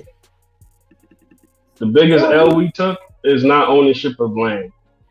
Because that's how everybody's rich. The old rich people, it's property, it's land. Yeah. Just if we were to receive the 40 acres, fuck the mule. But if we were to receive the 40 acres and it strangles down, because I'm a recipient of the 40. And what generation am I? And I didn't get the whole 40 because family members sold certain parts and shit, but I ended up with like 17. Right. So I'm the recipient of that act. And I'm able to do a lot of things now because of that. Now you think if a bunch of us, or that was even handed out, not even 40, if you just gave reparations of 5 acres to each person, where that would put us at. You get what I'm saying? Oh, they know. But that's where we got to get to as a people. Because we're behind the 8 ball. And I tell black people this, they don't want to hear this shit. We getting caught up now, but we were always behind the 8 ball. Mm-hmm. Always behind the 8 ball. So we're behind where everybody else. That's why we can have a conversation about Mexicans coming in here and accomplishing more than we have. We're behind the 8 ball because we got a lot of bullshit in our system that we got to get rid of to work forward and move forward. And like I said, I'm around a bunch of different people, successful business people, hood motherfuckers. I see it all. You'd be surprised who air conditioner breaks, but you see it. We got to get to that point. And it's going to take us getting off our ass. Go out there and get it. You're going to have to go out there and get it. Or take the easy routes that have been provided for you where you know you're going to end up dead or in jail. These are choices that people got to make. And we've been making those sort of same choices for years, and we still in the same situation. Yeah, man. Hood opened up about it. They're not trying to give us the opportunity of ownership like these other folks that come from these Arabian folks that own the corner stores and Mexican folks that got their own section of the shopping center. They're not giving those same kind of opportunity and loans quickly because them folks is going to bow down to them same folks that we're not. We're not going to sit up there and be pawns to their game no more just so we can own a business. So they're going to give the ones that take the slave labor. We got to stop this shit right here, man. This dude. We got to stop this shit, bro. You feel me? Men, again, the black man is under attack, bro. Emasculation. Okay? And these niggas and see what we gotta stop doing as black men is thinking that we niggas get rich and put on the most dumbest shit because it's designer. Niggas get rich and put on the most oddballest shit. Who's wearing this stupid shit? No, you couldn't pay me to wear that, and I'm already rich. Nah, nigga. It's not built off of mass quantity though. Think about it. Balenciaga and all this stuff. They price all of this stuff, but you don't need a large demographic of people to purchase it for them to be rich. If you got about 50,000 drug dealers who get paid and they all going to run here and buy this clothing, you're going to live, especially when it costs you $5 to make the shit and you selling it for $600. In a slave warehouse full of Mexicans, young teenage Mexicans that's fucking sewing up these clothes. Yeah, it roughly costs $40 to make a Coach bag in material. Mm-hmm. And then look at what they sell it for. 4,000. Exactly. That's the environment that we living in. But there's money to be made. But a nigga go make his own shoe. No, that look kind of corny. That look like a knockoff. No, what black people need to do is invest in black people. We consume shit, so we need to start selling shit to us. No. Imagine if just imagine the money that would transfer if black women just said we're no longer buying from any Asian stores. We're not buying no hair. We're not doing any of this. we're going to sell our own stuff. We'll just do that one aspect. If they got together, imagine the amount of money in all of that stuff, the hair, the eyelashes, the nails, all of the shit that you pay Asian person $100 to scrub your feet and do your toes. I know because I pay for my wife to get her pedicure. So you paying somebody to do that shit. You'll look at them on the floor scrubbing that shit, scrubbing your feet, and you get almost a sense of like, oh, these people are beneath me. This little Asian chick scrubbing your toes. But little do you know, they own the building that you're sitting in. They own probably about three or four of the cars. They, you know, pride is a hurtful thing. You got to work to get to where you need to get to. Everybody, we have a sense of entitlement, like we're supposed to be placed in a certain position. And that's my issue with a lot. You got to work to get it, because I had to bust my ass to get to where I got to today. It wasn't given to me. I had to go to work, then go to school, then go to work, go to school, graduate, get a job in the occupation that I went to school for, and then start from the bottom there and work your way up. It takes time and it's effort, but you can accomplish it. Like I said, we got to get out of that lazy mentality. Imagine all the tax money that we giving out. Tax time about to come. All of these girls about to get $15,000, $20,000, $10,000, and everybody gonna go get a car that they can't afford to pay for, and it'll be repossessed by the end of the year. But imagine if each one of those girls took $1,000. What if each one of those girls took $1,000 and bought silver? Every girl, hey, I'm gonna buy $1,000 worth of silver. This is how people get rich. They buy the littlest shit you can imagine. Oh yeah, I bought some silver blocks. They were dirt cheap at the time, and now where silver is the price of gold because they need silver to make these cell phones and shit. These little parts in these cell phones and shit they use all of these metals for now. Imagine how rich you would be now. You get what I'm saying? I remember when copper went sky high. You remember when all the crackheads ripping copper out the buildings and shit? All of this little shit is how we gotta get our minds on of how to get rich and create currency and own stuff and buy stuff and have consumers of our people purchasing our stuff. That's where it has. Will it ever get there? I don't know. I pray to God it does, but that's where it needs to go, because that's how these societies keep up their financial. The Jewish people, all of the Italians, the Irish people. I grew up in Brooklyn, New York, so it's like I know all these little areas where these Italians would live, the Jewish people, and that was their little community. And you wasn't about to go set up shop in their community. It's Brooklyn in the house. I mean, it's just real shit. But the Chinese man could come open up his goddamn Chinese restaurant in the middle of the hood. We all buy the shit. The pizza man could open up the pizza shop across the street from him in the hood. We all go in there buying pizza. You get what I'm saying? It's just how it works. But we got to get to a point. Also, like, look at the Asian community, how they support the Asian community. But that's because the Asian folks is working with the government to sign on to the bills that they need to pass, and they need that certain Asian vote. That, you know, long as you give us the loans, hey, we'll vote how you want us to vote. Black folks don't work like that. So we're going to go for the ones that's going to be vulnerable. We'll go after Mexicans and Asians, give them the business loans, and let them start their business. Y'all just better vote the way we need y'all to vote. Man, we can't argue about the loans, because how many of us are going to jail now for the fake loans that we took out during COVID? So they're giving out loans, because I asked people sitting in jail for fraud. Yeah, they're just not doing the right. They're just not doing the right shit with the money. They give out money, but we'll fuck it off. But that's the thing. We're seeing that when the loans, we focused on the PPP loans and the folks that they went after for that. But as you can see, there's been bigger fucking situations, insider trading and Bitcoin frauds, that they ain't really going after those cats the way they going after the folks in the hood from the PPP loans, which was just over a 2-year period.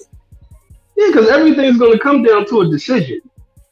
When they issue those loans, the decision for you is, am I going to do what I'm supposed to do with this money, or am I going to do some fraud shit and fuck it off? Now, the person issuing the money to you doesn't care, because they win either which way. You're going to go to jail, or you're going to go ahead and do what you were supposed to do, obligated to the loan. Two ways it plays out. Can't blame the people for making the wrong decision. You were gifted you were gifted the opportunity to do the right thing. Right, but you were gifted the opportunity to do the right thing with the money. Right, but it's like I said, we gotta get to that point, brother. Yeah, but at the same time, you're right. But let's not forget about the ones. There were a lot of white folks that had businesses that was just fine, that took advantage of them loans too, that didn't get arrested and they went disappeared. I know restaurants that closed their restaurants, got the loan and bought a food truck, so they could still make a profit, because they wasn't going to make the profit if they still had to rent a building when COVID was going on. It's just financial literacy is where we got to get to. We're so obligated. We're so focused on how to get the money. Nobody thinks about what the fuck are you going to do once you get it. That's the problem with black people. We're always hustling to get the money, but when we finally fucking get it, what do? Blow it. Not all the time. Blow it for. I mean, a lot of us fucking do. Not all the time. What is blow money? They have us. That's the narrative that they have us to make you think that's all we do is blow the money. There's plenty of that reinvested that money that they got from them, that free money that was being paid. That goes back into the aid of Ukraine. That lets you know when they gave out all that loan money, how they gave all this aid to a country that don't mean shit to us, that we got the money. We got the money. Okay? We got the money to give out. Okay? They gave out billions and billions of free money. I'm not knocking nobody that took advantage. Everybody tried to take advantage of that people.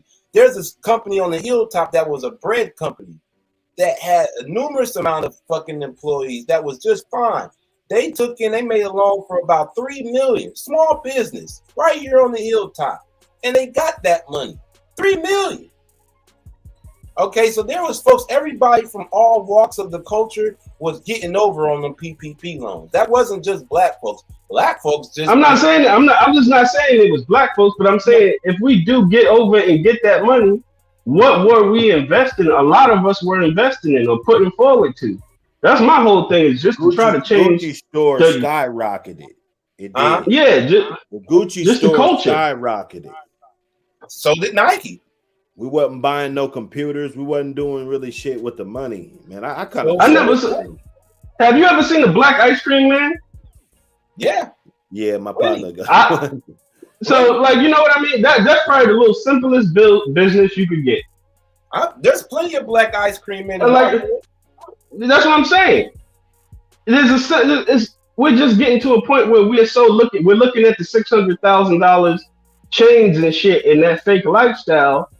That do you know what 600,000 is? Like, you know what I mean? Like, real, like, dude, 125K is a good paying job nowadays. A year, 125 a year. That's roughly a middle class. That's what somebody works for a whole year to live middle class. That's realistic shit. $600,000 chains and $1.2 million cars ain't realistic. Gucci purses. The richest white people I've met that I've done heating and air for in their house, and these is millionaires. They got houses that overlook the fucking marsh and shit. It looked like a picture. These motherfuckers don't look rich. None of them. They wearing Crocs and shit.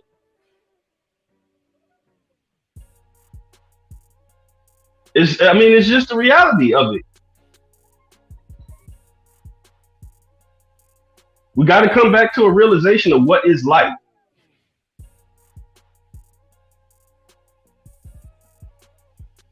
But I know a lot of black people that say 125K ain't shit, which is amazes me. From a motherfucker who don't have $5.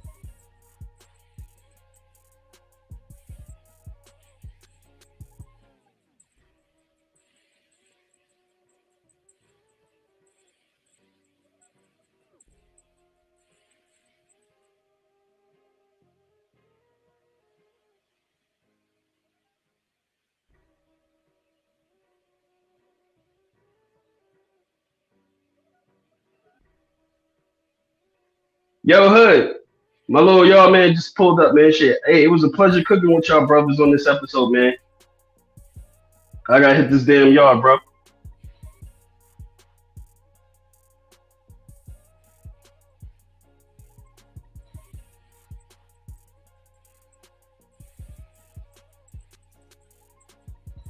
What happened? Where you at?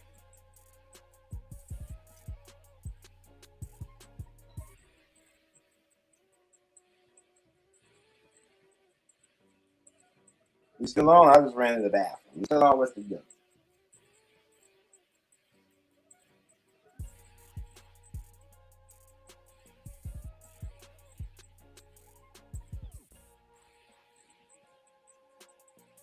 What happened? What happened? What happened? Oh, okay. I had one to you back. Okay. Only thing I wanted to say this is that listen, all valid points, man. But you know, again, like we're comfortable with how things are because it's just how it is. But we're all it's been distorted. Everything is distorted intentionally to keep us at a certain spot within our own community, so we can't get back to the Black Wall Streets. We don't trust each other with our own money anymore because unless we see something already established, we don't like to build from the ground up with each other no more. We don't trust each other with our own money anymore. We can't even gravitate to get our own super PACs. Like Dr. Carl Anderson said, we can't even build up the way he said to build our own super PACs, our own fucking council. Black folks will be in the same space until we have our own lawmakers, our own super PACs, people that's relatable to people in the hood, that's representing more on the elite level, but that feels like that they should be able to gravitate back down to us so they can transfer that to the higher ups. You get what I'm saying? To change certain things. As long as there's older folks running the show with the older ideologies, we're still going to be where we are. And folks is just going to be lazy, comfortable. Hey, long as I'm living, I'm cool. Because anything is better than what my ancestors was going through. Because ain't none of us going to go out there and pick cotton for 50 cents a day. Ain't nobody going to go do that. Yeah, we'll let the Mexicans go on out there in that sweltering heat and go ahead and pick them berries for only $1 or $5 an hour. We're not doing that. Mm-hmm. We're not doing that. We did enough of that during slavery. We're not finna beneath ourselves to where we're working like that anymore. We're not. We don't have to. So kudos to the Mexicans that's doing that. Statistics say that we do, though. Huh? The statistics say that we do. Say we what? Man, there ain't enough black hustlers out here, man. Well, we didn't respect the black hustlers that was when they was out here.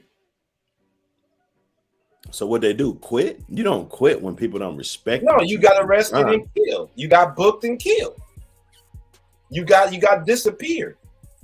You see, we don't come together like the Sinaloa cartel to go against the whole government that goes against one. We don't. We got the numbers, but we don't got the wherewithal. We're too scared. They put us in this space to where we're too scared to fight together because they destroyed the ones that sacrificed it all. You know, the ones that was willing to be extreme and radical about us. They killed them off.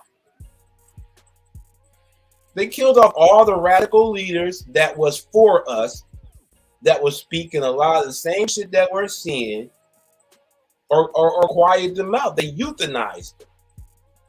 And now you ask these young folks today who's a Fred Hampton, was they be like, who? Who? Who? Khalid Muhammad, who? Dr. Claude Anderson, who? You know, cats don't even respect the cats that's giving us real history about ourselves. These cats don't really respect the Tariq Nasheeds and Dr. Umars and they because of how they live personally, but they're preaching. These are the most historian people that we're going to get about our history that you're going to get unless you read a book, which most aren't doing no more. It's taboo to read a book. But we know that most of the information that's going to be fulfilling is going to come from a book. But don't nobody got the patience and time to read a book anymore in the world of social media. Don't nobody got time for that. So when you run across the ones that still is reading books, you got to really commend them. Because it takes a lot of patience and self-control and discipline nowadays to turn your TV off, turn your phone off, turn your radio off, and be undisturbed and read a few chapters of your book without being disturbed, unless it's after when everybody's asleep.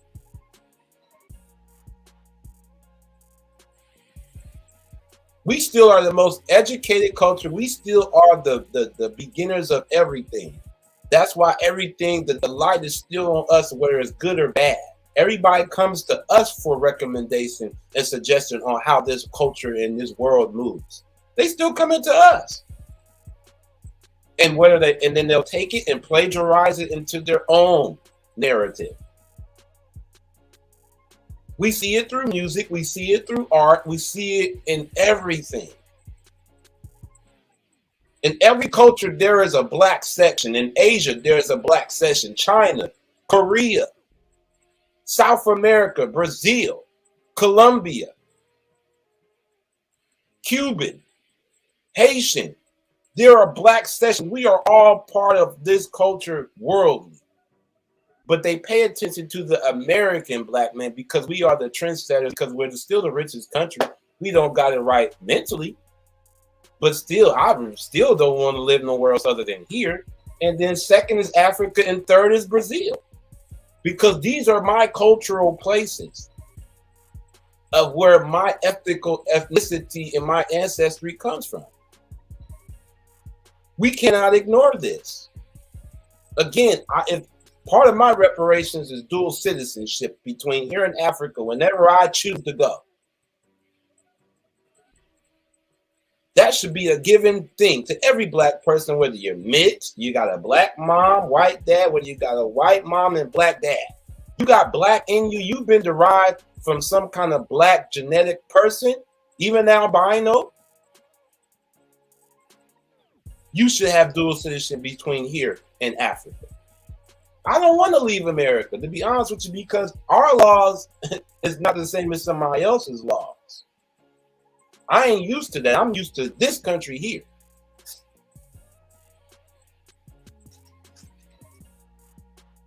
Yeah, now it's hard. We born here, so yeah, that's kind of hard. I mean, I can see if we were born here, that'd be kind of easy for us to tell us to go back. But yeah, we were born here. My grandparents were born here.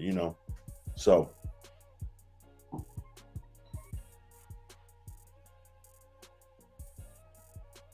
Oh, right.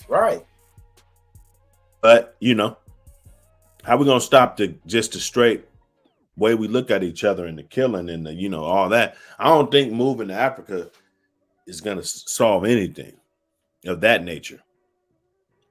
The jealousy, the envy, the all of that. Toxic women. I don't know if even the super PACs. I don't know if the super PACs are gonna fix that. So yeah, we get some super PACs and what? All this shit goes away. Takeoff comes back. So we fucked up, man. But I think it's like when we get into politics, I think we're moving too fast. We need to fucking divest from fucking politics for a minute, in my opinion, and get back down to the fundamentals of shit, of family, values and shit, Then do the politics shit. Once we get that straight and knowing how to live in these communities and shit, we can't go to it's just like a Detroit. They got tons of houses. I was just talking to my partner. Matter of fact, I think he sent me a couple listings. But the houses is dirt cheap. But then it's think about moving to Detroit? No, I'm just saying. Well, you know why it's dirt cheap than Detroit, though. Detroit is like East Cleveland right now, bro. You said what? Detroit is like East Cleveland right now, bro. It's pretty bad. It's pretty bad. Yeah, but I think the housing market and shit's gonna go up though. Eventually. Could. Eventually, getting gentrified. That people are saying they're starting to gentrify it. Detroit probably got started with listen. Detroit, man, after Ford left, man. After Ford left, man. That's when it got bad, man. Pretty much during the 90s, when after Ford left. After that, them car plants left. That was their economy, man. That was their economy. Right. You know, Detroit is like East Cleveland is bad. The city just said, fuck East Cleveland. It's just, it ain't got nothing on Seattle, Tacoma, nothing slums. But we should still be able to, as a people, we still should be able to live together in those fucked up neighborhoods. No, they're gonna drive us out and just like you said, build new parking lots and commercial shit in the hood, but try to make us seem like that was a bad area the whole time. And then they come in and build these high-rise, expensive places like they doing here. Exactly. Oh, this is a dangerous neighborhood. Only to drive us out more south, like they did with Seattle. They got folks in Kent and renting. You know, just to take us out the hood in Seattle and say it's hood over here. But then y'all went and built all these expensive high rises that you got these college folks or older retired folks moving in. And now they're riding bikes with their kids along a street that used to be drive-bys on every time. Exactly. But you had to convince us this was a hood. This was bad. And that's when you get people saying, oh, well, why should I have to leave the hood when they come into the hood and building up suburban kind of like complexes and buildings in the spot that you had me convinced that was a bad, impoverished area. Right. So it's all a psychological thing. And then we were the folks that sold our foundational childhood homes to let them do what they wanted to do. Some didn't. But most did because the money that money sounded right instead of passing it on to your kids. So we can keep this foundation here. Well, a lot of times that's that land, to me, that land is everything. Especially the CD to me is worthless. But you can't tell the folks that done gentrified it out and rebuilt it to what they own no more. Well, they're the conquerors. Right. We were the prey. So the conquerors, yeah, you should be happy of everything you conquer. In my opinion, that's just me. I think you should be proud of all that shit. If something in life, you conquer, then whether if it's your fears or whatever it is, you conquer a woman. You should be proud of that. But for us, the CD. That was an area. That was the only area that they were giving black people loans to live. You feel me? Mm-hmm. It wasn't like a privilege. You feel me? And it was cool like that because they said, okay, well, we'll give all the black people loans to buy houses. All my grandparents and shit, the brothers and sisters, they was moving up here from Texas and Mississippi, all, you know what I'm saying? Because it's like, okay, well, they letting black people buy in this area. But that's pretty much to keep to me, because I got the criminal mindset. So to me, that was really just to keep all the black people in one area so that they wouldn't be going to the Woodinvilles. They wouldn't be going to the Belleviews and the Kirklands and the Duvals and the Lake City and fucking Linwood and you know what I'm saying? Even over there, we can go as far as to University Place and fucking Lacey and Yelm and that's where the fucking real estate is, man. And we can't name black neighborhoods like that. We can't just name hella black neighborhoods. What we say? The CD, the Hilltop, the South End. That's it. Stop it. Stop it. Right there. Parts of Lakewood. Stop it. Parks. Stop it. You see what I'm saying? Right. So it's kind of like, why were And they we were so small privileged to live in these parts when we could have been in Edmonds and, you know, branching off, and so that the white man wouldn't have a chance to target us. Hood, did you know? Listen, Hood, did you know Centralia was founded by a black man? I didn't know. Centralia was found. They recognized this cat, got his monument plaque, but it was founded by a black man. But there's not many black folks that go through there. Right. Centralia, bro. Founded by a black man. No lie.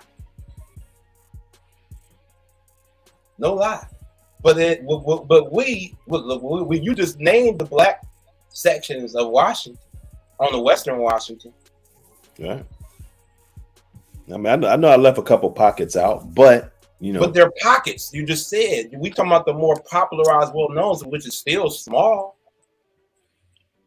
Our black sections in Seattle and Tacoma is small, but when we were coming up, Seattle was coming up to be a black place, you know, because of Norm Rice and you know, people was respecting when Ebony magazine was out.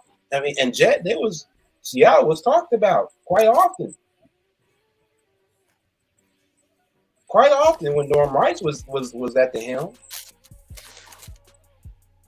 You know. But we have a small section. Did nobody look at us in Seattle and Tacoma like the hood? We don't got projects, but you couldn't tell us that. You couldn't tell folks that stayed in Yesler that.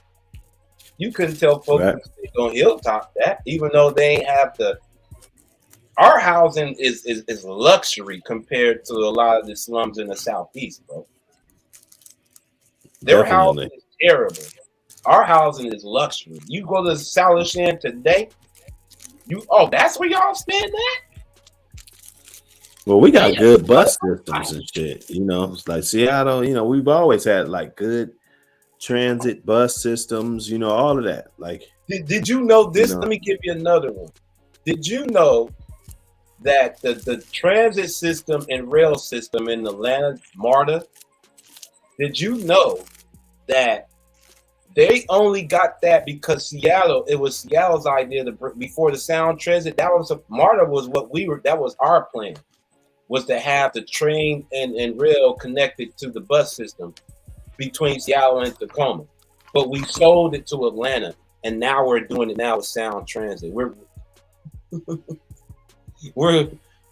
We sold that to Atlanta. MARTA was supposed to be Seattle, but we sold it to Atlanta. And only to redo it with Sound Transit. Now you see the railings are starting to come around and go through with, you know, but we sold it to Atlanta. And that and their public transit system mixed in with the rail is great because it connects to all the neighborhoods. You know.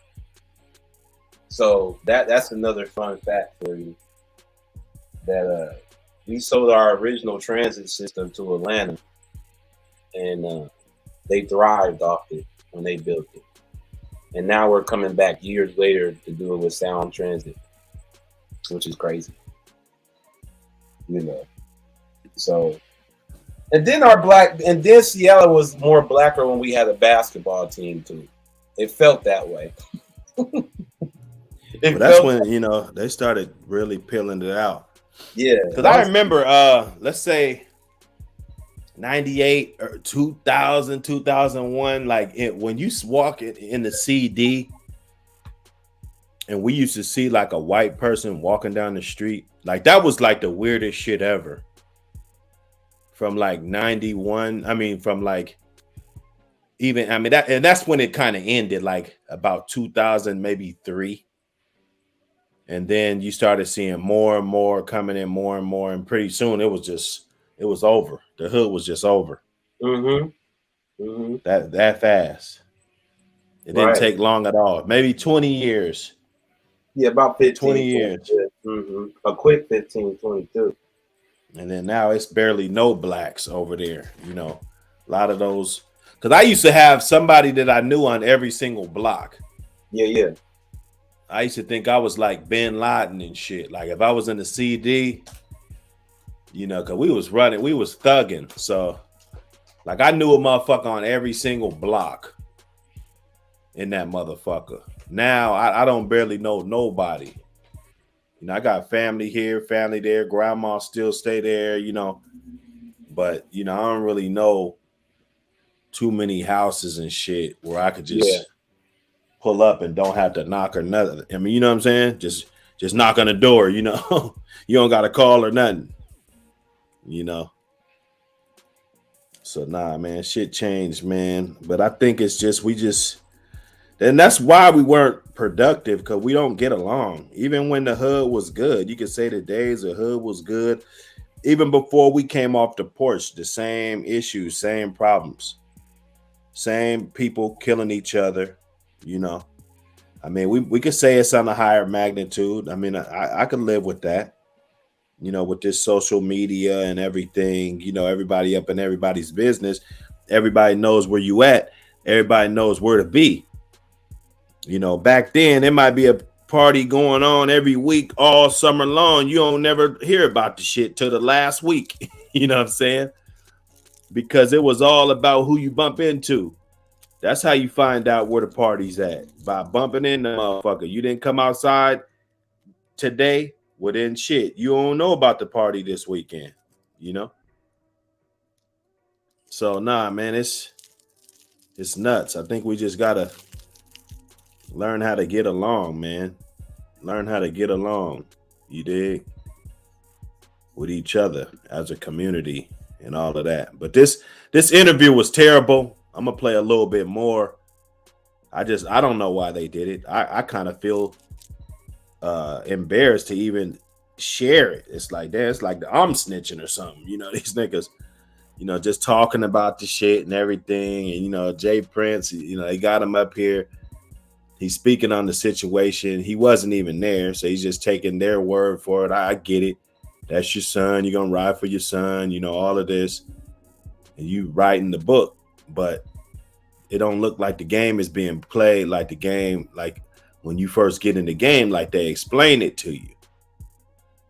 You know, and there's a fine print, and it's usually a guy's looking like he's hating because he was unsuccessful at playing the game. But nah, this ain't the case. It's just, this is sickening.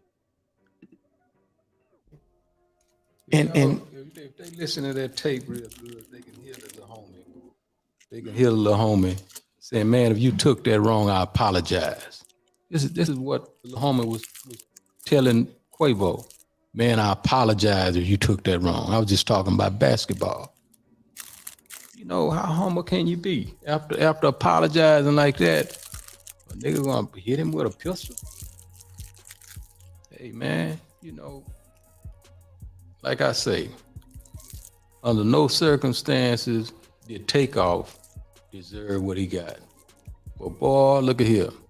That other clown, hey man, that's where it's at.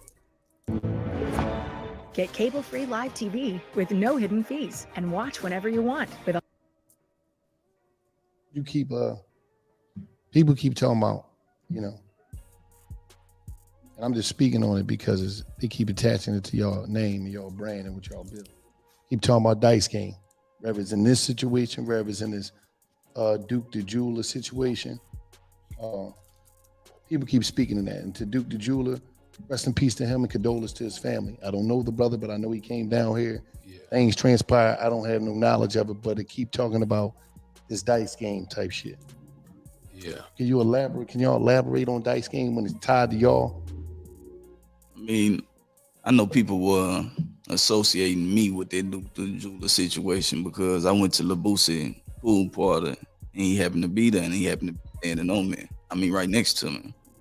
The truth is, I never met him before. I had no idea who he is. I didn't even know he was a jeweler until after his passing. And then the night of that game isn't the night that he got killed. He got killed leaving Boosie concert the next night because somebody tried to rob him. So, you know, the internet play internet games. But this is a situation with a dude that I didn't even know. I ain't know his name.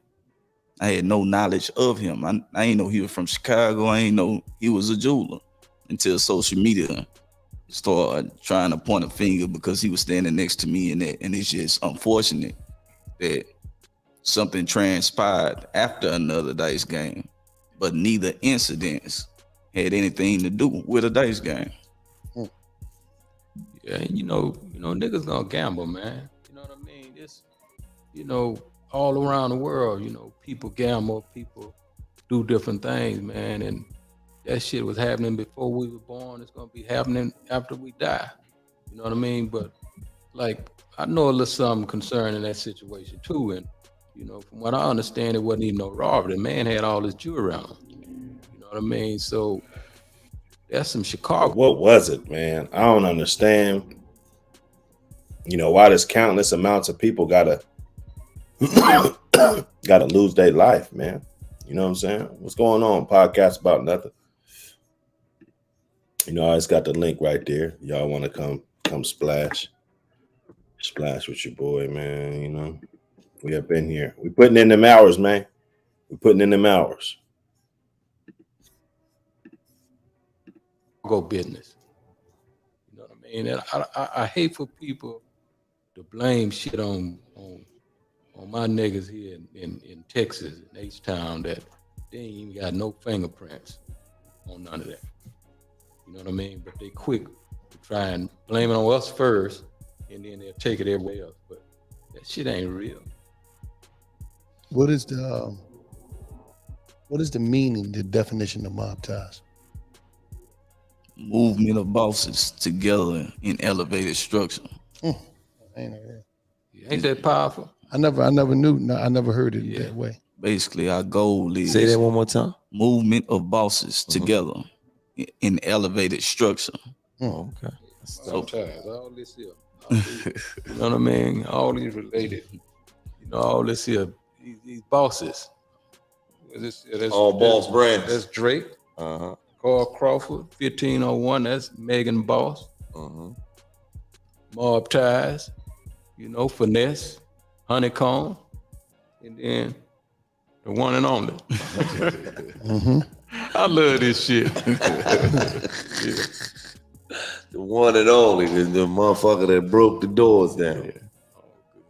Absolutely, man. But it's I love that name, man, and I wanna talk about that for a minute because the enemy wanna belittle us to gain conversation and all that small shit. It's a situation.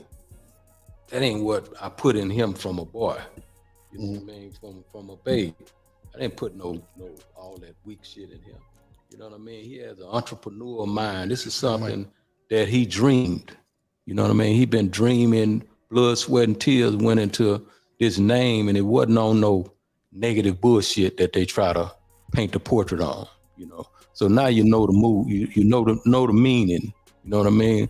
A movement of bosses, you know what I mean? A movement of bosses. If you don't remember the rest, just remember a movement of bosses. And if you qualify, let's ride. Now, Jazz. How Jazz?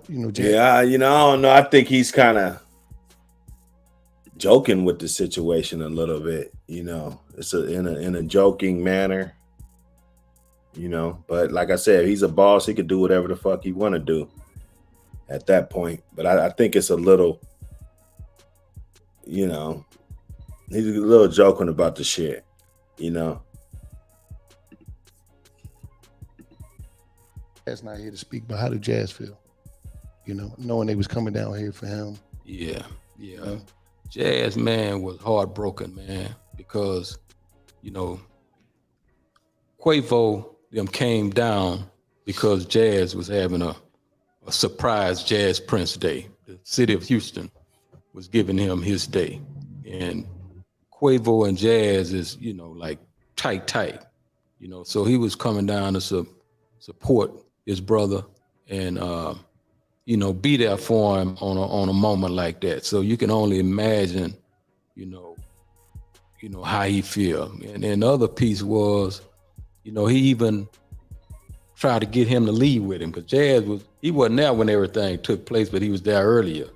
and he asked Quavo to leave with him, but the homies wanted to stay and hang out, which was, a noble thing to do, not thinking all this shit. Niggas like to party, like to have fun. So he decided to Yeah, stay. man. Sometimes all that fun ain't cracked up what it, what it's cracked up to be, man. It's not. It's not, man.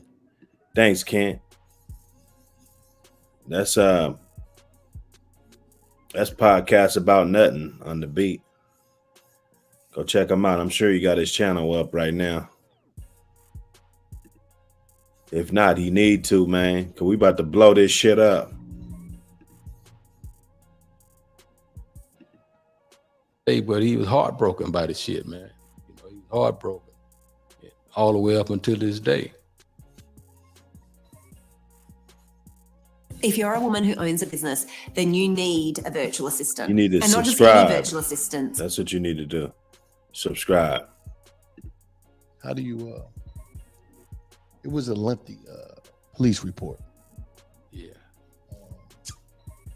By the guy that was mainly involved with this situation, and how do you feel about things that were said in that police report? Man, if Gilly would be so nice to just read some of this police report, just some of the things, so the people won't think I'm making up words. I think it'll be helpful. All right, let me see. So, Willie Bland, who admitted to firing a weapon at the scene, he stated that he seen the two males he had identified as Joshua and Watkins throughout the evening, that he had seen them with guns. He believed that Joshua said something and began pulling a gun, so he reached and punched him. He thought that males were about to try and rob Quavo. Now, we can just stop right there. And let me just explain that little piece how I feel about that bullshit. Now, clearly, this Bland dude and gave a police report that he seen these two guys with guns earlier. But these the same two guys that he decided he was gonna punch with his gun out and hit them with a gun. What do you think gonna happen? You know what I mean? You seen these niggas with guns and you gonna hit them? These people, these same guys that he talking about, man, if any enemy would have came their direction, they'd have had some problems. But as you can see, this clown saw that and decided, I'm gonna try them two guns with my one. And then he tell a blatant lie about they getting ready to rob Quavo. And Lord knows if anybody, any of them people would have tried to rob or touch Quavo, it was gonna be some real problems. So that's just not true.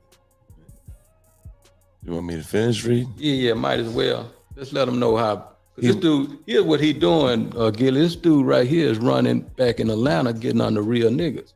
So we have to get him $1 million worth of game. Let him know. Now this is what he doing out here in Houston. Now if he running up under y'all, and you embrace him, that's on y'all. But I can't hide it from him.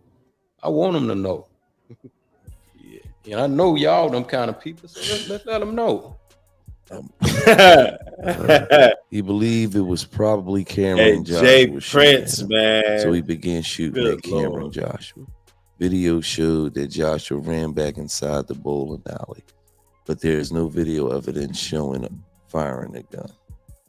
Now, just this little piece of who he's saying, this when he put my son's name in his mouth. From right here, a large black male with the victim's group later identified as Willie Bland is seen either striking or... No. Let's go to Paul where he say who gave him a gun and all that kind of stuff. Willie Bland further stated he initially obtained the gun that he discharged from Jazz Prince, who was hosting the group, including Willie Takeoff and Quavo, while they visited Houston. Willie stated that he had asked Jazz for a gun and Jazz provided him with one that was in the truck. Now listen at that. Now, Quavo, as I stated, is Jazz's brother. So of course, Jazz don't mind making sure, the homie got some heat because we understand that what goes on, right? But now you got this clown, you know, I don't know how it ended up in his hand, you know, but it ended up in his hand. This clown is saying somebody want to rob him that gave him a Man, I gun. know Texas law is way different than a lot of places, but this sounds like some incriminating shit. And somebody going to jail, bruh. Period.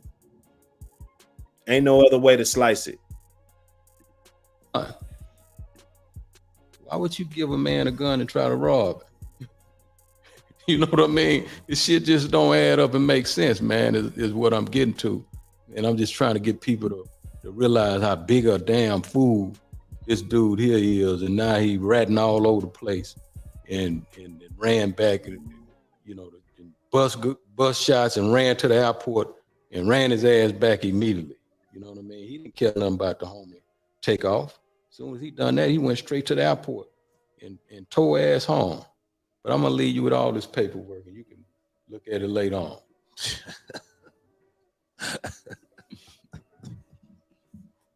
Don't leave me with the shit. I'll leave you with all this rat shit. Y'all going to Atlanta, right? Yeah. Yeah, but that's what I love about $1 Million What the Game, because, you know what I mean, we ain't about that fake shit and we want to let it be known, whatever it is. You know what I mean? You know, let that shit, definitely when it comes to these rats, we can't protect them kind of individuals. I'm gonna say this like, wow. It's just dicey, y'all. It's dicey. You know? I think we living in a time in the hip hop culture where it's though a lot of us, as we move around, we got to be more level minded. Yeah. We got to use security. We got to communicate with each other. I think we just got to be more respectful of one another, and we got to be thankful for the opportunities that hip hop has provided us with. There's a lot of brothers out here on the ground that wish they had the opportunities. A lot of dudes is taking penitentiary chances every day to take care of their family, to take care of their kids. But then there's a lot of brothers that don't have to no more. And they out, you know, they in a better situation. And I just want to say this to a lot of people, man.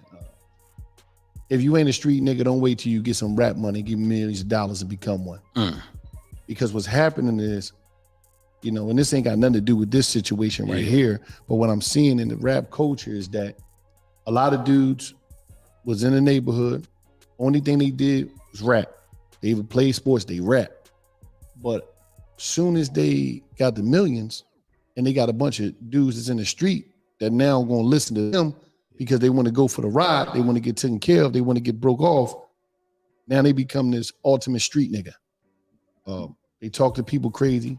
They carry themselves crazy. They on social media talking gangster shit.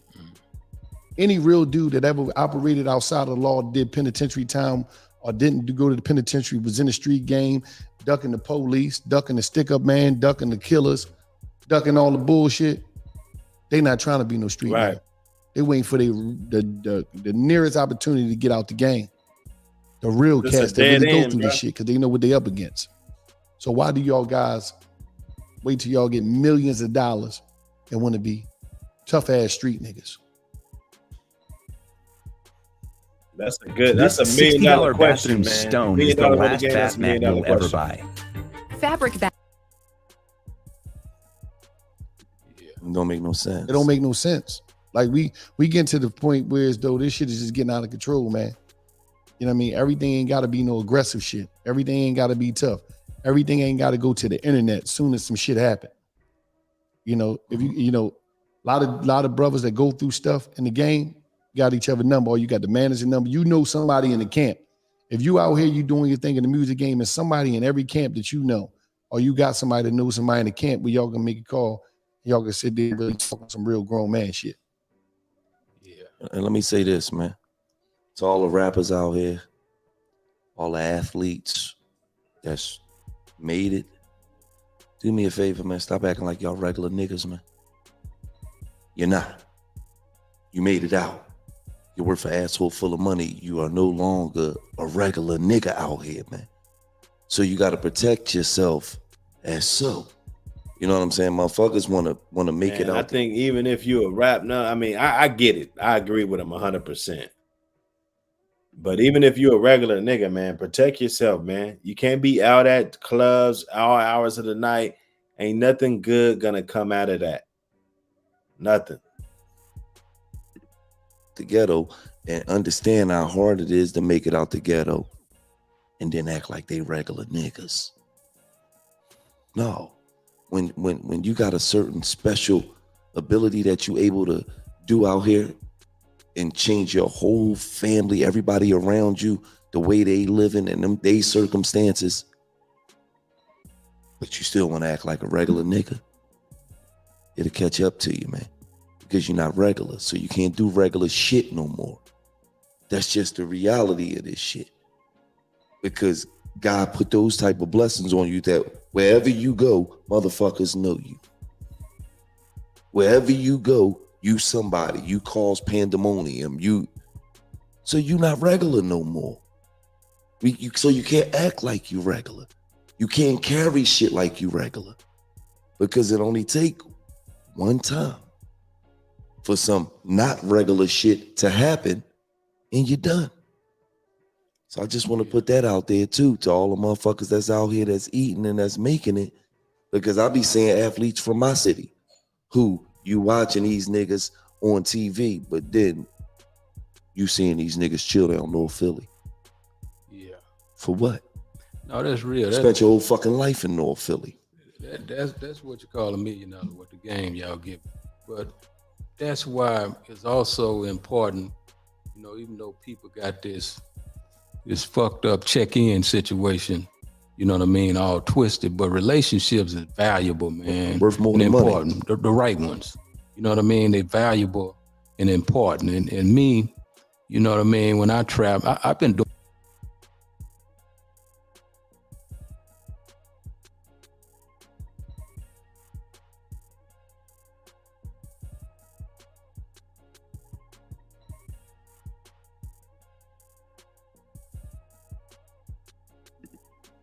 Yeah, I was muted up. But yeah, you wouldn't have this, man. You got a bunch of pawns mixing in with the bosses and they fucking it up for everybody.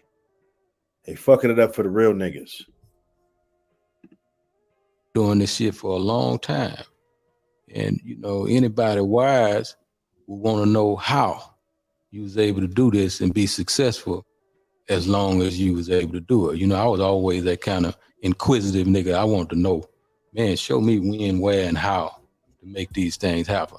So, you know, I guess I'm saying all that to say that, you know, Gilly and Wallow is absolutely right about what they saying when they saying put some protection on your ass. You know what I mean? Your ass is valuable enough to put some protection on it. And some of y'all gonna do what you want to do. So I ain't gonna tell you don't do this, don't do that, but I am gonna tell you put some protection on your ass. You know what I mean? Your objective should be to make it home to your family, your woman, or whatever every day you leave out the house. You have to think that way. You know what I mean? And you can't embrace these clowns. You know what I mean? Because a nigga that don't know how to think is a dangerous man. You know what I mean? And that's what we're dealing with this conversation that we're having right now. You know, a nigga that don't know how to think is a dangerous man. A man that feel like every altercation have to end with violence, he's a dangerous man. He's a damn fool, and it's a matter of time before he meet a damn fool. You know what I mean? And the ending gonna be bad. Mm-hmm. So that's what we're dealing with. And if there's anything that needs to change is, man, leave them damn fools in the hood. You know what I mean? Y'all know the ones that's damn fools before you even bring them out to leave them in the hood, because all the muscle and meanness and all that fighting shit in the world ain't nothing, man. You know what I mean? When it comes to a thinker. Right. You know what I mean? That little man, he was 5'2", and a whole lot of little nigga, you can't impose no muscle. I used to specialize in that shit. Hit me, big nigga, so I can deal with your ass. You know what I mean? So you have to like understand that niggas ain't thinking about fighting you no more. So get the right security, man. That's all. And the reason I always stress security is because I understand you got some real niggas from around your neighborhood that might be real with all the dumb shit. But when situations come, they might be looking at somebody as an op or opposition, and that's not even the case. It could be something that could be de-escalated, and that's what the professionals is there for. You know, when I'm talking about security, I'm talking about real live professionals. You got professional, teams out here that will handle your business for you. And you got to understand this, and I try to stress this to a lot of artists.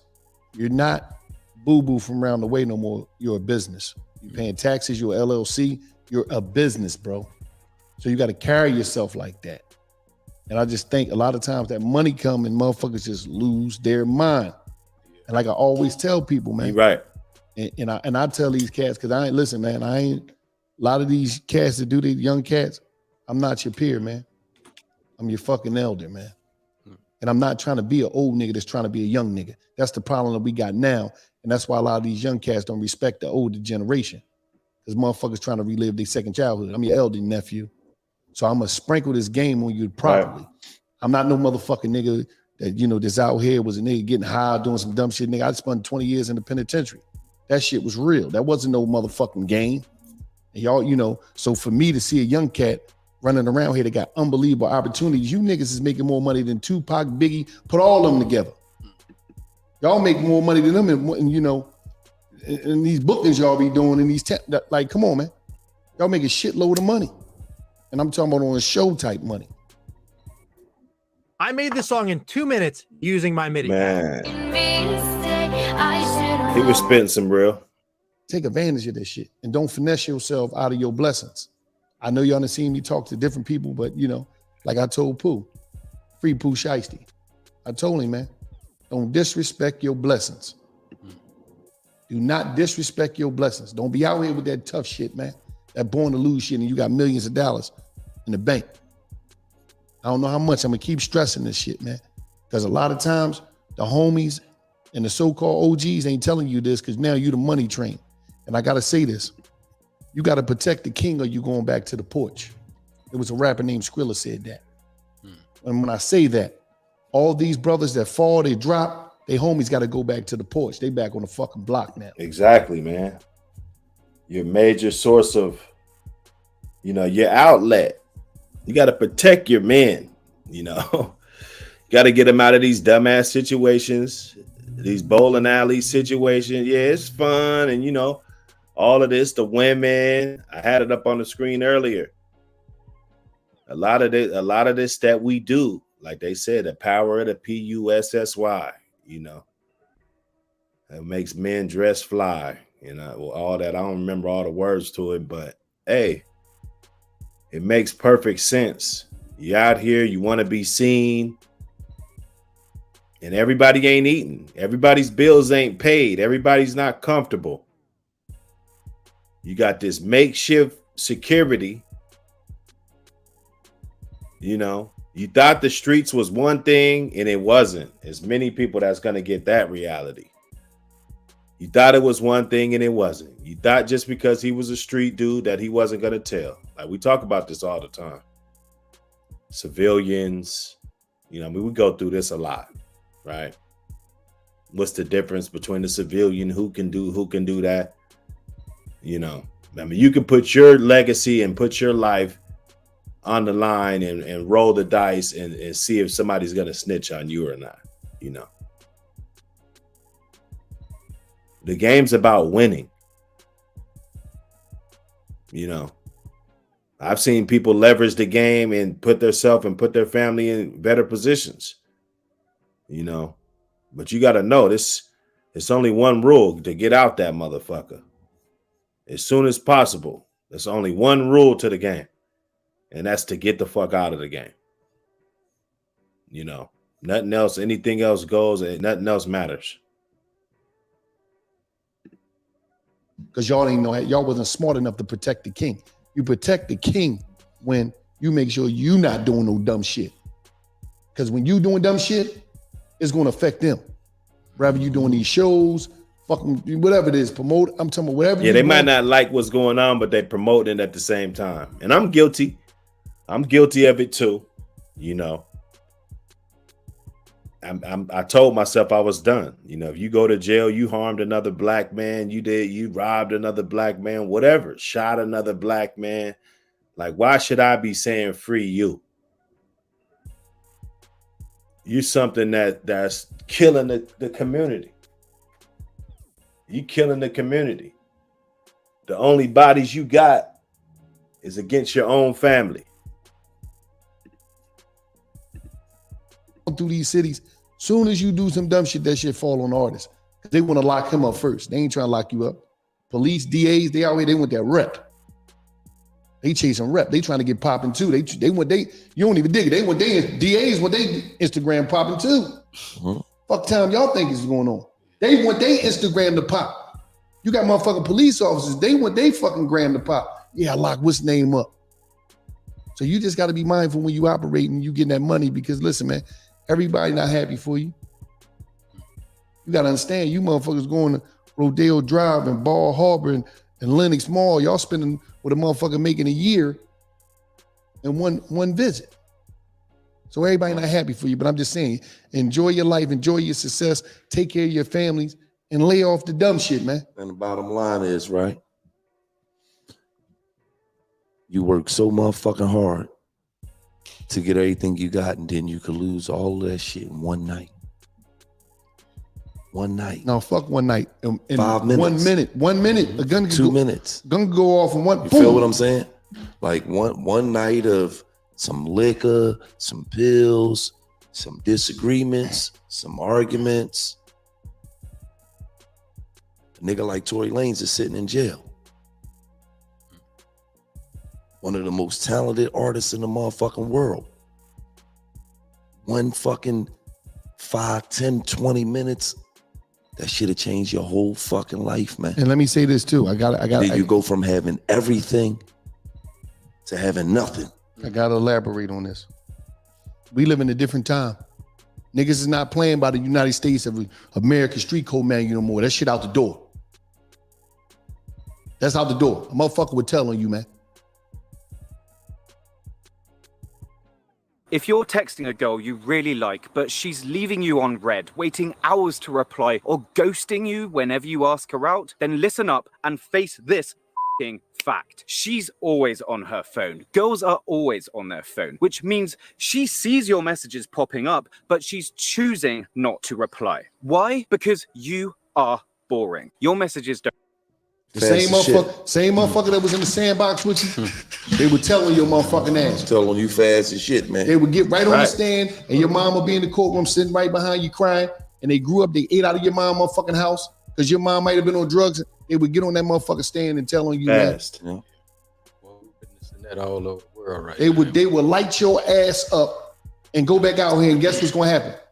The chick still gonna kick it with them? Day one. If they can make some moves, these so-called Negroes. And I seen niggas have tattoos of each other on each other's body and still tell on each other. You know what I'm saying? So all of that shit's dead, bro. All of that shit is dead. You know, that's the only way we're gonna get ahead. And the dumb people gonna just stay in it, of course, and it's gonna be a casualty rate. It's gonna keep going. It's gonna recycle. It's always gonna be some smart niggas that turn dumb and some dumb niggas that turn smart. It's a revolving door. That's why I'm not really gonna worry about it too much, but just do my part, you know, just focus on my little part, raising my 5 sons that I got. You feel me? I'm out here deep.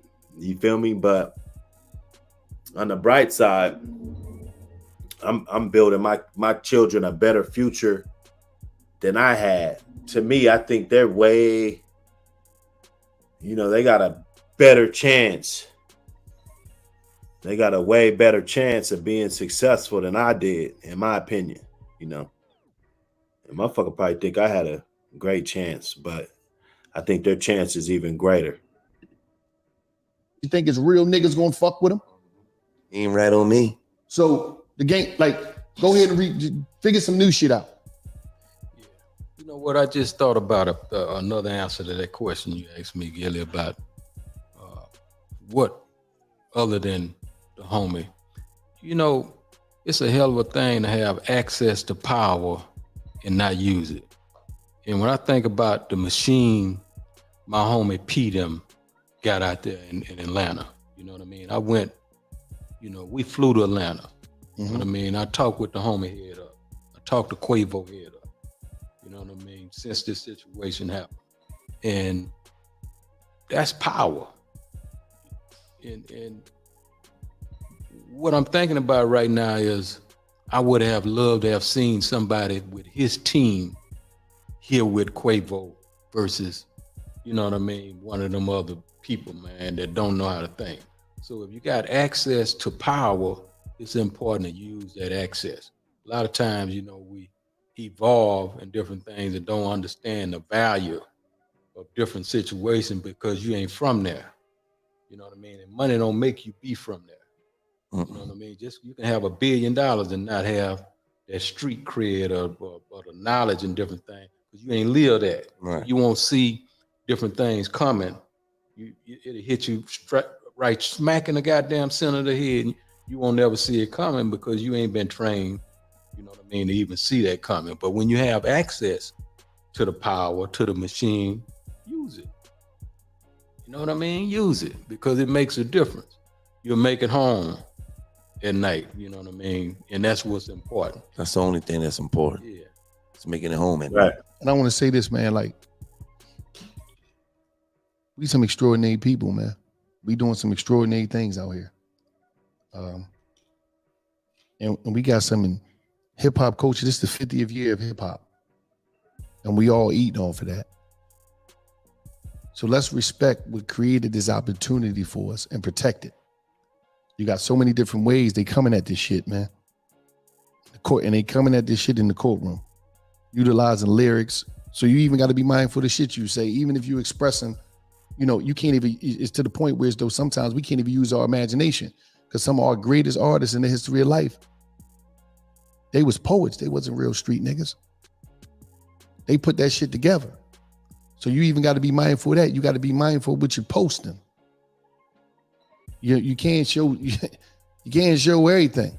Quit telling on yourself, nigga. That's what he telling you dig what I'm saying?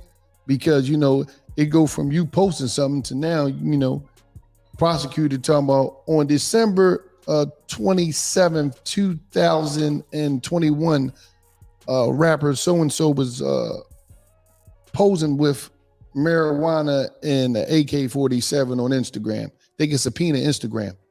Everything you post on Instagram, no matter you delete it, archive, they will subpoena Instagram and they will give them your whole, everything you ever posted, everything you ever deleted.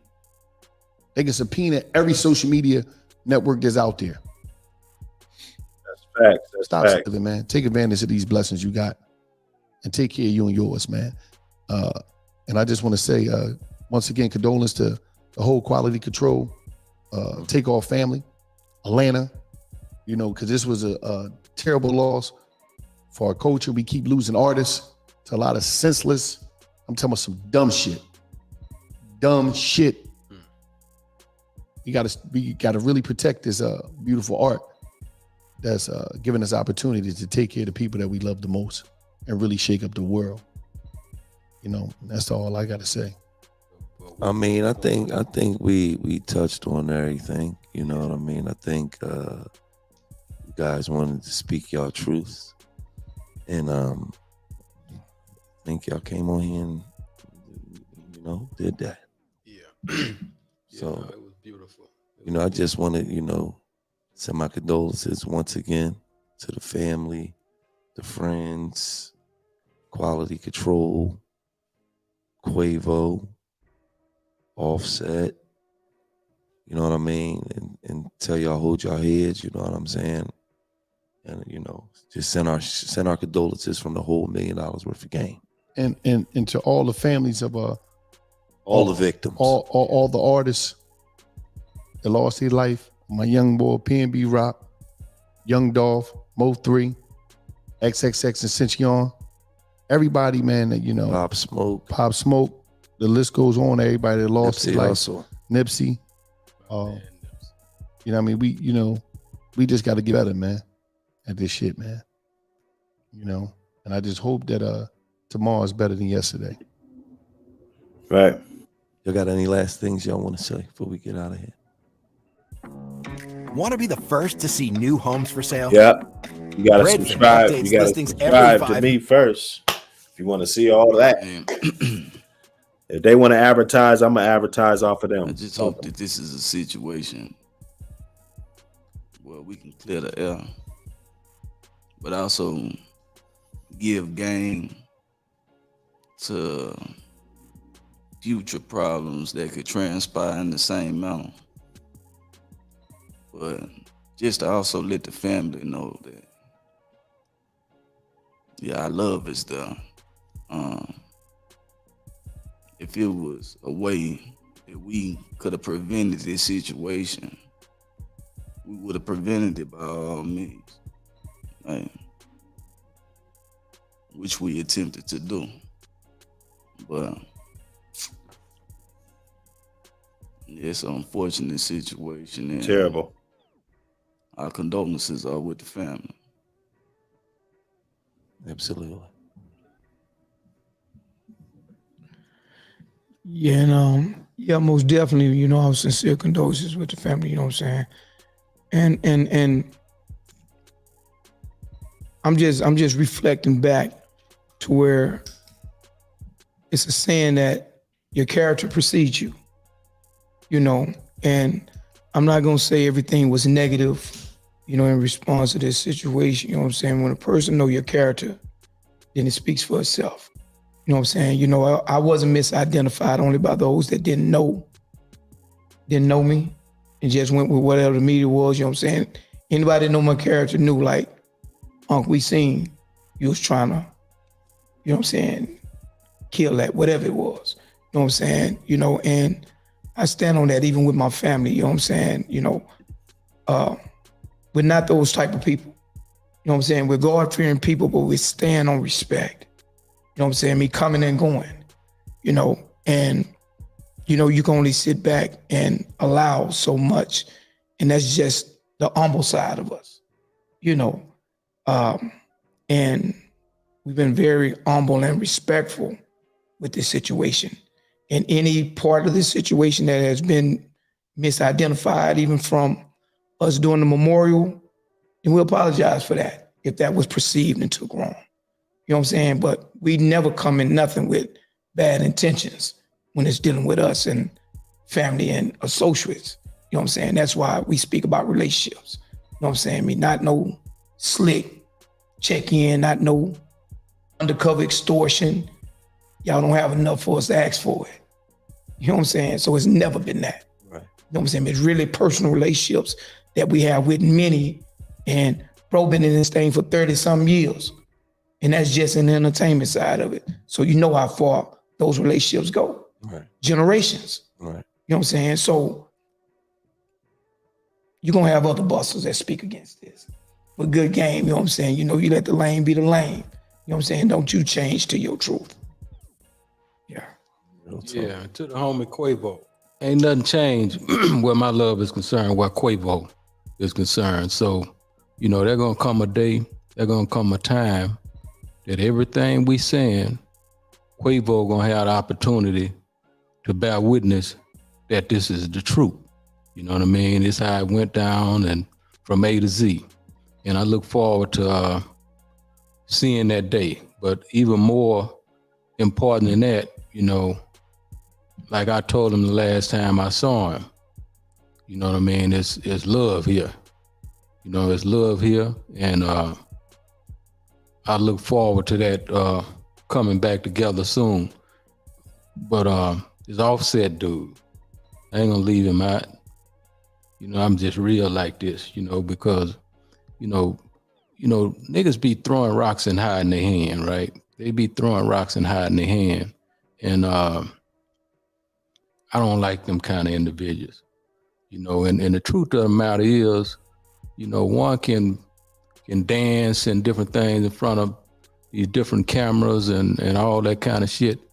And when reality, the truth of the matter is, you know, nigga, you wasn't really right there with Takeoff when he was alive. You know what I mean? So for you to be taking these positions that you taking, you know what I mean? And I got people everywhere, so I hear all kinds of things. I'm gonna just say this to you. Don't never put me in no position where, you know, I have to defend myself. You know what I mean? That wouldn't be healthy for you. And, you know, I have to say that. I hate, but it's $1 million worth of game. You know what I mean? It's $1 million worth of game, and I'm gonna give it to him right on $1 million worth of game, because I ain't gonna throw rocks and hide my hand. I'm gonna just let it be known, you know, to him, because I hear what's being said, and it's all love after that. Wow. So that was an interview. We got to dice it up. We had the fellas come up, chopped it up, you know, for a minute. That right there, I don't know how to take that coming from the side that got deleted your brother. I mean, these guys was with him. You know, they were supposed to be down there. You know, I don't know why.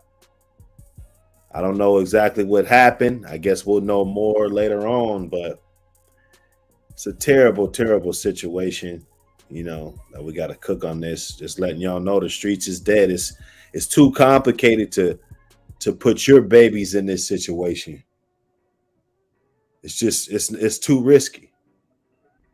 Why would you want to risk subjecting your babies to the streets and the outcome be fatal like this, and no accountability, just a bunch of finger pointing? Nobody's going, everybody's going against the code, I should say. You dig? But this is Dr. Hood. Just like we always do. We always come with that heat. Y'all. Appreciate y'all that stopped in. And we'll see you on the next one. Peace. Drop fast, move too flip too fast. Ain't no such thing too fast.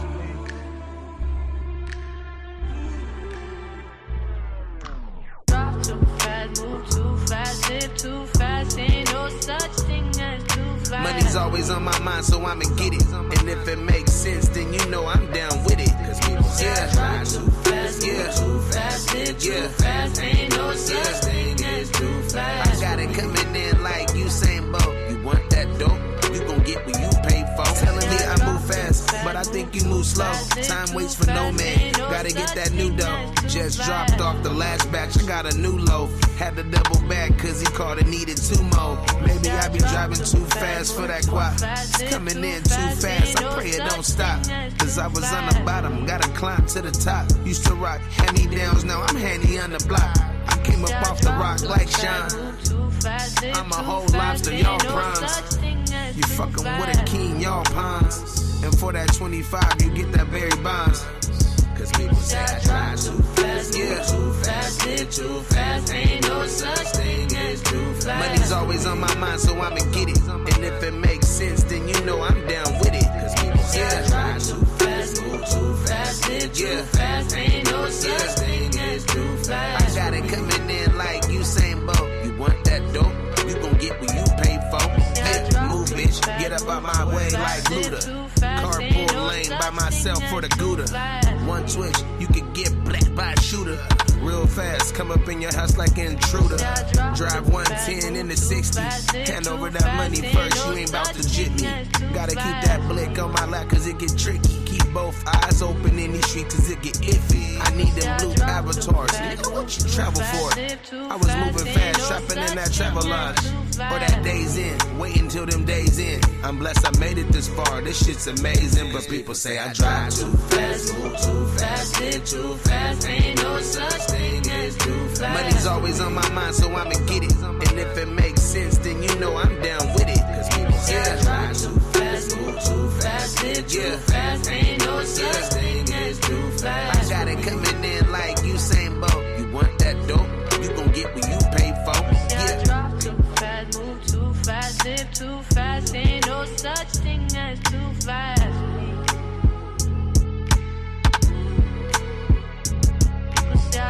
Drop fast, move too live too fast. Ain't no such thing too fast for me.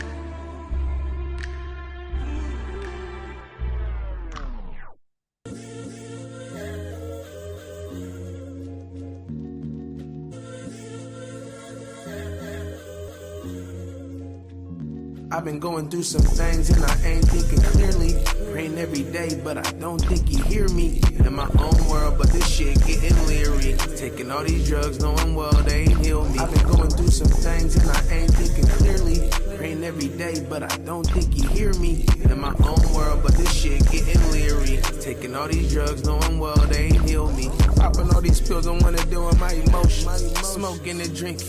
Now a nigga float, going fast when I'm driving, going through the motions. Feel like I'm alone. How that shit go unnoticed? How you about to hand that feed you? Ungrateful motherfucker, I should leave you. Why you stealing from me, nigga, and you didn't need to? My mama said it'll be the niggas right beneath you, or right beside you, they'll stab you in your back. Get caught up in the jam and no rat. That's a fact, niggas switch cheaper than that. They envy you cause they want to be where you at. Yeah. I've been going through some things and I ain't thinking clearly. Praying every day, but I don't think you hear me.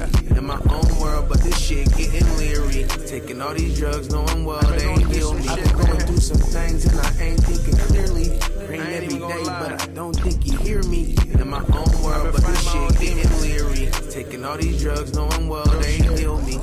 I done OD, detox off liquor for a whole week. Cold sweat 3 days, I didn't get no sleep. All I drunk was fluids, I couldn't even eat. Felt like I was gonna die. Looking in the mirror, about to cry. Like, how did I get like this? I'm asking God why. I got kids that love life, so I gotta cherish mine. I was out for 30 hours, man, I'm glad that I survived. And even after that, I kept popping pills. Smoking and drinking, cause I love how it feels. I could die by a bullet or a pill. I've been going through some things, I don't know how to feel. I've been going through some things and I ain't thinking clearly. Praying every day, but I don't think you hear me. In my own world, but this shit getting leery. Taking all these drugs, knowing well they ain't heal me. I've been going through some things and I ain't thinking clearly. Praying every day, but I don't think you hear me. In my own world, but this shit getting leery. Taking all these drugs, knowing well they ain't heal me. Can't be bad forever. Just keep going. Real shit. Love yourself, man, when nobody else does.